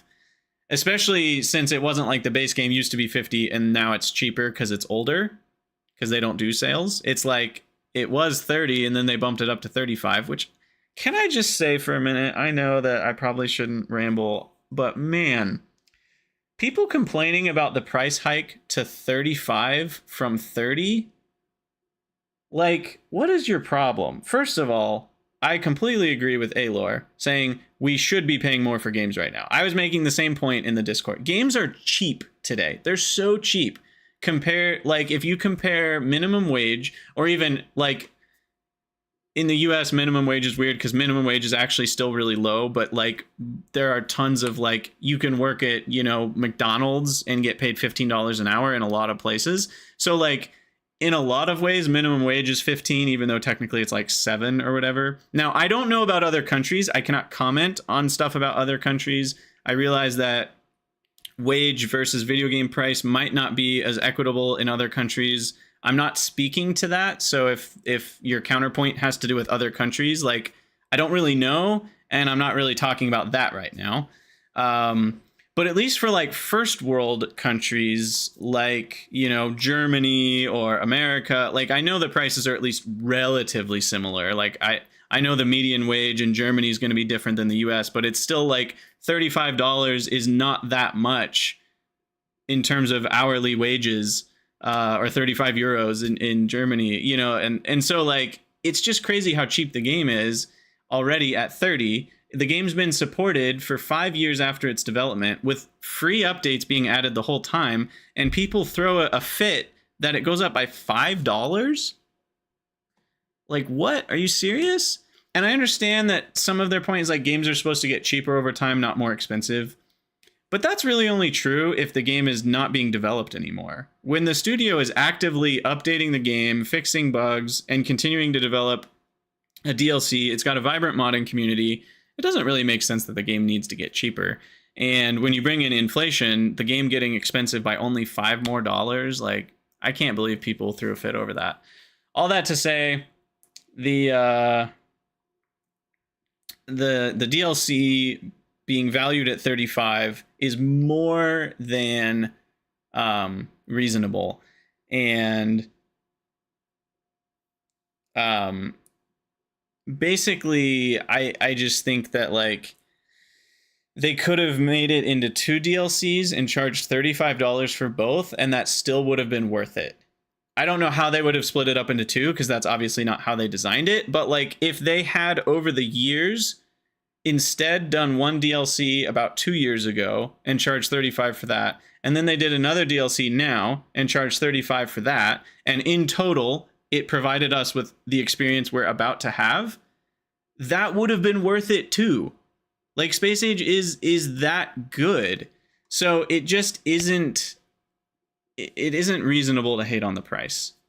Now if you just can't afford it, look, that there's a very big conversation over like, should you be able to afford it? Should you pirate it? There's all sorts of interesting questions in those categories. Like if you can't afford it, like that does suck for you, and maybe there are good reasons you can't afford it, and that's hard. But like it is a luxury item. We don't deserve to have everything just because we exist and like things. So like if you can't afford it, then maybe figuring out how to get the money for it. And again, maybe in some countries like it's really hard to get that much money together. I don't know, but like I just think overall, like this is an extremely cheap price for what you're getting. And so it feels really, I don't know if short-sighted is the right word, but it just feels really messed up to complain about this number when that's like, what is 2.5 hours of working at McDonald's in the US. Like, again, in some countries that might be really different, and I understand that. I'm not talking to that portion, because that's more of a regional pricing issue, and that gets into a whole can of worms that has nothing to do with even the WUBA devs. That gets into like regional pricing, and should games be different prices in different regions, but then people take advantage of that, and there's all sorts of nonsense there that I don't have any sort of authority to speak to. But at least in the US, you could go do an odd job for you know, neighbor Tim and get paid $35 for it. So like, come on, don't complain. Don't be one of the complainers. This is cheap. And if you think this is expensive, I think you need to do a look at what things cost to develop and stuff. This is not expensive. They've more than earned that $35 price tag for what they're giving you. You are purchasing something, right? Like those dollars are buying you something, and it's the amount of effort they put into this mod, and it is DLC, and it is certainly, you know, they've put a lot into that $35. So, but yeah, there are lots of interesting things on money, but I'll probably stop rambling about that now, because I could talk about that for 3 more hours, and we don't have 3 more hours. We need to keep going with FFFs. To the actual point of the FFF, the release date, I was hyped. I thought it was going to be more like December. I was kind of thinking it would be closer to like a Christmas release. So the fact that we're getting it before Halloween, A+. Love it. Love it. Yeah, just kind of a couple last thoughts regarding y'all's comments on the pricing stuff. Like dollars per hour isn't a great metric. I actually agree with that. I think dollars per hour is kind of more for people who are really constrained on the dollars. Like I think when I was younger and had both more gaming time, though as a content creator, I kind of have gaming time now, but it's kind of like work time. It's different. Anyway, like as a kid, when you have more gaming time and less dollars, you actually want games that can give you a lot of play time for that dollar. As I've gotten older, I've transitioned to feeling more like, if I spend $40 on a game and it gave me 10 hours of the best gaming experience ever, that's amazing. I don't really care that it was only 10 hours. It was an amazing gaming experience, right? Like Outer Wilds. They could have charged me $100 for Outer Wilds, and it would have been worth the dollar per hour conversion. I may not have purchased it because that would be really expensive, but like the value of my dollar would have been there for a game that was that incredibly unique and good. So yeah, like, you know, there are games like Path of Exile or, you know, free to play games that you can play for hundreds of hours. Your dollar per hour is great, but like that doesn't make it a more valuable game, if that makes sense. It's really just like finding games that you get the most life energy from? Like, are you not just having game time, but are you actually enjoying that game time? Like, do you feel like your heart is in a better place when you close the game? Or is it like Dota and you just feel mad because your team sucks and everything's the worst? Like, Dota was so bad for me, even though it was a free game. It was not good for my emotional state. And so, like, games can be good in your time for money, but I think finding games that you actually enjoy in a way that make you a happier person, it's a good thing to do. Yeah, exactly. If you don't find a game fun, you stop. So all the playing time is good playing time. Yeah, and that takes some self-control, Dave, that I think some people don't know how to stop playing a game that they're not having fun with, and or they don't actually know how to know that they're not having fun. I think people will play a game even when they're not having fun because it's addicting for certain reasons, or a variety. I don't know. I'm getting way off into the weeds here. I'm sorry, everybody. Let's get back to the FFFs. Anyway, so display panels. This one was a weird one for me. So essentially they were looking at adding signs into the game, which, can we just talk about how funny this little wooden sign looks? I think they just took the art from the side of a crate. That's kind of what it looks like. But then they kind of went with like, what about like a plate that like points up? They went with a little computery monitor thing, which now I haven't played with it, so like all of my opinions, and I hope you guys know this based on the date that I was recording this, or I'm streaming it if you're here live. I hope you realize, like, I haven't played this game yet, even though I have access to the beta. I haven't really touched it, so I don't know if I like this feature yet or not. To me, they look way too small. They look so small. They're even smaller than the 1x1 tile that they fit inside of, to the point where they feel useless. Like, I feel like this icon that's the alt mode visibility on the chest is more visible than the display plate itself. Now, it doesn't have an icon on it right now. I like that you can put text. As an aside, like, the text is nice. Being able to put text on a display plate, even a lot of text that expands when you mouse over it, I feel like that could be good for multiplayer. But as far as like a display plate that you actually want to see something in, they feel way too small to me. Like in this GIF, can you find the display plate? Took me a while. Like, it's tiny and it doesn't have any sort of contrast. It doesn't stick out in any way. Again, I actually feel like an alt mode item in a chest is more visible than these little computer monitors. So that complaint aside, I think these are of limited use for single player. It's more for like right here, they were showing like displaying a signal. Like you could use a decider combinator to decide to like show the greatest signal so you can easily get some visual feedback. Like, I think they're useful for that sort of thing in single player. I think they're more useful in multiplayer, or for people that just like to decorate. Like, they like to have a little display icon in front of every smelting stack to show what's being smelted. Like, that sort of thing is fine. You know, I'm not big on that sort of decorating in Factorio, but like some people are, and that, I think it's fun that you can do that now. You can, let's see, what's this? You can use any signal as a wildcard for setting the icon. Oh, inserters are better at picking up things. That's kind of a separate topic, but now they no longer miss on fast stuff. So that's nice. Yeah, exactly. Aylor, having some status panels can be useful. Dues Mint, I think I either said the exact same thing or I saw someone else say the exact same thing, and my memory can't remember if I thought of it or someone else thought of it. But having a 2x2 version of it that would auto like merge together into a bigger one would be amazing. Shouldn't be collidable. I kind of agree with that, Edmonton, because then it kind of makes it a factory obstacle, which is a downside of it. Show on chart can be useful for displaying.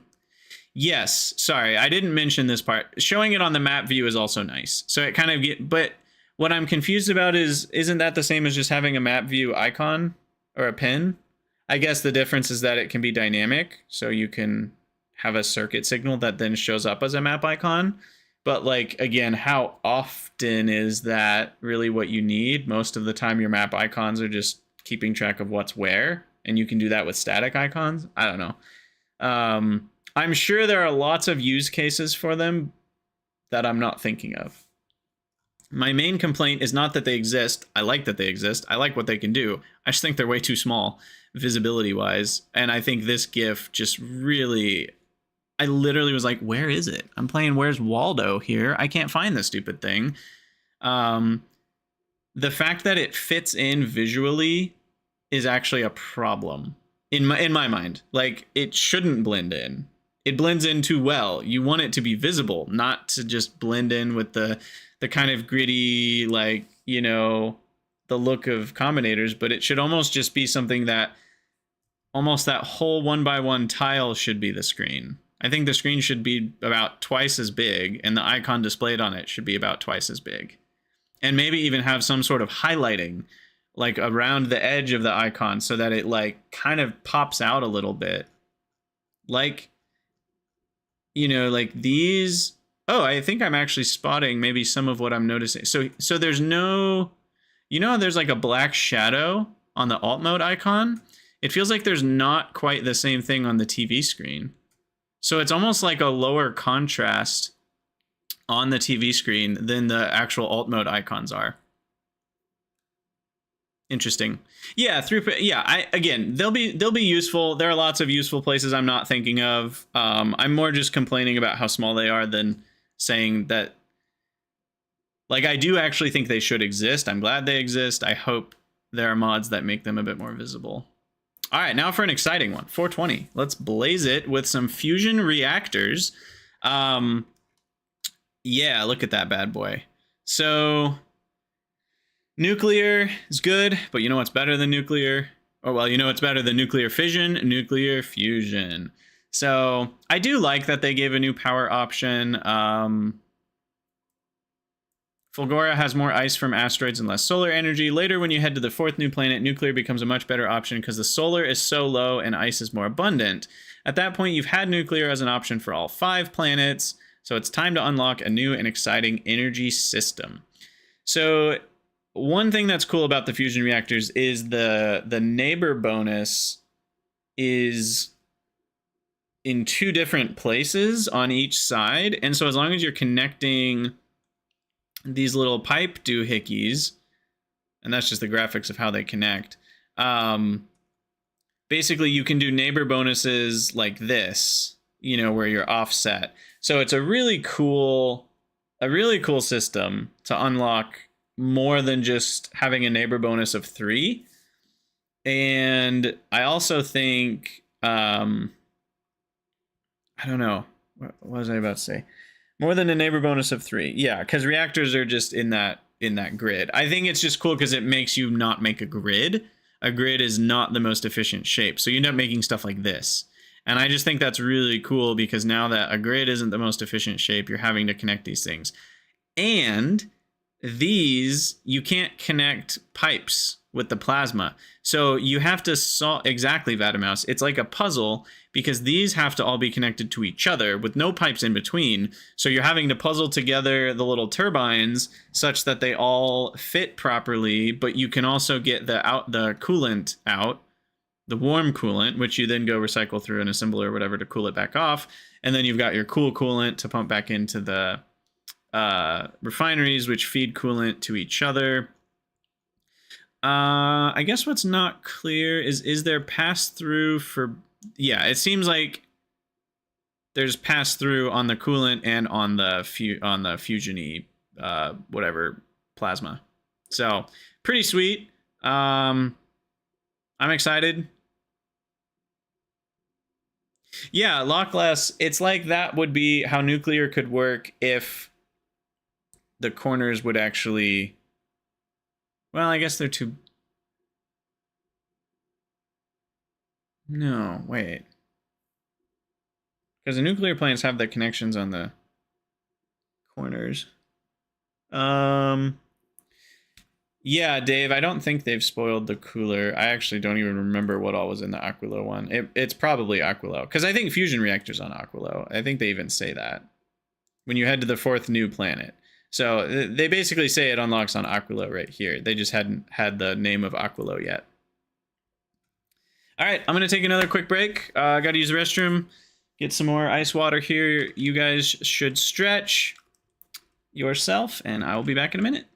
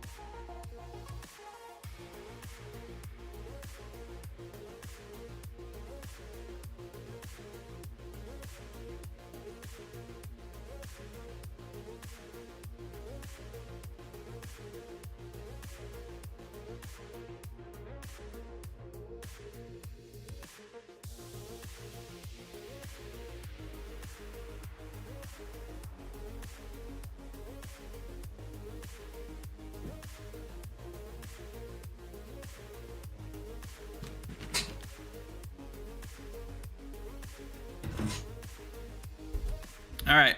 I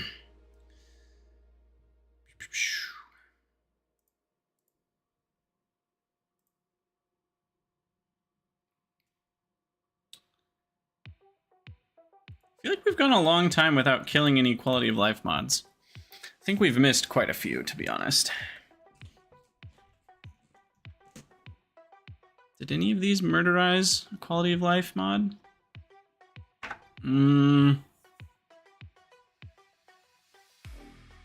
I'm sure, so display panel, some people could argue it killed, like, but it, not really, because it does a new thing, and it doesn't do what, like, text plates does.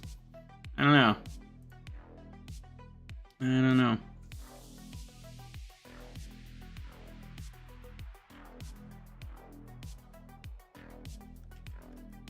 Okay, so we did 420. So now we're moving on to 421.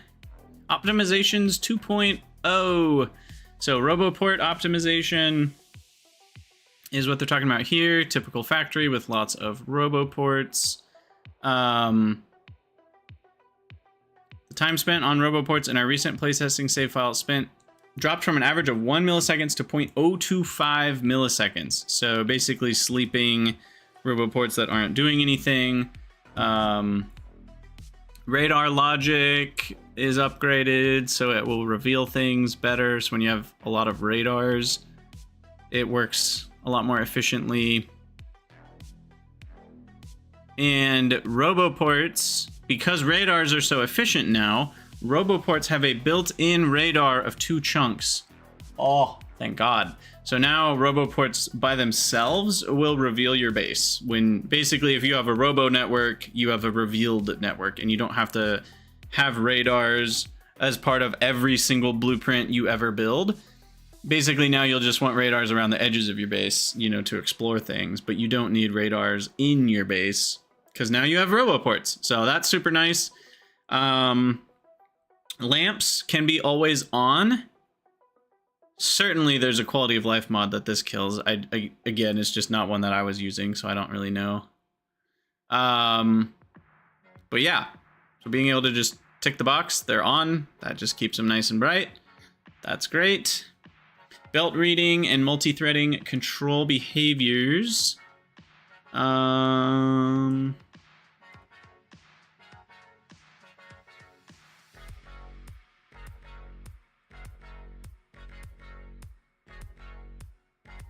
Yeah, okay, the problem with the belt reader is that it's so easy to use. During our playtesting, it was used quite a lot. Not only on space platforms, which was the intended use case, but also in other places. I could say that Harusa was the primary saboteur of our playtesting. He was responsible for some of the belt reader usages that could be solved without them. I like the subtle, like, passive-aggressive, like, you could have solved this without them kind of thing. That's probably what I'll do, to be honest. There are also active provider chests placed on Fulgora that turned it into a logistics robot hell, with more than 10,000 logistics bots being in the air at all times. He makes it sound like that's a lot. That doesn't feel like that much. Maybe I'm thinking modded, but I feel like 10k is not that many. I cannot punish him for playing the game, so it was time to optimize. I think that's one of my favorite sentences in all of the FFFs in the entire 60 that we're dealing with. I think this is one of my favorite sentences. I cannot punish him for playing the game. So optimizing the code for logistics bots was for someone else. Belt reader and control behaviors are for me to handle. Anyway, optimized belt reading. Failed attempt at multi-threading the electric network. This one was interesting. They ended up like trying some things that actually ended up making it worse, sadly. Even though like certain things were more optimal, the final thing was worse. Smarter update of worker robots. So this is back to Harusa's problem. I don't remember exactly what it does. Basically, it only updates robots once every 20 ticks. What I was curious about when I was reading this is how does it work if the robot's so fast it like runs, if it would make a complete trip in only like 2 ticks. You know, maybe you have some like 10 billion kilometer per second modded robot or some sort of instant transport janky hack robot or whatever that would normally do things in 2 ticks. Is this going to mess with that, or is this not going to mess? I couldn't totally tell. I guess it says maximum 20 ticks of movement without update. So the minimum would still be 1 tick, I presume, if it finds something important to do within that tick, maybe? I don't know. Regardless, overall performance gain is usually around 10 to 25%. So just more improvements that they're doing. As always, nothing else too crazy in this FFF. We're getting there. We're almost on page 1 now. All right, Tesla turrets. We don't start at the bottom. I don't know why I scrolled to the bottom. So this one is a cool one. As far as the new buildings, is this my favorite? This might be my favorite. Just in terms of the visuals and the way it looks and sounds. It does sound a little wimpy. It feels, I wish it sounded a little more punchy. I like the like, almost like static kind of sound and the higher pitch sound. But it also feels a little, I don't know. It needs a little more bass to it to convey the damage it's doing. But anyway, Tesla turrets are dope. They have chain lightning that does 100% damage on the chains. So it just massacres biters. And it can also fork a new chain And that has an even higher chance to happen with legendary Tesla turrets. So pretty sweet. And the range is also very high. Like the base range is 30, which is a full 6 more than a laser turret, on top of, you know, continuing to increase with quality. It must be made on Fulgora. So this is one of those buildings that you can't just make anywhere, but you can ship it those other places. You also unlock a handheld Tesla gun, which requires ammo, but otherwise functions in a similar way. Oh, another thing that they do is when the lightning hits enemies and doesn't kill them, it kind of pushes them back a tiny bit and like slows them. So it's a little bit like a crowd control stun. Not actually a stun, but it like slows down the group that's chasing you, as you can see here. So that's pretty cool. Yeah. And then they go through some art, the design of it. I do think it looks a little bit too much like a beacon to me. Even the new version feels a little bit too much like a beacon, but I still think it looks really sweet. And then this is a long segment about how they did the little lightning beams. And it just, I mean, again, like it just goes to show how much freaking work they put into this DLC. They have poured their heart and souls into this game. You know, something as simple as a Tesla coil, Tesla turret. And I say simple just in the sense that like about 1 million mods have added some sort of lightning turret. And the amount of work that those mods had to do versus the amount of work they did on actually making it in the base. It's like they didn't just mod in a lightning turret beam. Like they made freaking custom crazy, you know, graphics that they had to perfect just for this visual that most people won't even appreciate. I mean, I think people will appreciate it without realizing they are appreciating it, right? But that's the kind of dev studio that Wooba is they're putting the time and effort into these diminishing returns of like, yeah, you could just ship it with a basic lightning-y graphic, but when you do all this extra stuff, everybody appreciates it a little bit more. Some people not even noticing such, but it makes their experience just a little bit better, and all of those little things start to add up until you get what is the GOAT, right? What is basically a perfect game. What's up, Eshot? And it is not a perfect game. I shouldn't say that. No game is perfect, and heck, even playing through my Death World, there were a lot of things I like remembered or rediscovered about Factorio that are less than perfect. But I mean, come on, it's an amazing game. And I don't think anyone could read through these FFFs and think that like, this isn't one of the greatest games of our current time. Now, there are a lot of people that don't like it just because it's not their genre, right? Like a factory genre is not for everybody. Probably in the gaming community, it's in a smaller, you know, I don't know what percentage of gamers have factory games in their games they like to play category, but it's probably not most, you know, and that's fine. But for those of us that have it in their genre, this is probably one of the best. Yeah, Lockless, that is the problem with some of this awesome graphics stuff that they've done for Space Age, is I'm guessing some of it's not exposed to modding. I don't know what is and isn't, though. I'm guessing some of it is. All right, we're on the last page, the final stretch. We've only got, what, 10 more? 11 more? Getting there, folks. 4 hours and 8 minutes in. We got this. All right, research info tooltip and online players GUI. This is a pretty short one. Basically, the tooltip shows, like if you hover it, it shows you science production over the last 10 minutes, science per minute, a time estimate that they have.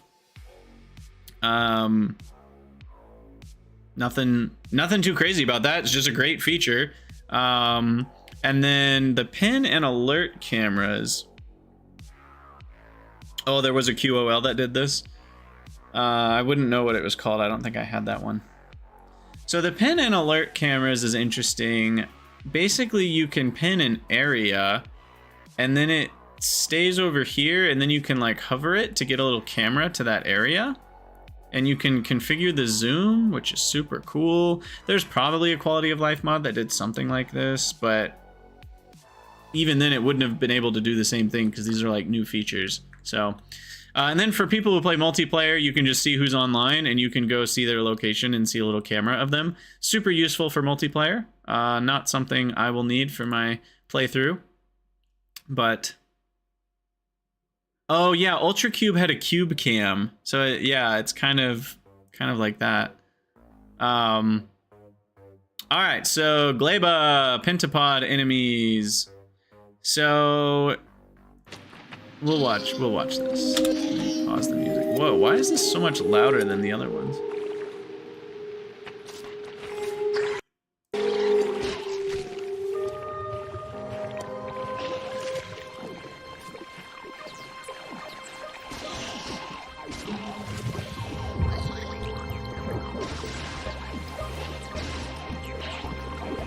So yeah, you got the little floppy tentacle starfish, and you got the big things that throw them at you, but they have wings. They look more like wasps to me when they're flying, but then they turn into those little freaky starfish, so that feels a little weird to me. But yeah, those things are nuts. And then the big boy comes in. The Stomper.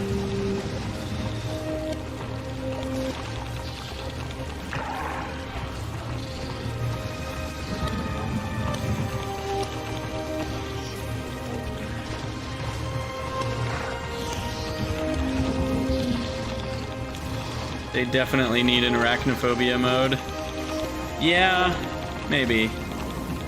I don't think they're anywhere near as bad as Satisfactories, and not being in first person helps a lot too, I think. Oh, that one, I didn't realize until just now, that one spit out more enemies when it died too. Yeah, the music did sound a little weird in that one, I agree. But yeah, so the enemies on Gleba are all Penta related. They're all 5-legged creatures of doom, and the pollution is different. It's now, what do they call it? I already forgot the name. It's spores and pollen. Basically, they get hungry. They want your food, as Catherine of Sky said. They want your snacks. You have good-smelling cookies, and they want to come eat them. And so basically, they will only attack your buildings that produce bio stuff. So they'll ignore the rest of your factory. You can smelt all day, and they won't give a crap. But as soon as you start making things that smell good, they want it. So you're only going to have to protect certain parts of your factory, which is interesting. Yeah, I don't know. So yeah, they've got wrigglers, which we already saw. They're little, kind of like small biters, but they fly at you when they're thrown by the strafers or striders. I kind of want to call these striders more than strafers. They're called strafers because they strafe. They talk about the mechanic here. Basically, they will stay at their max range and kind of go around sideways. And that's true of turrets too. So I think that's pretty cool. And then the stompers are just massive health and do a lot of damage with their short range spit attack and stomping prey with their feet. So that's the stomper. And then when they're killed, the young wrigglers it protects are released as new opponents. And they can both walk over walls and cliffs. So walls are kind of pointless. I guess walls will keep the wrigglers out, but that's about it. So there's not much of a point to walls, which I think is kind of cool. Because again, it's like even with that little change, they've now created a context where you don't need a wall in your entire base just because it's what you do in Factorio. So on Fulgora, what's this planet called? Gleba, you won't need a wall in your entire base. Even if you want to defend the whole perimeter with turrets, you won't need walls because they don't really do much. They do a tiny bit against wrigglers, but even I don't really know. It certainly won't be worth it. So yeah, I think it's pretty cool. And they go over, you know, the design of them and the art and stuff. Pretty cool. They do have 3 tiers. You know, small, medium, big. So they've got green, gold, and red tint to them as they grow. So there you go. 424. Yeah, B. Jonas, I do think we'll be able to finish all 60. We're getting there. What's been helpful has been a few of them have been basically things I don't really need to talk about because they're just not They're not that interesting to talk about. They're kind of self-explanatory, and if people want to dive deep on it, they can go read the whole FFF. But a lot of the like more technical stuff we've just been able to skim over, which has been nice. You know, rather than reading exactly how they optimized things, I've been able to say, oh, they optimized it. Yeah, Aloy, I was thinking about surrounding turrets with walls, but even then I was curious if the strafers can chuck a little wriggler like into, like if you had a turret, let's just say a gun turret, and you put the walls around the 2x2 gun turret, can they throw a strafer at the gun turret and the strafer's then inside the walls with the gun turret, or will it like pop outside the walls? I think that might change kind of whether that is helpful or not. So with pentapods, they had to make the Spidertron walking logic better because it uses the same logic. So rather than, I mean, basically they made it search in a spiral and it has to conduct a lot of collision checks. So instead it does a smarter search. So it kind of does some sort of, what do you call it? Like basically it's only searching the possible places that it would need to search to see if a tile is land or not. And then once it does that, it finds a place. So there's only about 70 collision checks. It also has a search exclusion zone, so it won't try to search a spot that it just searched for a different leg. So the legs talk to each other. It's like it has a brain. Beautiful. Yeah, breadth first search. And yeah, and then there's also leg groups, which modders can use. But like this guy will move one leg at a time in order, but like the Spidertrons now move 4 legs, you know, 4, 4, 4, 4, kind of like an ant walks with 2 at a time. This will walk with 4 at a time. And it also had to do some logic for different things to be able to walk over different gaps of like water or walls. You have to exclude walls from that search. So pretty cool stuff. Pollution works differently on Gleba. Some machines that produce high pollution emits no pollution on Gleba. And things that produce high pollution on Gleba should emit no pollution on Novus. So they prioritize those buildings as long as they're not provoked. If you provoke them, they kill whatever they want to kill.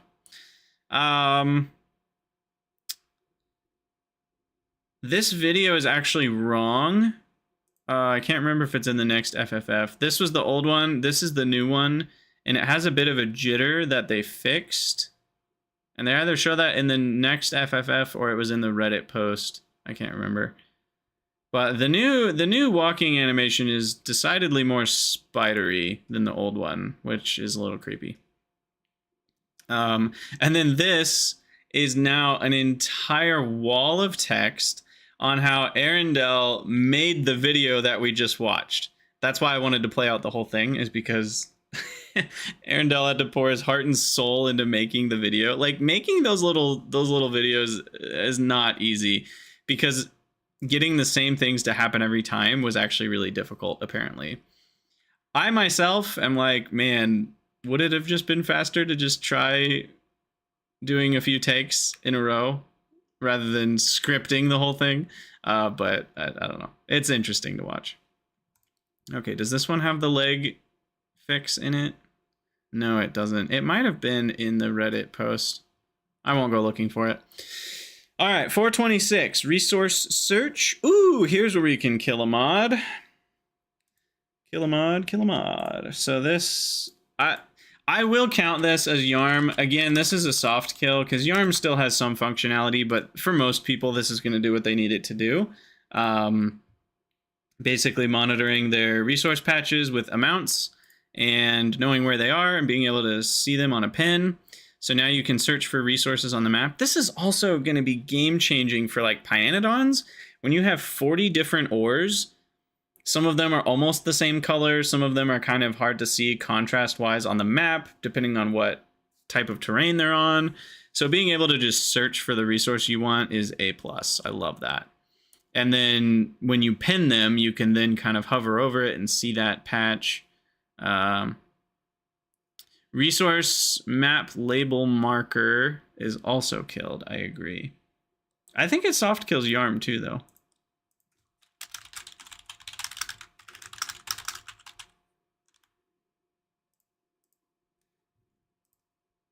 But yeah, I forgot about that one. Oh, it's so cool. So when you resource search, it just like highlights them and makes them so easy to find. It's beautiful. Oh, and this is a huge change. Some people really don't like this. Some people really do like it. And there's everything in between.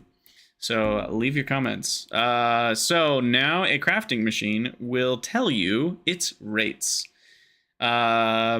Input and output per second. That's after all the math of productivity and speed are accounted for, and beacons. So I like it. I'll just the baseline is I like it. I do. When we had Galdoc on the podcast last, he had some things he didn't. I think it was Galdoc. I hope I'm not remembering the wrong person. He didn't love it, and I understood his complaints. I think at the end of the day, I like that they at least give you the basic numbers. Because some people make the argument of, well, you're going to have to do math anyway. Because the complaint, let's read what they say. They say they preferred to leave more for players to calculate. Personally, I quite like the process of looking at a recipe, doing a bit of analysis to work out how I want to build things, what types of belts and modules. But in Space Age, it becomes a mess, accounting for machine quality affecting speed, module quality affecting speed and prod, built-in prod of specialized machines, technologies that change prod, beacons have modules of differing qualities, and beacon count and quality affecting the transmission power. Now, at the end of the day, I think they actually made that sound more complicated than it is, because you can still mouse over the building, and it will show you the prod number and the crafting speed. And all you have to do is multiply those two. Right? Well, multiply 1 plus the productivity times the crafting speed, and that gets you the overall output speed. But then you have to multiply that by the amount you get in the output, and then you have to divide that by how many crafting seconds the recipe takes. And so, like, it really is a lot. And the fact that they're doing all of that for you now is nice. The downsides. I think one of the ones Galdoc listed that I'm in full agreement with is it will now reinforce the idea of how players should play, which is proper ratios, right? So now that these numbers are so blatantly in your face, like it's telling me it makes 3 circuits per second. So now even in vanilla with no rate calculator mods, I now know my 3 assemblers are making 9 circuits per second. And then when I build my things that use circuits, I now know I'm using 15 circuits per second without really doing much work. And all of a sudden, now I see I don't have enough circuits. Without this being in the game, I wouldn't have noticed that before. And I might not have cared before. But now I'm intrinsically caused to care more about that because of it telling me the numbers without me really asking for it or going and calculating it. However, excuse me. However, this is also a godsend because you don't need to do that math every single time for every single building, and the math does get really complicated, and a lot of people do at least want to have a ballpark ratio that's at least close, right? If I'm making 50 here and using 48 there, fine. But if I'm making 50 here and I'm using 150 over here, that is kind of a problem, and most people don't really want that in their base.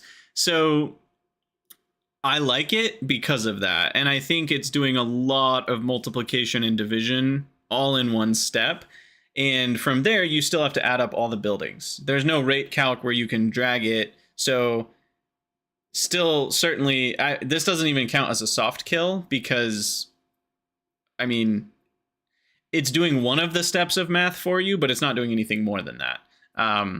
But this saves you having to ballpark calculations and then ballpark adding all those together. It will help a lot. So I agree, it's a godsend. I do think there are some downsides for newer players. I actually think this is more of a downside for newer players.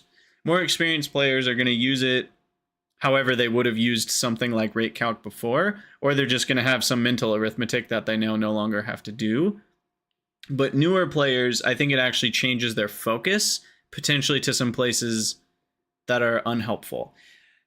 The one reason that I actually think that that's true, doubly so, is because of how freaking much satisfactory players are obsessed with perfect ratios. It's like a disease.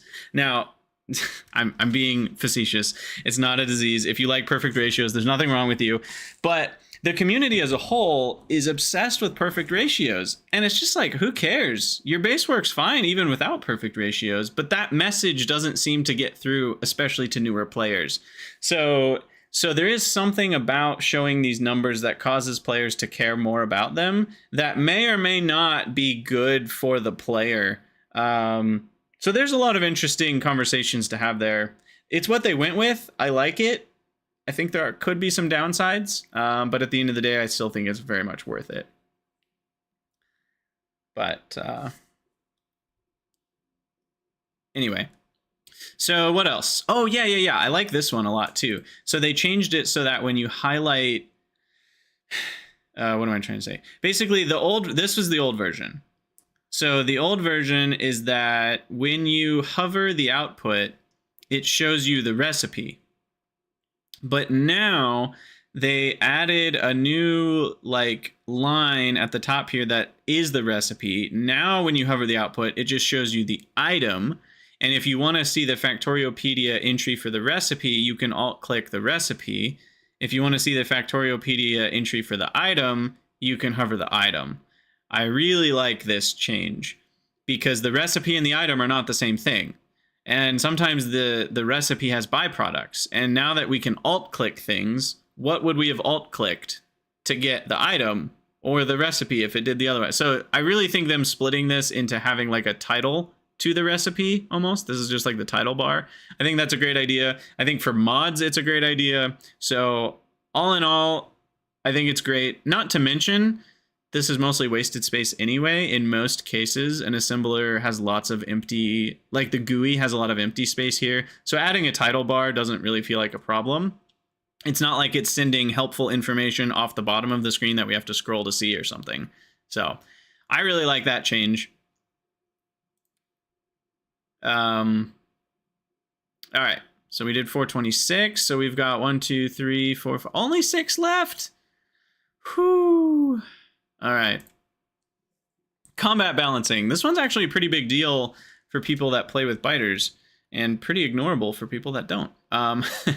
So as with every major update, there's a few tweaks and balancing changes they've made, new enemies and changes to existing enemies. They took a look at the current balancing.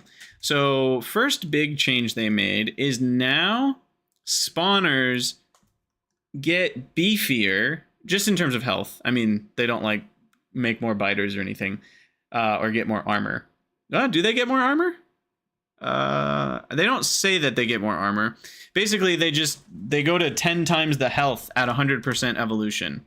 And it's not a linear change, but basically as evolution goes up, spawner health goes up, which means you can't just steamroll through nests once you're a little bit later in the game. Now, with all the high quality stuff and all the new,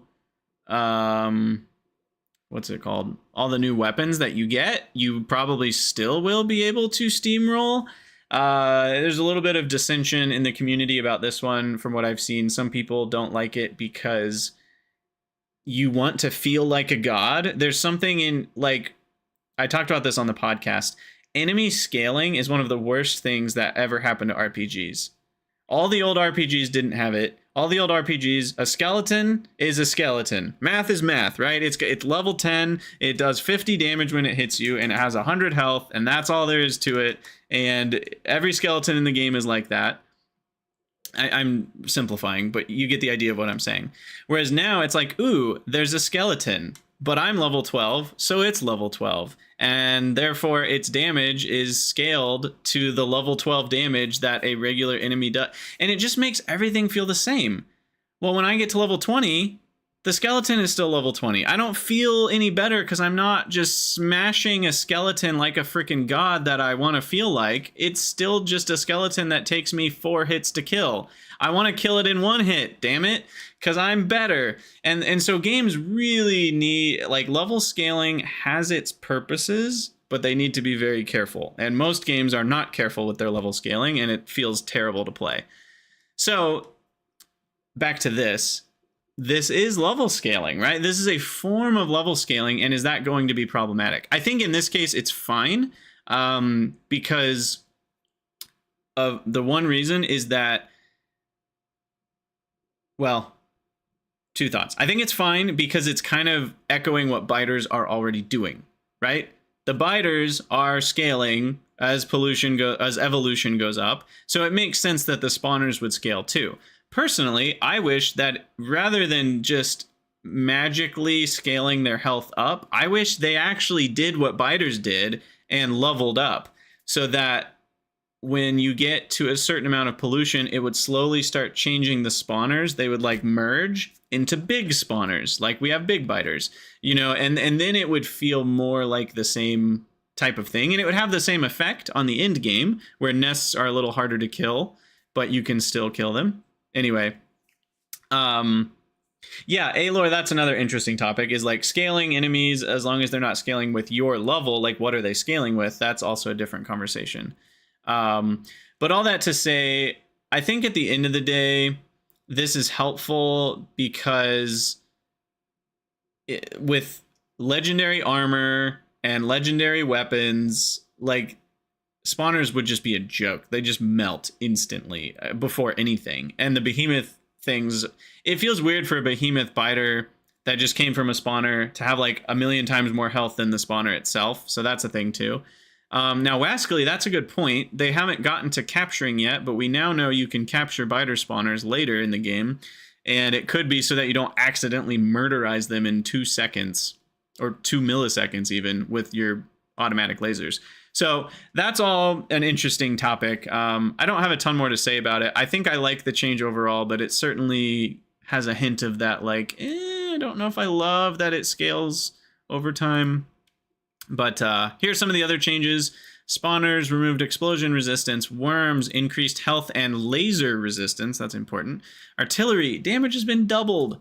Oh, love it. Love that artillery is better. Distractors doubled the health, increased the lifetime. Love it. Damage and range up for destroyers. This one's big. Personal lasers, 1/3 of the damage now. You need 3 lasers to do what 1 laser did before. But remember, you're going to have quality armor. Even if it's just uncommon, you're going to be able to get uncommon power armor pretty easily. And you're going to be able to get uncommon personal lasers, which will also do more damage and have more range, I think. I guess we don't know for sure if you get more range on personal weapons. But both of those things alone is already going to make your lasers go that much further. So I think this change was mostly due to quality for armor and lasers just scaling way too fast multiplicatively with each other. So I think they needed to nerf that.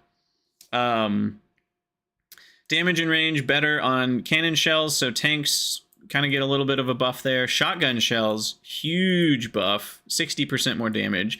And with the way bullet armor works, that's way more than 60% more damage, right? So like now shotguns are a much bigger deal.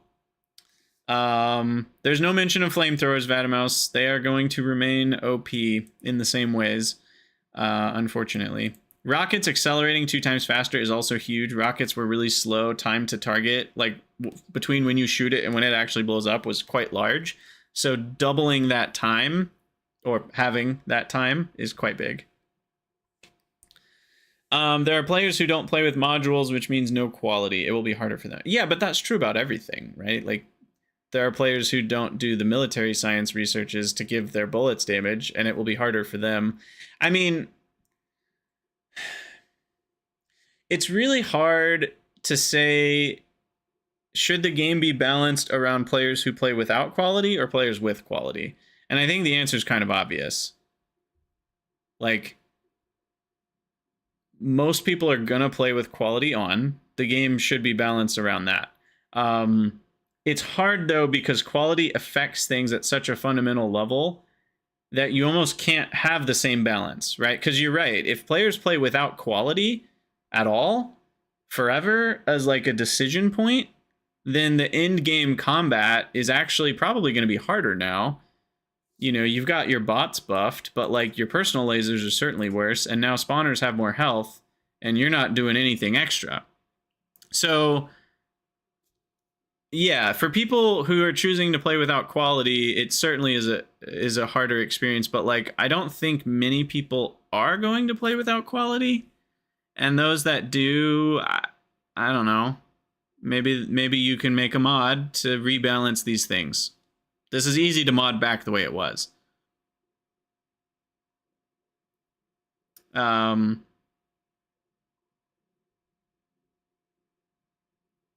when an explosive rocket shot at target from safe distance, killing the target, chasing the player down. Yeah, that the rockets are going to be much better now. Biter fast rocket week. Yeah, rockets are better now that they go twice as fast for sure. And then one other thing they added in this FFF is the stone poops. I'm summarizing, but basically when you blow up rocks, they would leave behind these little stones, which was what you'd get if you would mine it. But when you were blowing them up with artillery, they would end up sitting around the map and then eventually could accidentally end up on belts, and that could corrupt entire bases. So they did away with when you destroy a rock, doesn't drop anything. When you deconstruct a rock, it still gives you the rocks as normal. So I like that change. That's a good change. I just like these little bits. Sometimes they make me laugh. Did the little stone poops make the game fun? Is rock droppings a core part of the game design? Does removing them betray the vision of what we want the game to become? These are the questions that keep me up at night. It's good. And then the announcement that they had of the LAN party. So this was the first that the LAN party was made public. Or was, no, sorry. Did they announce it in this one? No, they didn't. Okay, yeah, that was the first time they made it public. So the LAN party was really sweet. I wish I'd been able to go. I was invited, but I just didn't go because going to Prague for a week was a lot of money that I didn't have for travel. And there was a part of me, I probably would have gone if I had, if finances hadn't been a factor at all. I probably would have gone. But there was a part of me that was like, I kind of want to stay unspoiled. I kind of don't want to play the game before I get to play the game. And so as much as I probably would have gone if I had had the funding for it, I was a little bit thankful that I was able to remain unspoiled. So I will have a fresh perspective on Monday here in a couple days because I haven't played the game at all. But it looked sweet. I would have had a lot of fun getting to meet the devs and meet all the other content creators and modders and everybody. So that was a sweet thing. Yeah, we're almost there. Reactor and logistics circuit control. So this one, we mentioned it in an earlier one, but now you can connect a reactor to the circuit system. Galdoc and I had a long conversation about this as well. Game design wise, this is a very interesting change because a lot of people previously, I don't know if gatekeeping is the right word, but this was kind of a gatekeeping thing where it's like, oh, like if you want to automate your nuclear, you just need to do an SR latch. And I mean, technically you could do it without an SR latch in a slightly simpler way where you would just have a lot of steam storage. And if the steam storage was low, you would insert fuel cells, and that's all you would do. But then that would insert too many fuel cells, so you would have to make it so that you had enough steam storage for like 5 fuel cells worth of burn, which is way more. So like to do an effective solution, you did need an SR latch, and Galdoc and I both felt like that's not a fair ask of the average player. SR latches are not simple for the average player. For you who are watching a video about Factorio, you are probably not the average player. The mere fact that you are participating with content makes you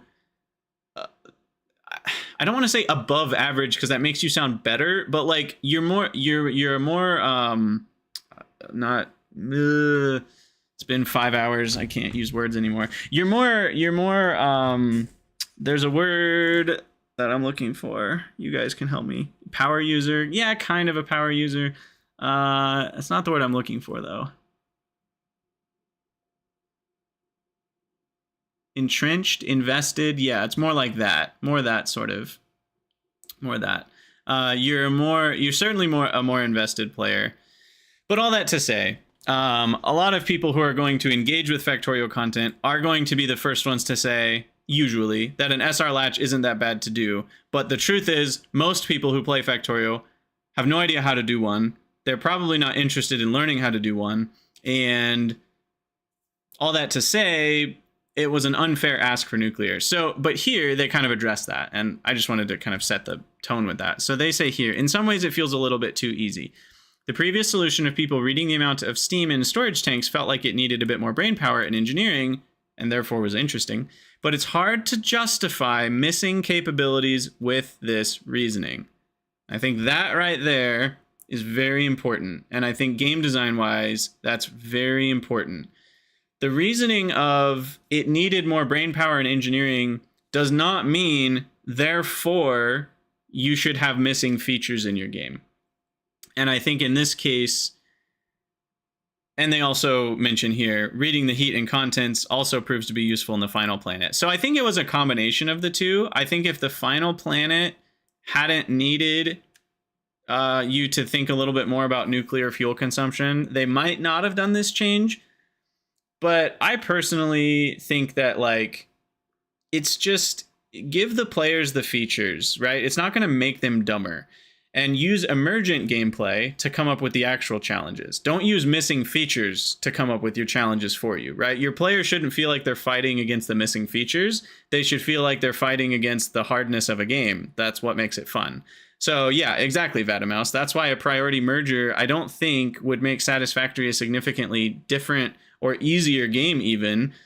And maybe it could add some new challenges that are slightly different that priority merger would make easy. But I don't think that's a good reason to lack a priority merger. It's like, well, that just makes the game too easy. It's like, well, then make it actually hard, not fake hard. A missing feature isn't real difficulty. It's artificial difficulty. It's only difficult because you're not giving the player a tool to deal with it.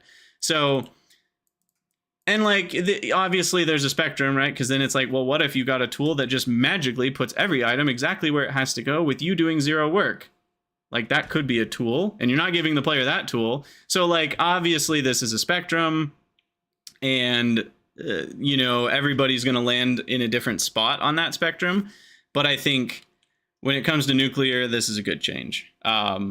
Also, PEPs, that is what a lot of people did. That's what I did. I would often just feed my fuel into the reactor and let it run 100% of the time. And I would just build fewer reactors to try to keep it closer to, you know, using all of that power. And that's a perfectly valid way to do it too.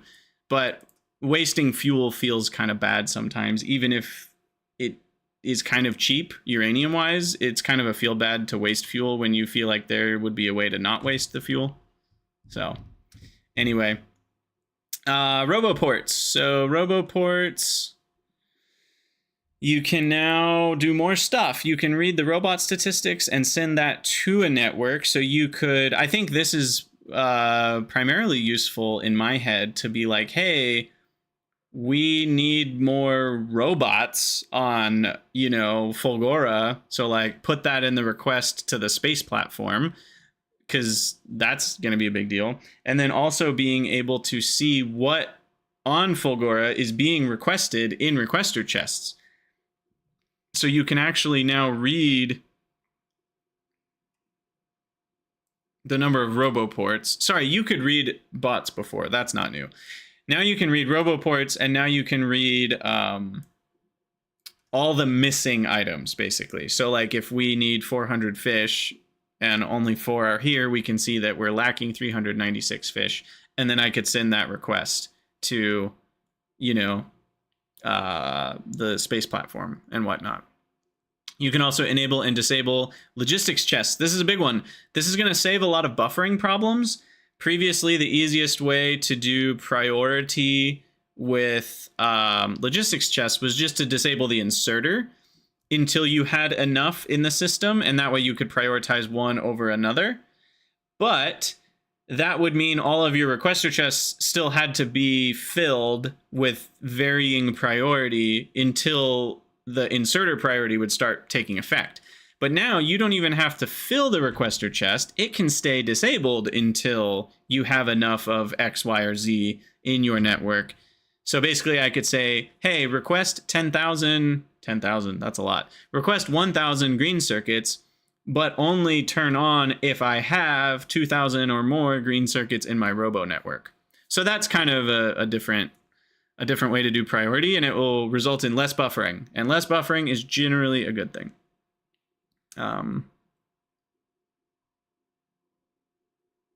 So, yeah, LAN party result. Over 900 feedback reports. Sounds like a lot of things went well. Troopin shared some on the podcast last week. By the way, I've mentioned the podcast a few times. If you guys are interested and you don't know about it, I do a podcast called The Factory Must Grow. Technically about factory games. It's ended up being mostly Factorio related, just due to FFFs and the people I've had as guests. But that's over on podcast places and on my second channel, which is called Crydax Extra. You can watch the VODs of the podcast as well if you're interested. The ability to request including buffer chests. What? Sorry, where is that? I don't know much about buffer chests, so that's probably good for me to read. Yeah, I didn't cover Satisfactory very much. It's true. I'm low-key, you guys are hearing me process it a little bit, but I'm low-key wondering if I need to switch it to an actual Factorio podcast rather than just being a general Factory Must Grow. I'm not sure yet. I'm thinking through those types of things. Yeah, the requester chest, that's already in the game. Are you talking about this? Request from buffer chests? Because that's already in the game, and it prioritizes above other items. Yeah, according to the Michael Hendricks video, which I watched today. I didn't know that was true, but it's already true. This button is already in the game, and it already prioritizes above other logistics chests. But that's only one layer of priority, to be fair. That's not the ability to set priority based on items in the network. So that is still different. But anywho. All right, moving on. We're getting there. Only 4 more Vulcanist Demolisher enemies. All right, we got to watch this whole video.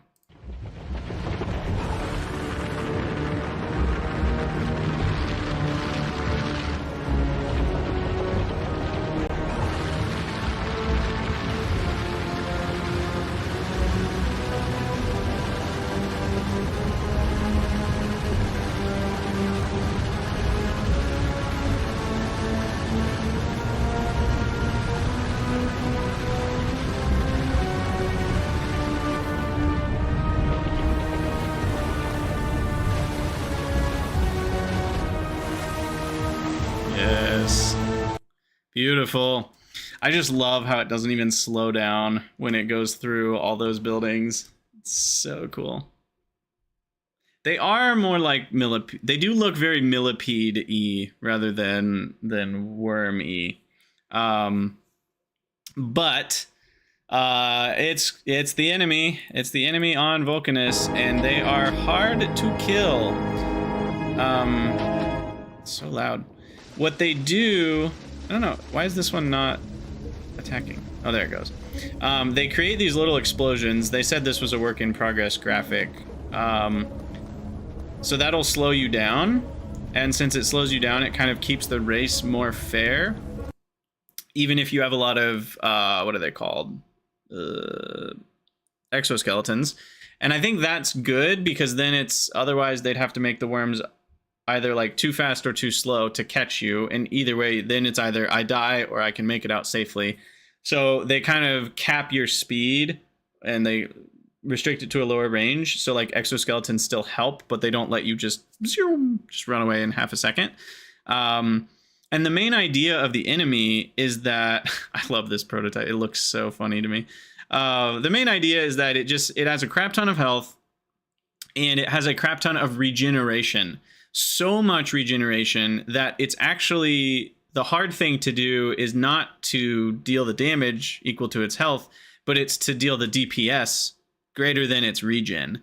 And obviously then you still have to deal quite a bit of damage to kill it past that, but it has a lot of regen, and so you have to either have a ton of turrets at once, you have to have a ton of, you know, mines and rockets at once, usually using some combination of resources. Here they kind of talk about, you know, the different design choices they had as they made it and all sorts of stuff. And then the other interesting thing is the territories. So again, you don't need to wall your entire base off because the demolishers are territorial. They keep to their spaces. If you go in their spaces, they get mad and they might follow you, but like you don't have to worry about demolishers that are in these zones until you decide, hey, I want that tungsten over there. And then you go over there and you have to fight that worm, but then you have that whole area. So I think it's a really cool mechanic. It's kind of like biters with expansion off and kind of like peaceful mode, you know, where it's like they're still there. And I've done that where I turn them on peaceful, but I turn them up like the size and frequency. So they're kind of everywhere. And I have to kill a lot of them to expand to a new area, but like they're not going to come looking for me. So I actually think it's a cool design.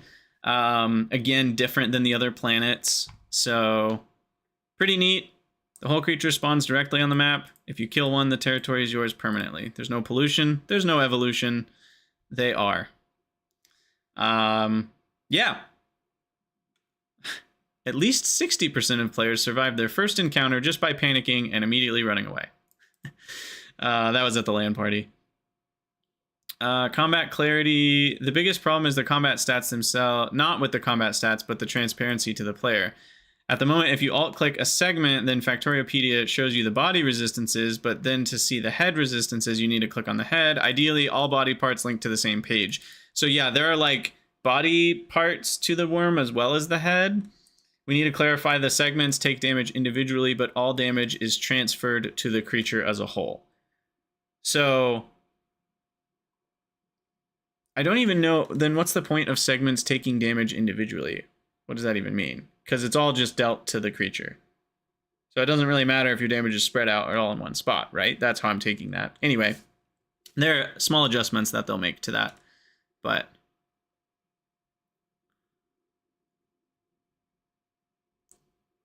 well, yeah, but fire, if it's dealing damage to multiple parts of the body, those should all add up to the total. So how's that different than just all damage being dealt to one pool? It's like they're taking damage individually and they're being transferred to the creature. I guess I'm not understanding why do they need to take damage individually then? Can individual parts of the worm die? If so, we didn't see that happen. Oh, you're saying a big AoE, like a nuke, could deal damage to 5 segments, which then would basically be dealing 5x the damage to the worm. Ah, now I understand. That makes sense. Yes. All right, so moving on from that, which is an exciting one. I think that's, for most people, the most exciting enemy, which is cool. So back in June, when they revealed the Fluids 2.0, they were doing an in-office LAN party, and the new system was a little bit too easy. So the problem is, our novice base had ridiculously huge pipelines that just went across the entire base. And so they decided we can't just have one pipeline for the entire base. That's too good. So they changed it so that now pipes are constrained to a 250 by 250 tile area. And basically what this means is if you exceed that limit, boom, your pipes break. Now the pipeline is basically broken. The whole thing is broken until you remove that new pipe. So the essence of why I like this change, I mean, they kind of talk about their reasoning and stuff, but I think the reason it's a good change is now pipes are connected to other pipe networks, and the only way you can do that is with a pump, right? And so now it's directional. We can't just have 3 sections and they all get, light oil equally. I'll have 3 sections and I have to decide, is section A pumping into B or is B pumping into A? Or are they both potentially pumping into each other but with some circuit conditions on some tanks?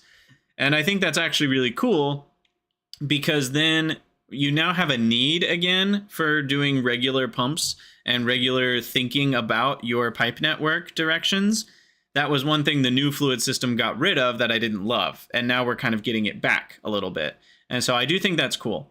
I also agree 256 would make more sense, so it matches up with chunks. A lot of people have already recommended that. It might actually be changed already. I don't know.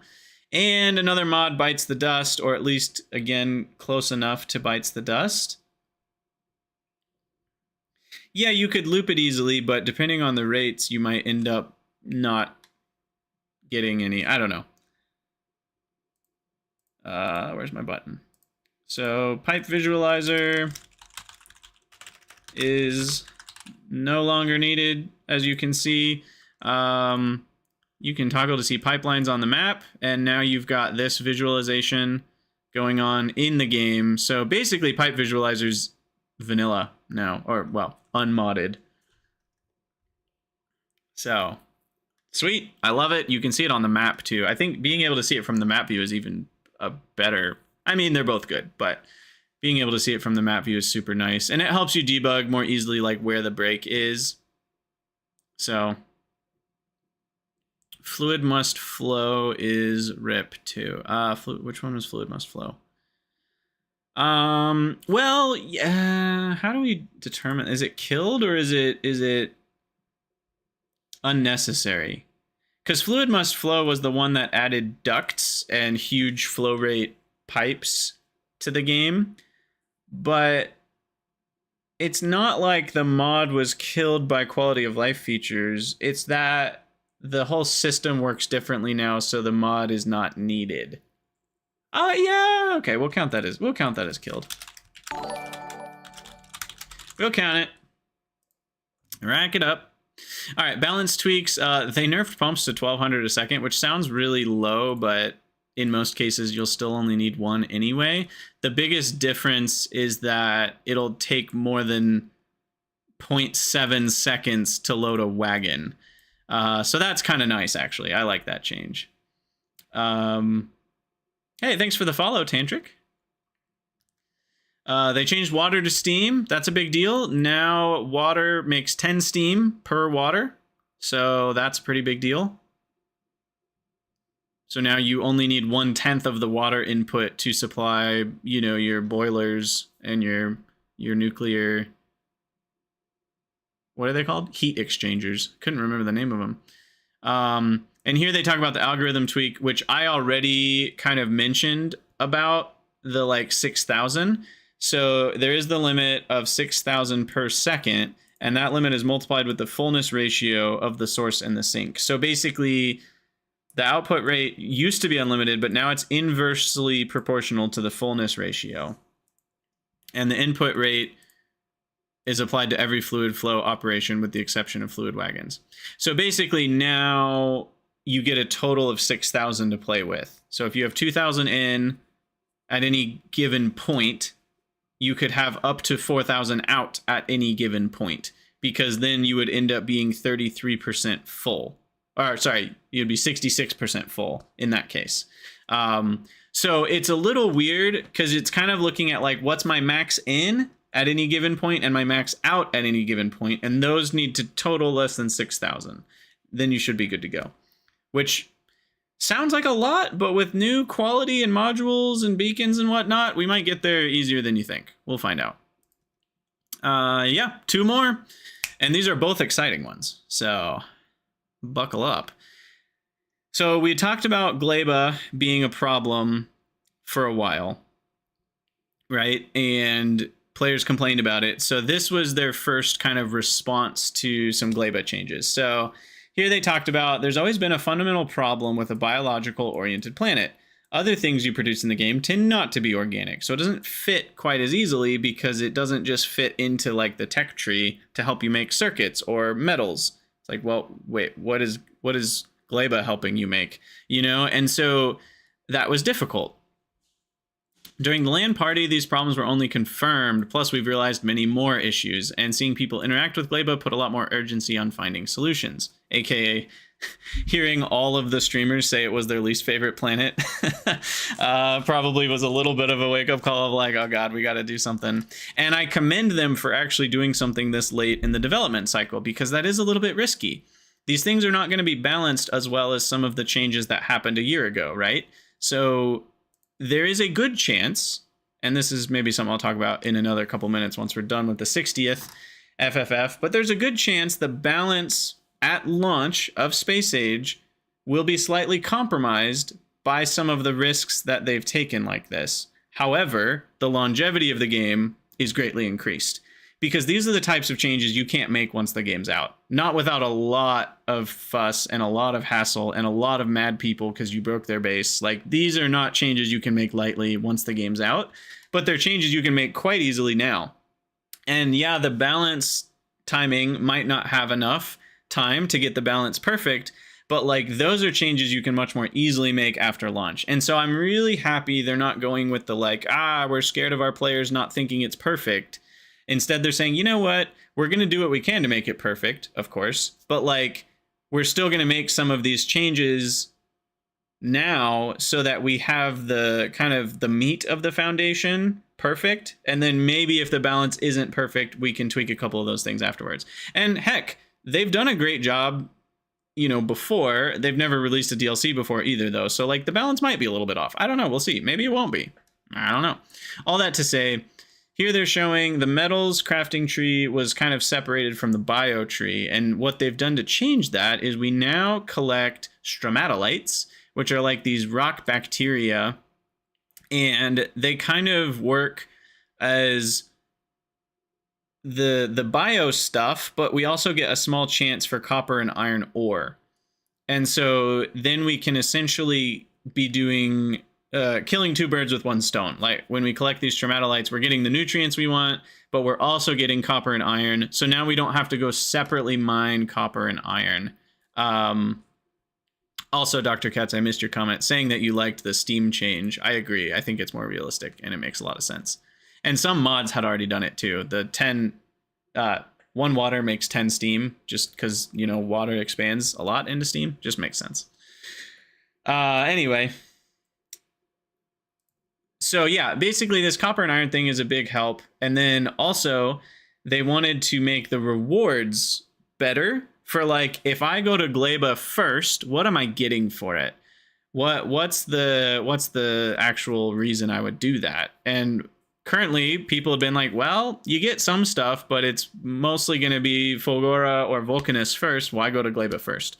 And now they give you the biter captivity thingy, well, whatever this is called. Bioflux, what is this called? Capture robot. That's the word I'm looking for. So the capture, you basically load a rocket launcher or your rocket doodad with a capture ammo, and you can now capture a biter nest, and then you feed it Bioflux, and we get biter eggs. It's a story of love. Couldn't have written it better. And these biter eggs have spoilage, so they are little biter friends if you let them spoil. They won't act very friendly though, so if you let them spoil, you are going to need some turrets. So very interesting. And also, if you stop feeding this thing Bioflux, I think it goes rogue too. Yeah, returns back to its natural form, spawning hostile biters again. So it's a really cool mechanic. And the biter eggs, what's the point? Well, they can be used immediately for improvements to agriculture, crafting prod 3, or, because we felt like the Gleba unlocks weren't motivating us enough, a new laboratory, the Bio Lab. So the Bio Lab is a research lab. It's bigger, as you can tell. That's a 5x5. And it is, where does it say? I guess it doesn't say here, but where is it? Oh yeah, it only consumes half the amount of science packs.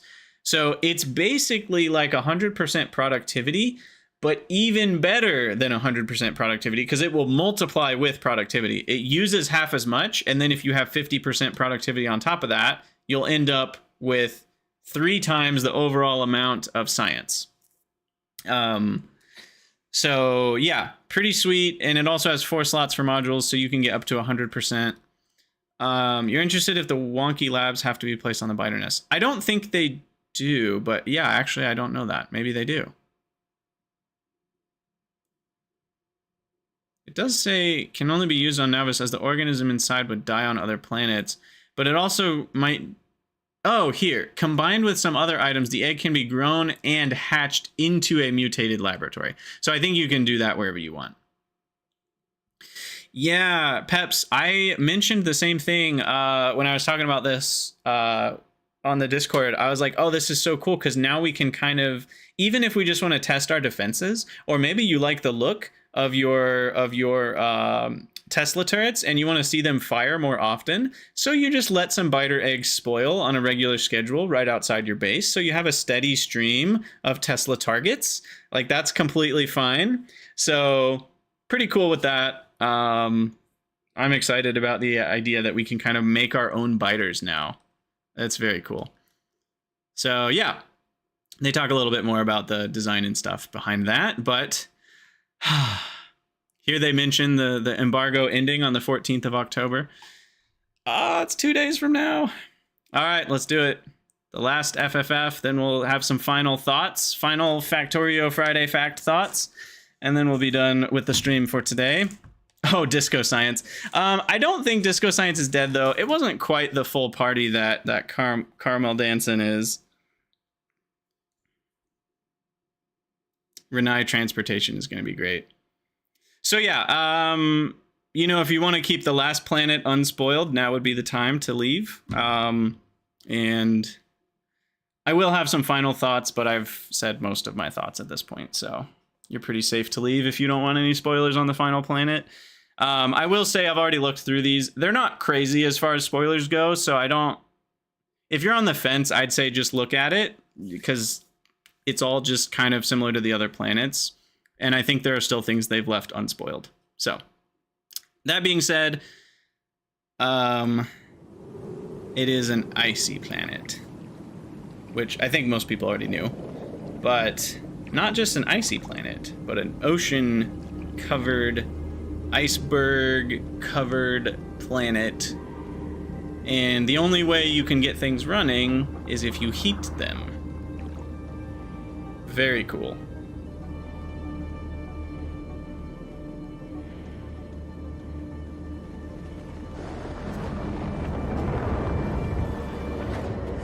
So there you can see the heaters firing up.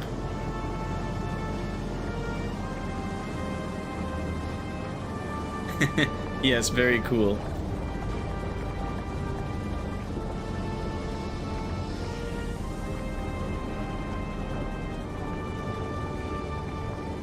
Yeah, Aloy, that's a good way to put it. I mean, they're all big spoilers, but like, yeah, it's stuff that you'll see within minutes of getting there, so it's not like a... It's exciting, but it's not exciting. I don't feel like there's a good word to it. All right, so it is a liquid planet. It does not have any land. There are icebergs, but building space is restricted. So all your buildings will freeze over, and if they freeze, they won't work. I presume that, I mean, they show frozen pipes. I assume liquids won't move in a frozen pipe. I don't actually know how that works. But yeah, so they have heating towers, and you can burn fuel in them and use heat pipes. You can obviously use nuclear reactors to produce heat for your heat pipes. And the entities have to be up to 30 degrees Celsius to thaw. And so that's kind of the minimum temperature you need to get to. Heat sources are only able to warm adjacent things that touch them, and that's limiting. So you use heat pipes to move the heat around, and those work diagonally. And every entity that needs heat consumes heat, which is just another way of saying as it runs, it's cooling off, so you have to keep heating it. Because I feel like that phrasing is weird, because in my head, entities that are running are producing heat. But it's basically just saying like, well, yeah, but it's continuing to cool off in the environment, so you need to keep adding heat. The heat that the building makes is not enough to actually heat the building. Heat pipes and heated buildings would melt the ice. So to protect the ice, you can place concrete or refined concrete as an insulator. And heat pipes cannot go underground, as we already know. So yeah, it'll be interesting to see how this all feels. Basically, heat pipes are going to be everywhere. It's complete spaghetti. Yeah, belts may not need heat pipes. I mean, I'm not looking super close, but I mean, heat pipes are kind of going everywhere. So I feel like this planet is going to be spaghetti mess. Total spaghetti mess. Which I'm kind of excited about and kind of dreading. So Yeah. Because with needing to have heat pipes going everywhere, you're just going to have to spaghetti all over the place. It's going to take... I also like that it's going to take all the builds you thought you understood, and you're not going to be able to use them. You're going to have to, you know, like, figure out a new build that incorporates heat pipes. Yeah, practice speedrun 3 hours. New bond pack overhaul 300 hours. Yeah, it's going to be awesome. Oh, Peps, is that your complaint? If it's only a few meters thick, where does the rocket silo go? Well, you know, it just, yeah, I don't know. That's a good point. Ooh, legendary heat pipes. Okay, so anyway, what are the resources? Solar, only at 1% effectivity, very far away from the sun. The ammoniacal solution from the ocean, crude oil from resource nodes, lithium comes from resource nodes, and fluorine gas. So lithium and fluorine are the new resources. And you need the cryogenic plant, which makes stuff like coolant, and the cryogenic science pack. Among other things, they mention fusion power cells, quantum processors, and some other late game items. So that's the Aquilo building. This was spoiled in the original... oh, you're right. The ammonia solution is also a new resource. This was spoiled in the original Christmas. Let me find it. This one. That's what this is right here. We finally learned what this building was. We learned about the foundry and the electromagnetic plant so early, and it took until yesterday to finally learn what this thing was. So that was exciting. We've been waiting for that one for a while. Okay, so anyway, back to what we're doing here. So yeah, cryogenics plants are dope. You need to heat your buildings, but you also need coolant. Yeah, it is interesting. It is interesting. And then this is the other very exciting spoiler, is the railgun turret. So we finally get just something to absolutely demolish the biters and demolishers, maybe.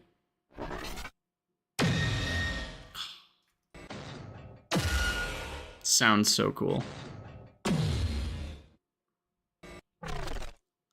I love it. I love it. But it's Peps's complaint. But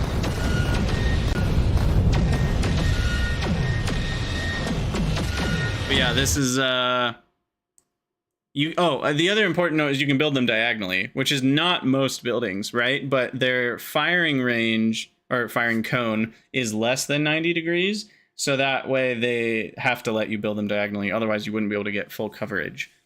So this is full coverage on a space platform. What do you need the turret for? I'll let you speculate, they say. It is a railgun. Why does it have cartridges ejected to the side?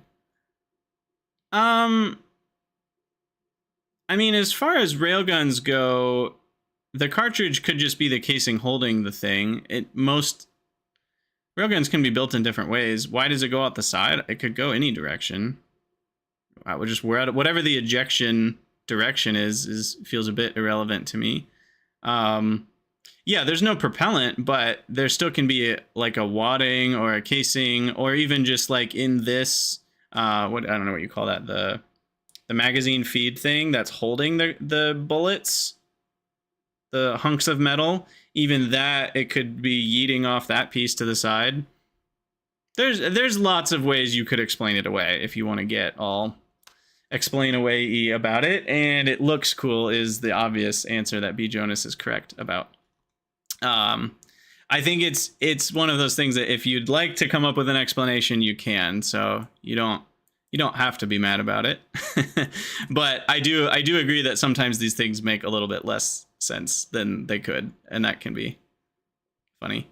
But all that to say, I like the idea of the Aquilo power being harder, back to the Aquilo challenge itself, because they talk about like it's quite easy to accidentally underpower your base, which leads to a lack of heat, and then half your base freezes, and then like you're into that kind of like the power brownouts you experience as a new player. It's kind of like experiencing that again as an experienced player. I really like that between the heat pipes and the power being tougher, they kind of made Aquilo feel like it makes you feel like a kid again. You know, like it takes an experienced Factorio player and makes them feel like kind of like a new player again.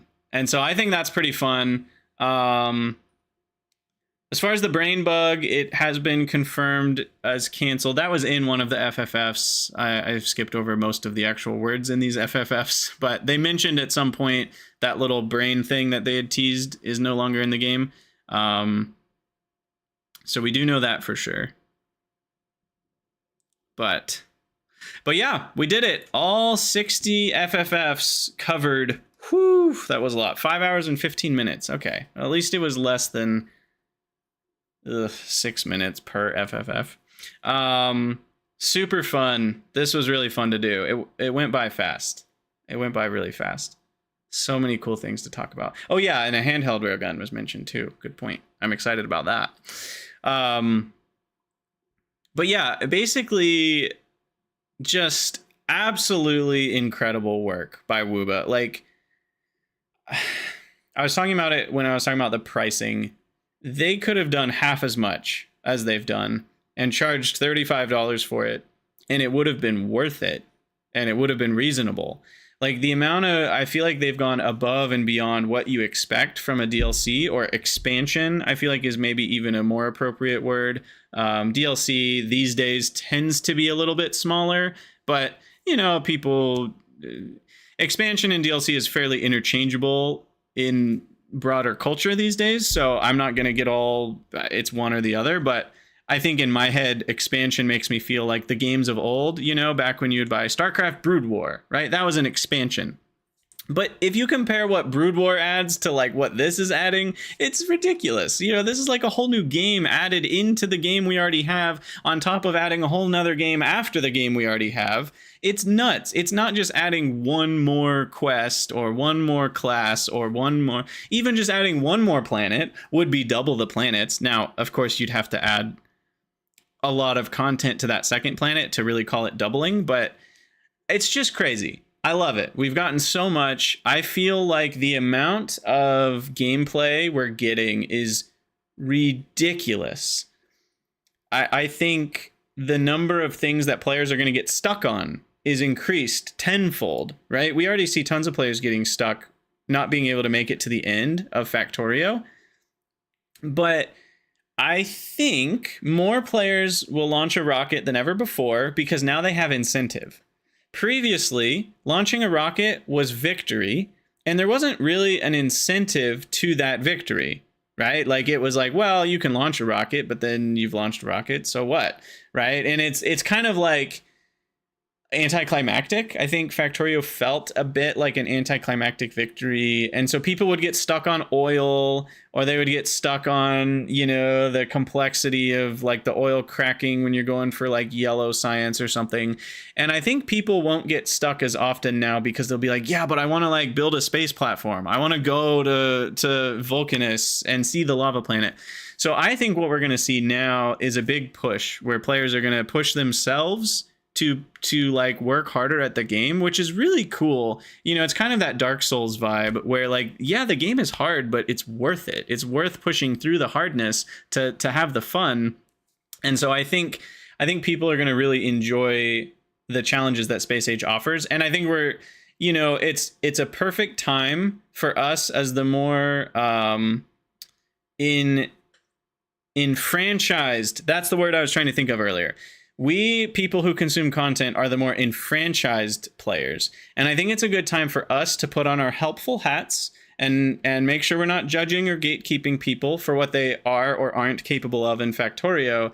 And it's going to be a good time in the Factorio community to be as helpful as possible, because there are going to be a lot of people that are like, I want to go to Vulcanus, but I can't even, you know, launch a rocket. And so it's like, there's going to be a lot of a big range of players, I think. And so it's a good time for us to be as helpful as we can to those who are newer to the game. There's going to be a lot of people who have never played Factorio that are going to buy the game and Space Age together. and they're going to dive straight in, and they're not going to read the tips and tricks. That's the first tip we should all give to people, is read the tips, because the game itself has a lot of great tips and tricks in Space Age. That's one thing I do know by looking around on the beta Discord, and I don't feel like I'm breaking NDA by saying the game has tips and tricks. It already has them, but it's just they're a lot better. So definitely recommending people do that. But also, Glim, you're welcome for the rundown. It's been a lot of fun running through these FFFs. The 1 week delay for mortal people, I won't necessarily ramble for a while. I have some thoughts on the 1 week thing. I think there are pros and cons to it for sure.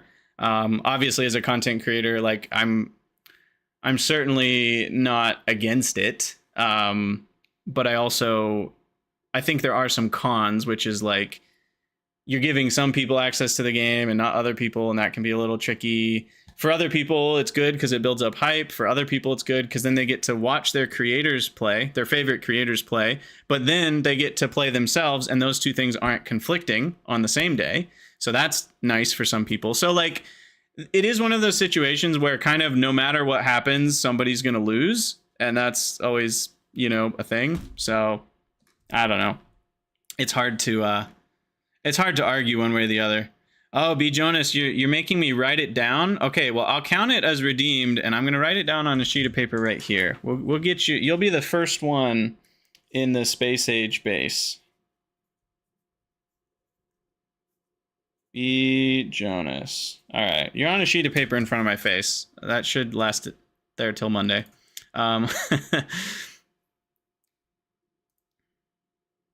It's a valid enough media strategy. You're fine with it for single player, but wouldn't be for... Yeah, if it was a multiplayer game, obviously it would feel very different, because then you're just actually getting a competitive advantage, whereas this is a single player game. There's no competition to it. If you're not the people who play Biter Wars or whatever, which is a whole thing that I don't even understand about, but that's a different topic. But yeah, so the plan, Monday, around 8 or 9 a.m. US Eastern, which is noon to 1 p.m. UTC. That's when I'll start my stream. We'll be playing Space Age as a fresh start. And speedrunners, you're right. I guess people who have access to the... Yeah, speedrunning is hard enough that I think that benefit kind of go... Like, everyone will be on equal footing in a week. So whoever gets the speedruns in the first few weeks, for sure, the advantage goes to people that had access. But after that, the advantage becomes smaller and smaller over time. And speedrunning's far more about, like, I feel like the speedrun strategies have so much improvement to be made that the advantage that the people have who have been playing more now is lessened. Not to mention the people who have been playing have the game changing underneath their feet. So like they might have had a speedrun thought that is already changing, especially if like 2.1, I do want to mention someone had talked about 2.1, 2.2, 2.3. I do think there's a lot of longevity that Wooba will have to this. I think they're not done with Space Age. My guess, and this is just a guess, I don't know for sure, but my guess is that there are some things that they wanted to get done that couldn't get done in time. And so we'll be seeing actual additions to Space Age rather than just tiny tweaks. So I do think we'll see some bigger changes in 2.1, and then we'll maybe see some more tweaks in 2.2, and then maybe finally like kind of like a putting the cap on the game. Like we did it, we're done. Things from now on will just be tiny bug fixes and tiny QOL. I think we might see a 2.3. Who knows? Maybe they'll just keep going. Maybe they'll take the route of like, we want to keep adding things.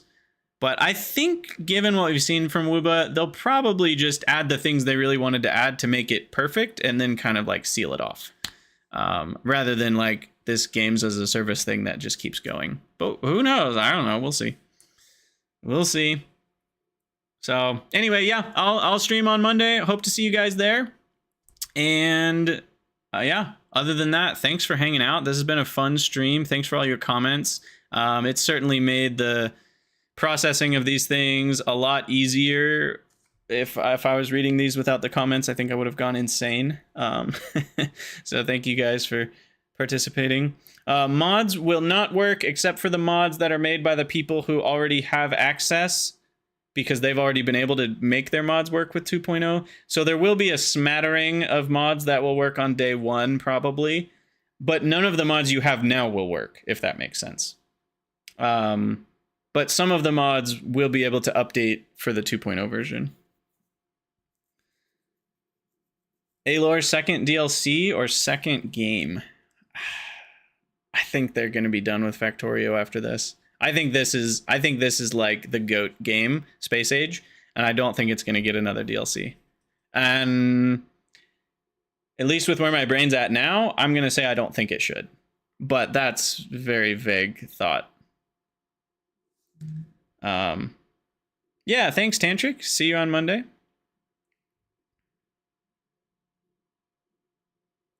Yeah, they could totally add more planets, but should they? Right? That's the real question. Should they? I don't know. It's hard to imagine with how much they've put into Space Age, them having a whole nother set of plans that would count as a DLC. I could see a micro, like mini micro DLC. Like we had a little bit more content we wanted to add. We couldn't quite fit it into Space Age. It really is just a smaller content edition. It's only going to be $10, that sort of thing. I could see that happening. I don't see another full expansion to match Space Age happening ever. I see the game being complete before that. Yeah, we always say the factory must grow. Maybe the game must grow too. Exactly. All right, now we did get that list going pretty long. What does come after Z? It's AA. There you go. Now you know, those who were asking earlier. We only killed 25 quality of life mods with the ones we could think of. I'm sure there were more that we didn't think of. Rockets per hour. Lock less. I think it's going to go to rockets per minute. We're going to have quite a few rockets per minute in bases moving forward. Yeah, definitely missed many, Wascally. And there's a lot that are kind of like half killed, half not killed. There's a lot more of those too that I certainly missed. You're leaning towards wanting a new game from them with their institutional knowledge after 12 years on Factorio. Glim, I think I'm with you. I think there's other games in the sphere that these devs work with, though at the same time, they've been working on Factorio for so long. How will they do anything else? That's such an interesting thing as a dev. If you've been working on a game for 10 years and then it's finally time to move on, I can't imagine how that feels. Crazy stuff. All right, I'm gonna head out. Yeah, Vadamouse, there's a lot of stuff we still don't know about Space Age, which is exciting. Yep, mods will die. Many mods will die because they don't get updated. I think we have such a vibrant modding community, we'll be good to go. And yeah, for those of you who aren't going to be watching the Space Age content, I totally understand you. I have no hard feelings. I will see you when you resurface from your Space Age Factorio hole. I hope to see you then. And yeah, I'll be seeing you all here in a couple days. You're welcome, Vadamouse. See you later, Charleston. See you, Wascally. See you, Lockless.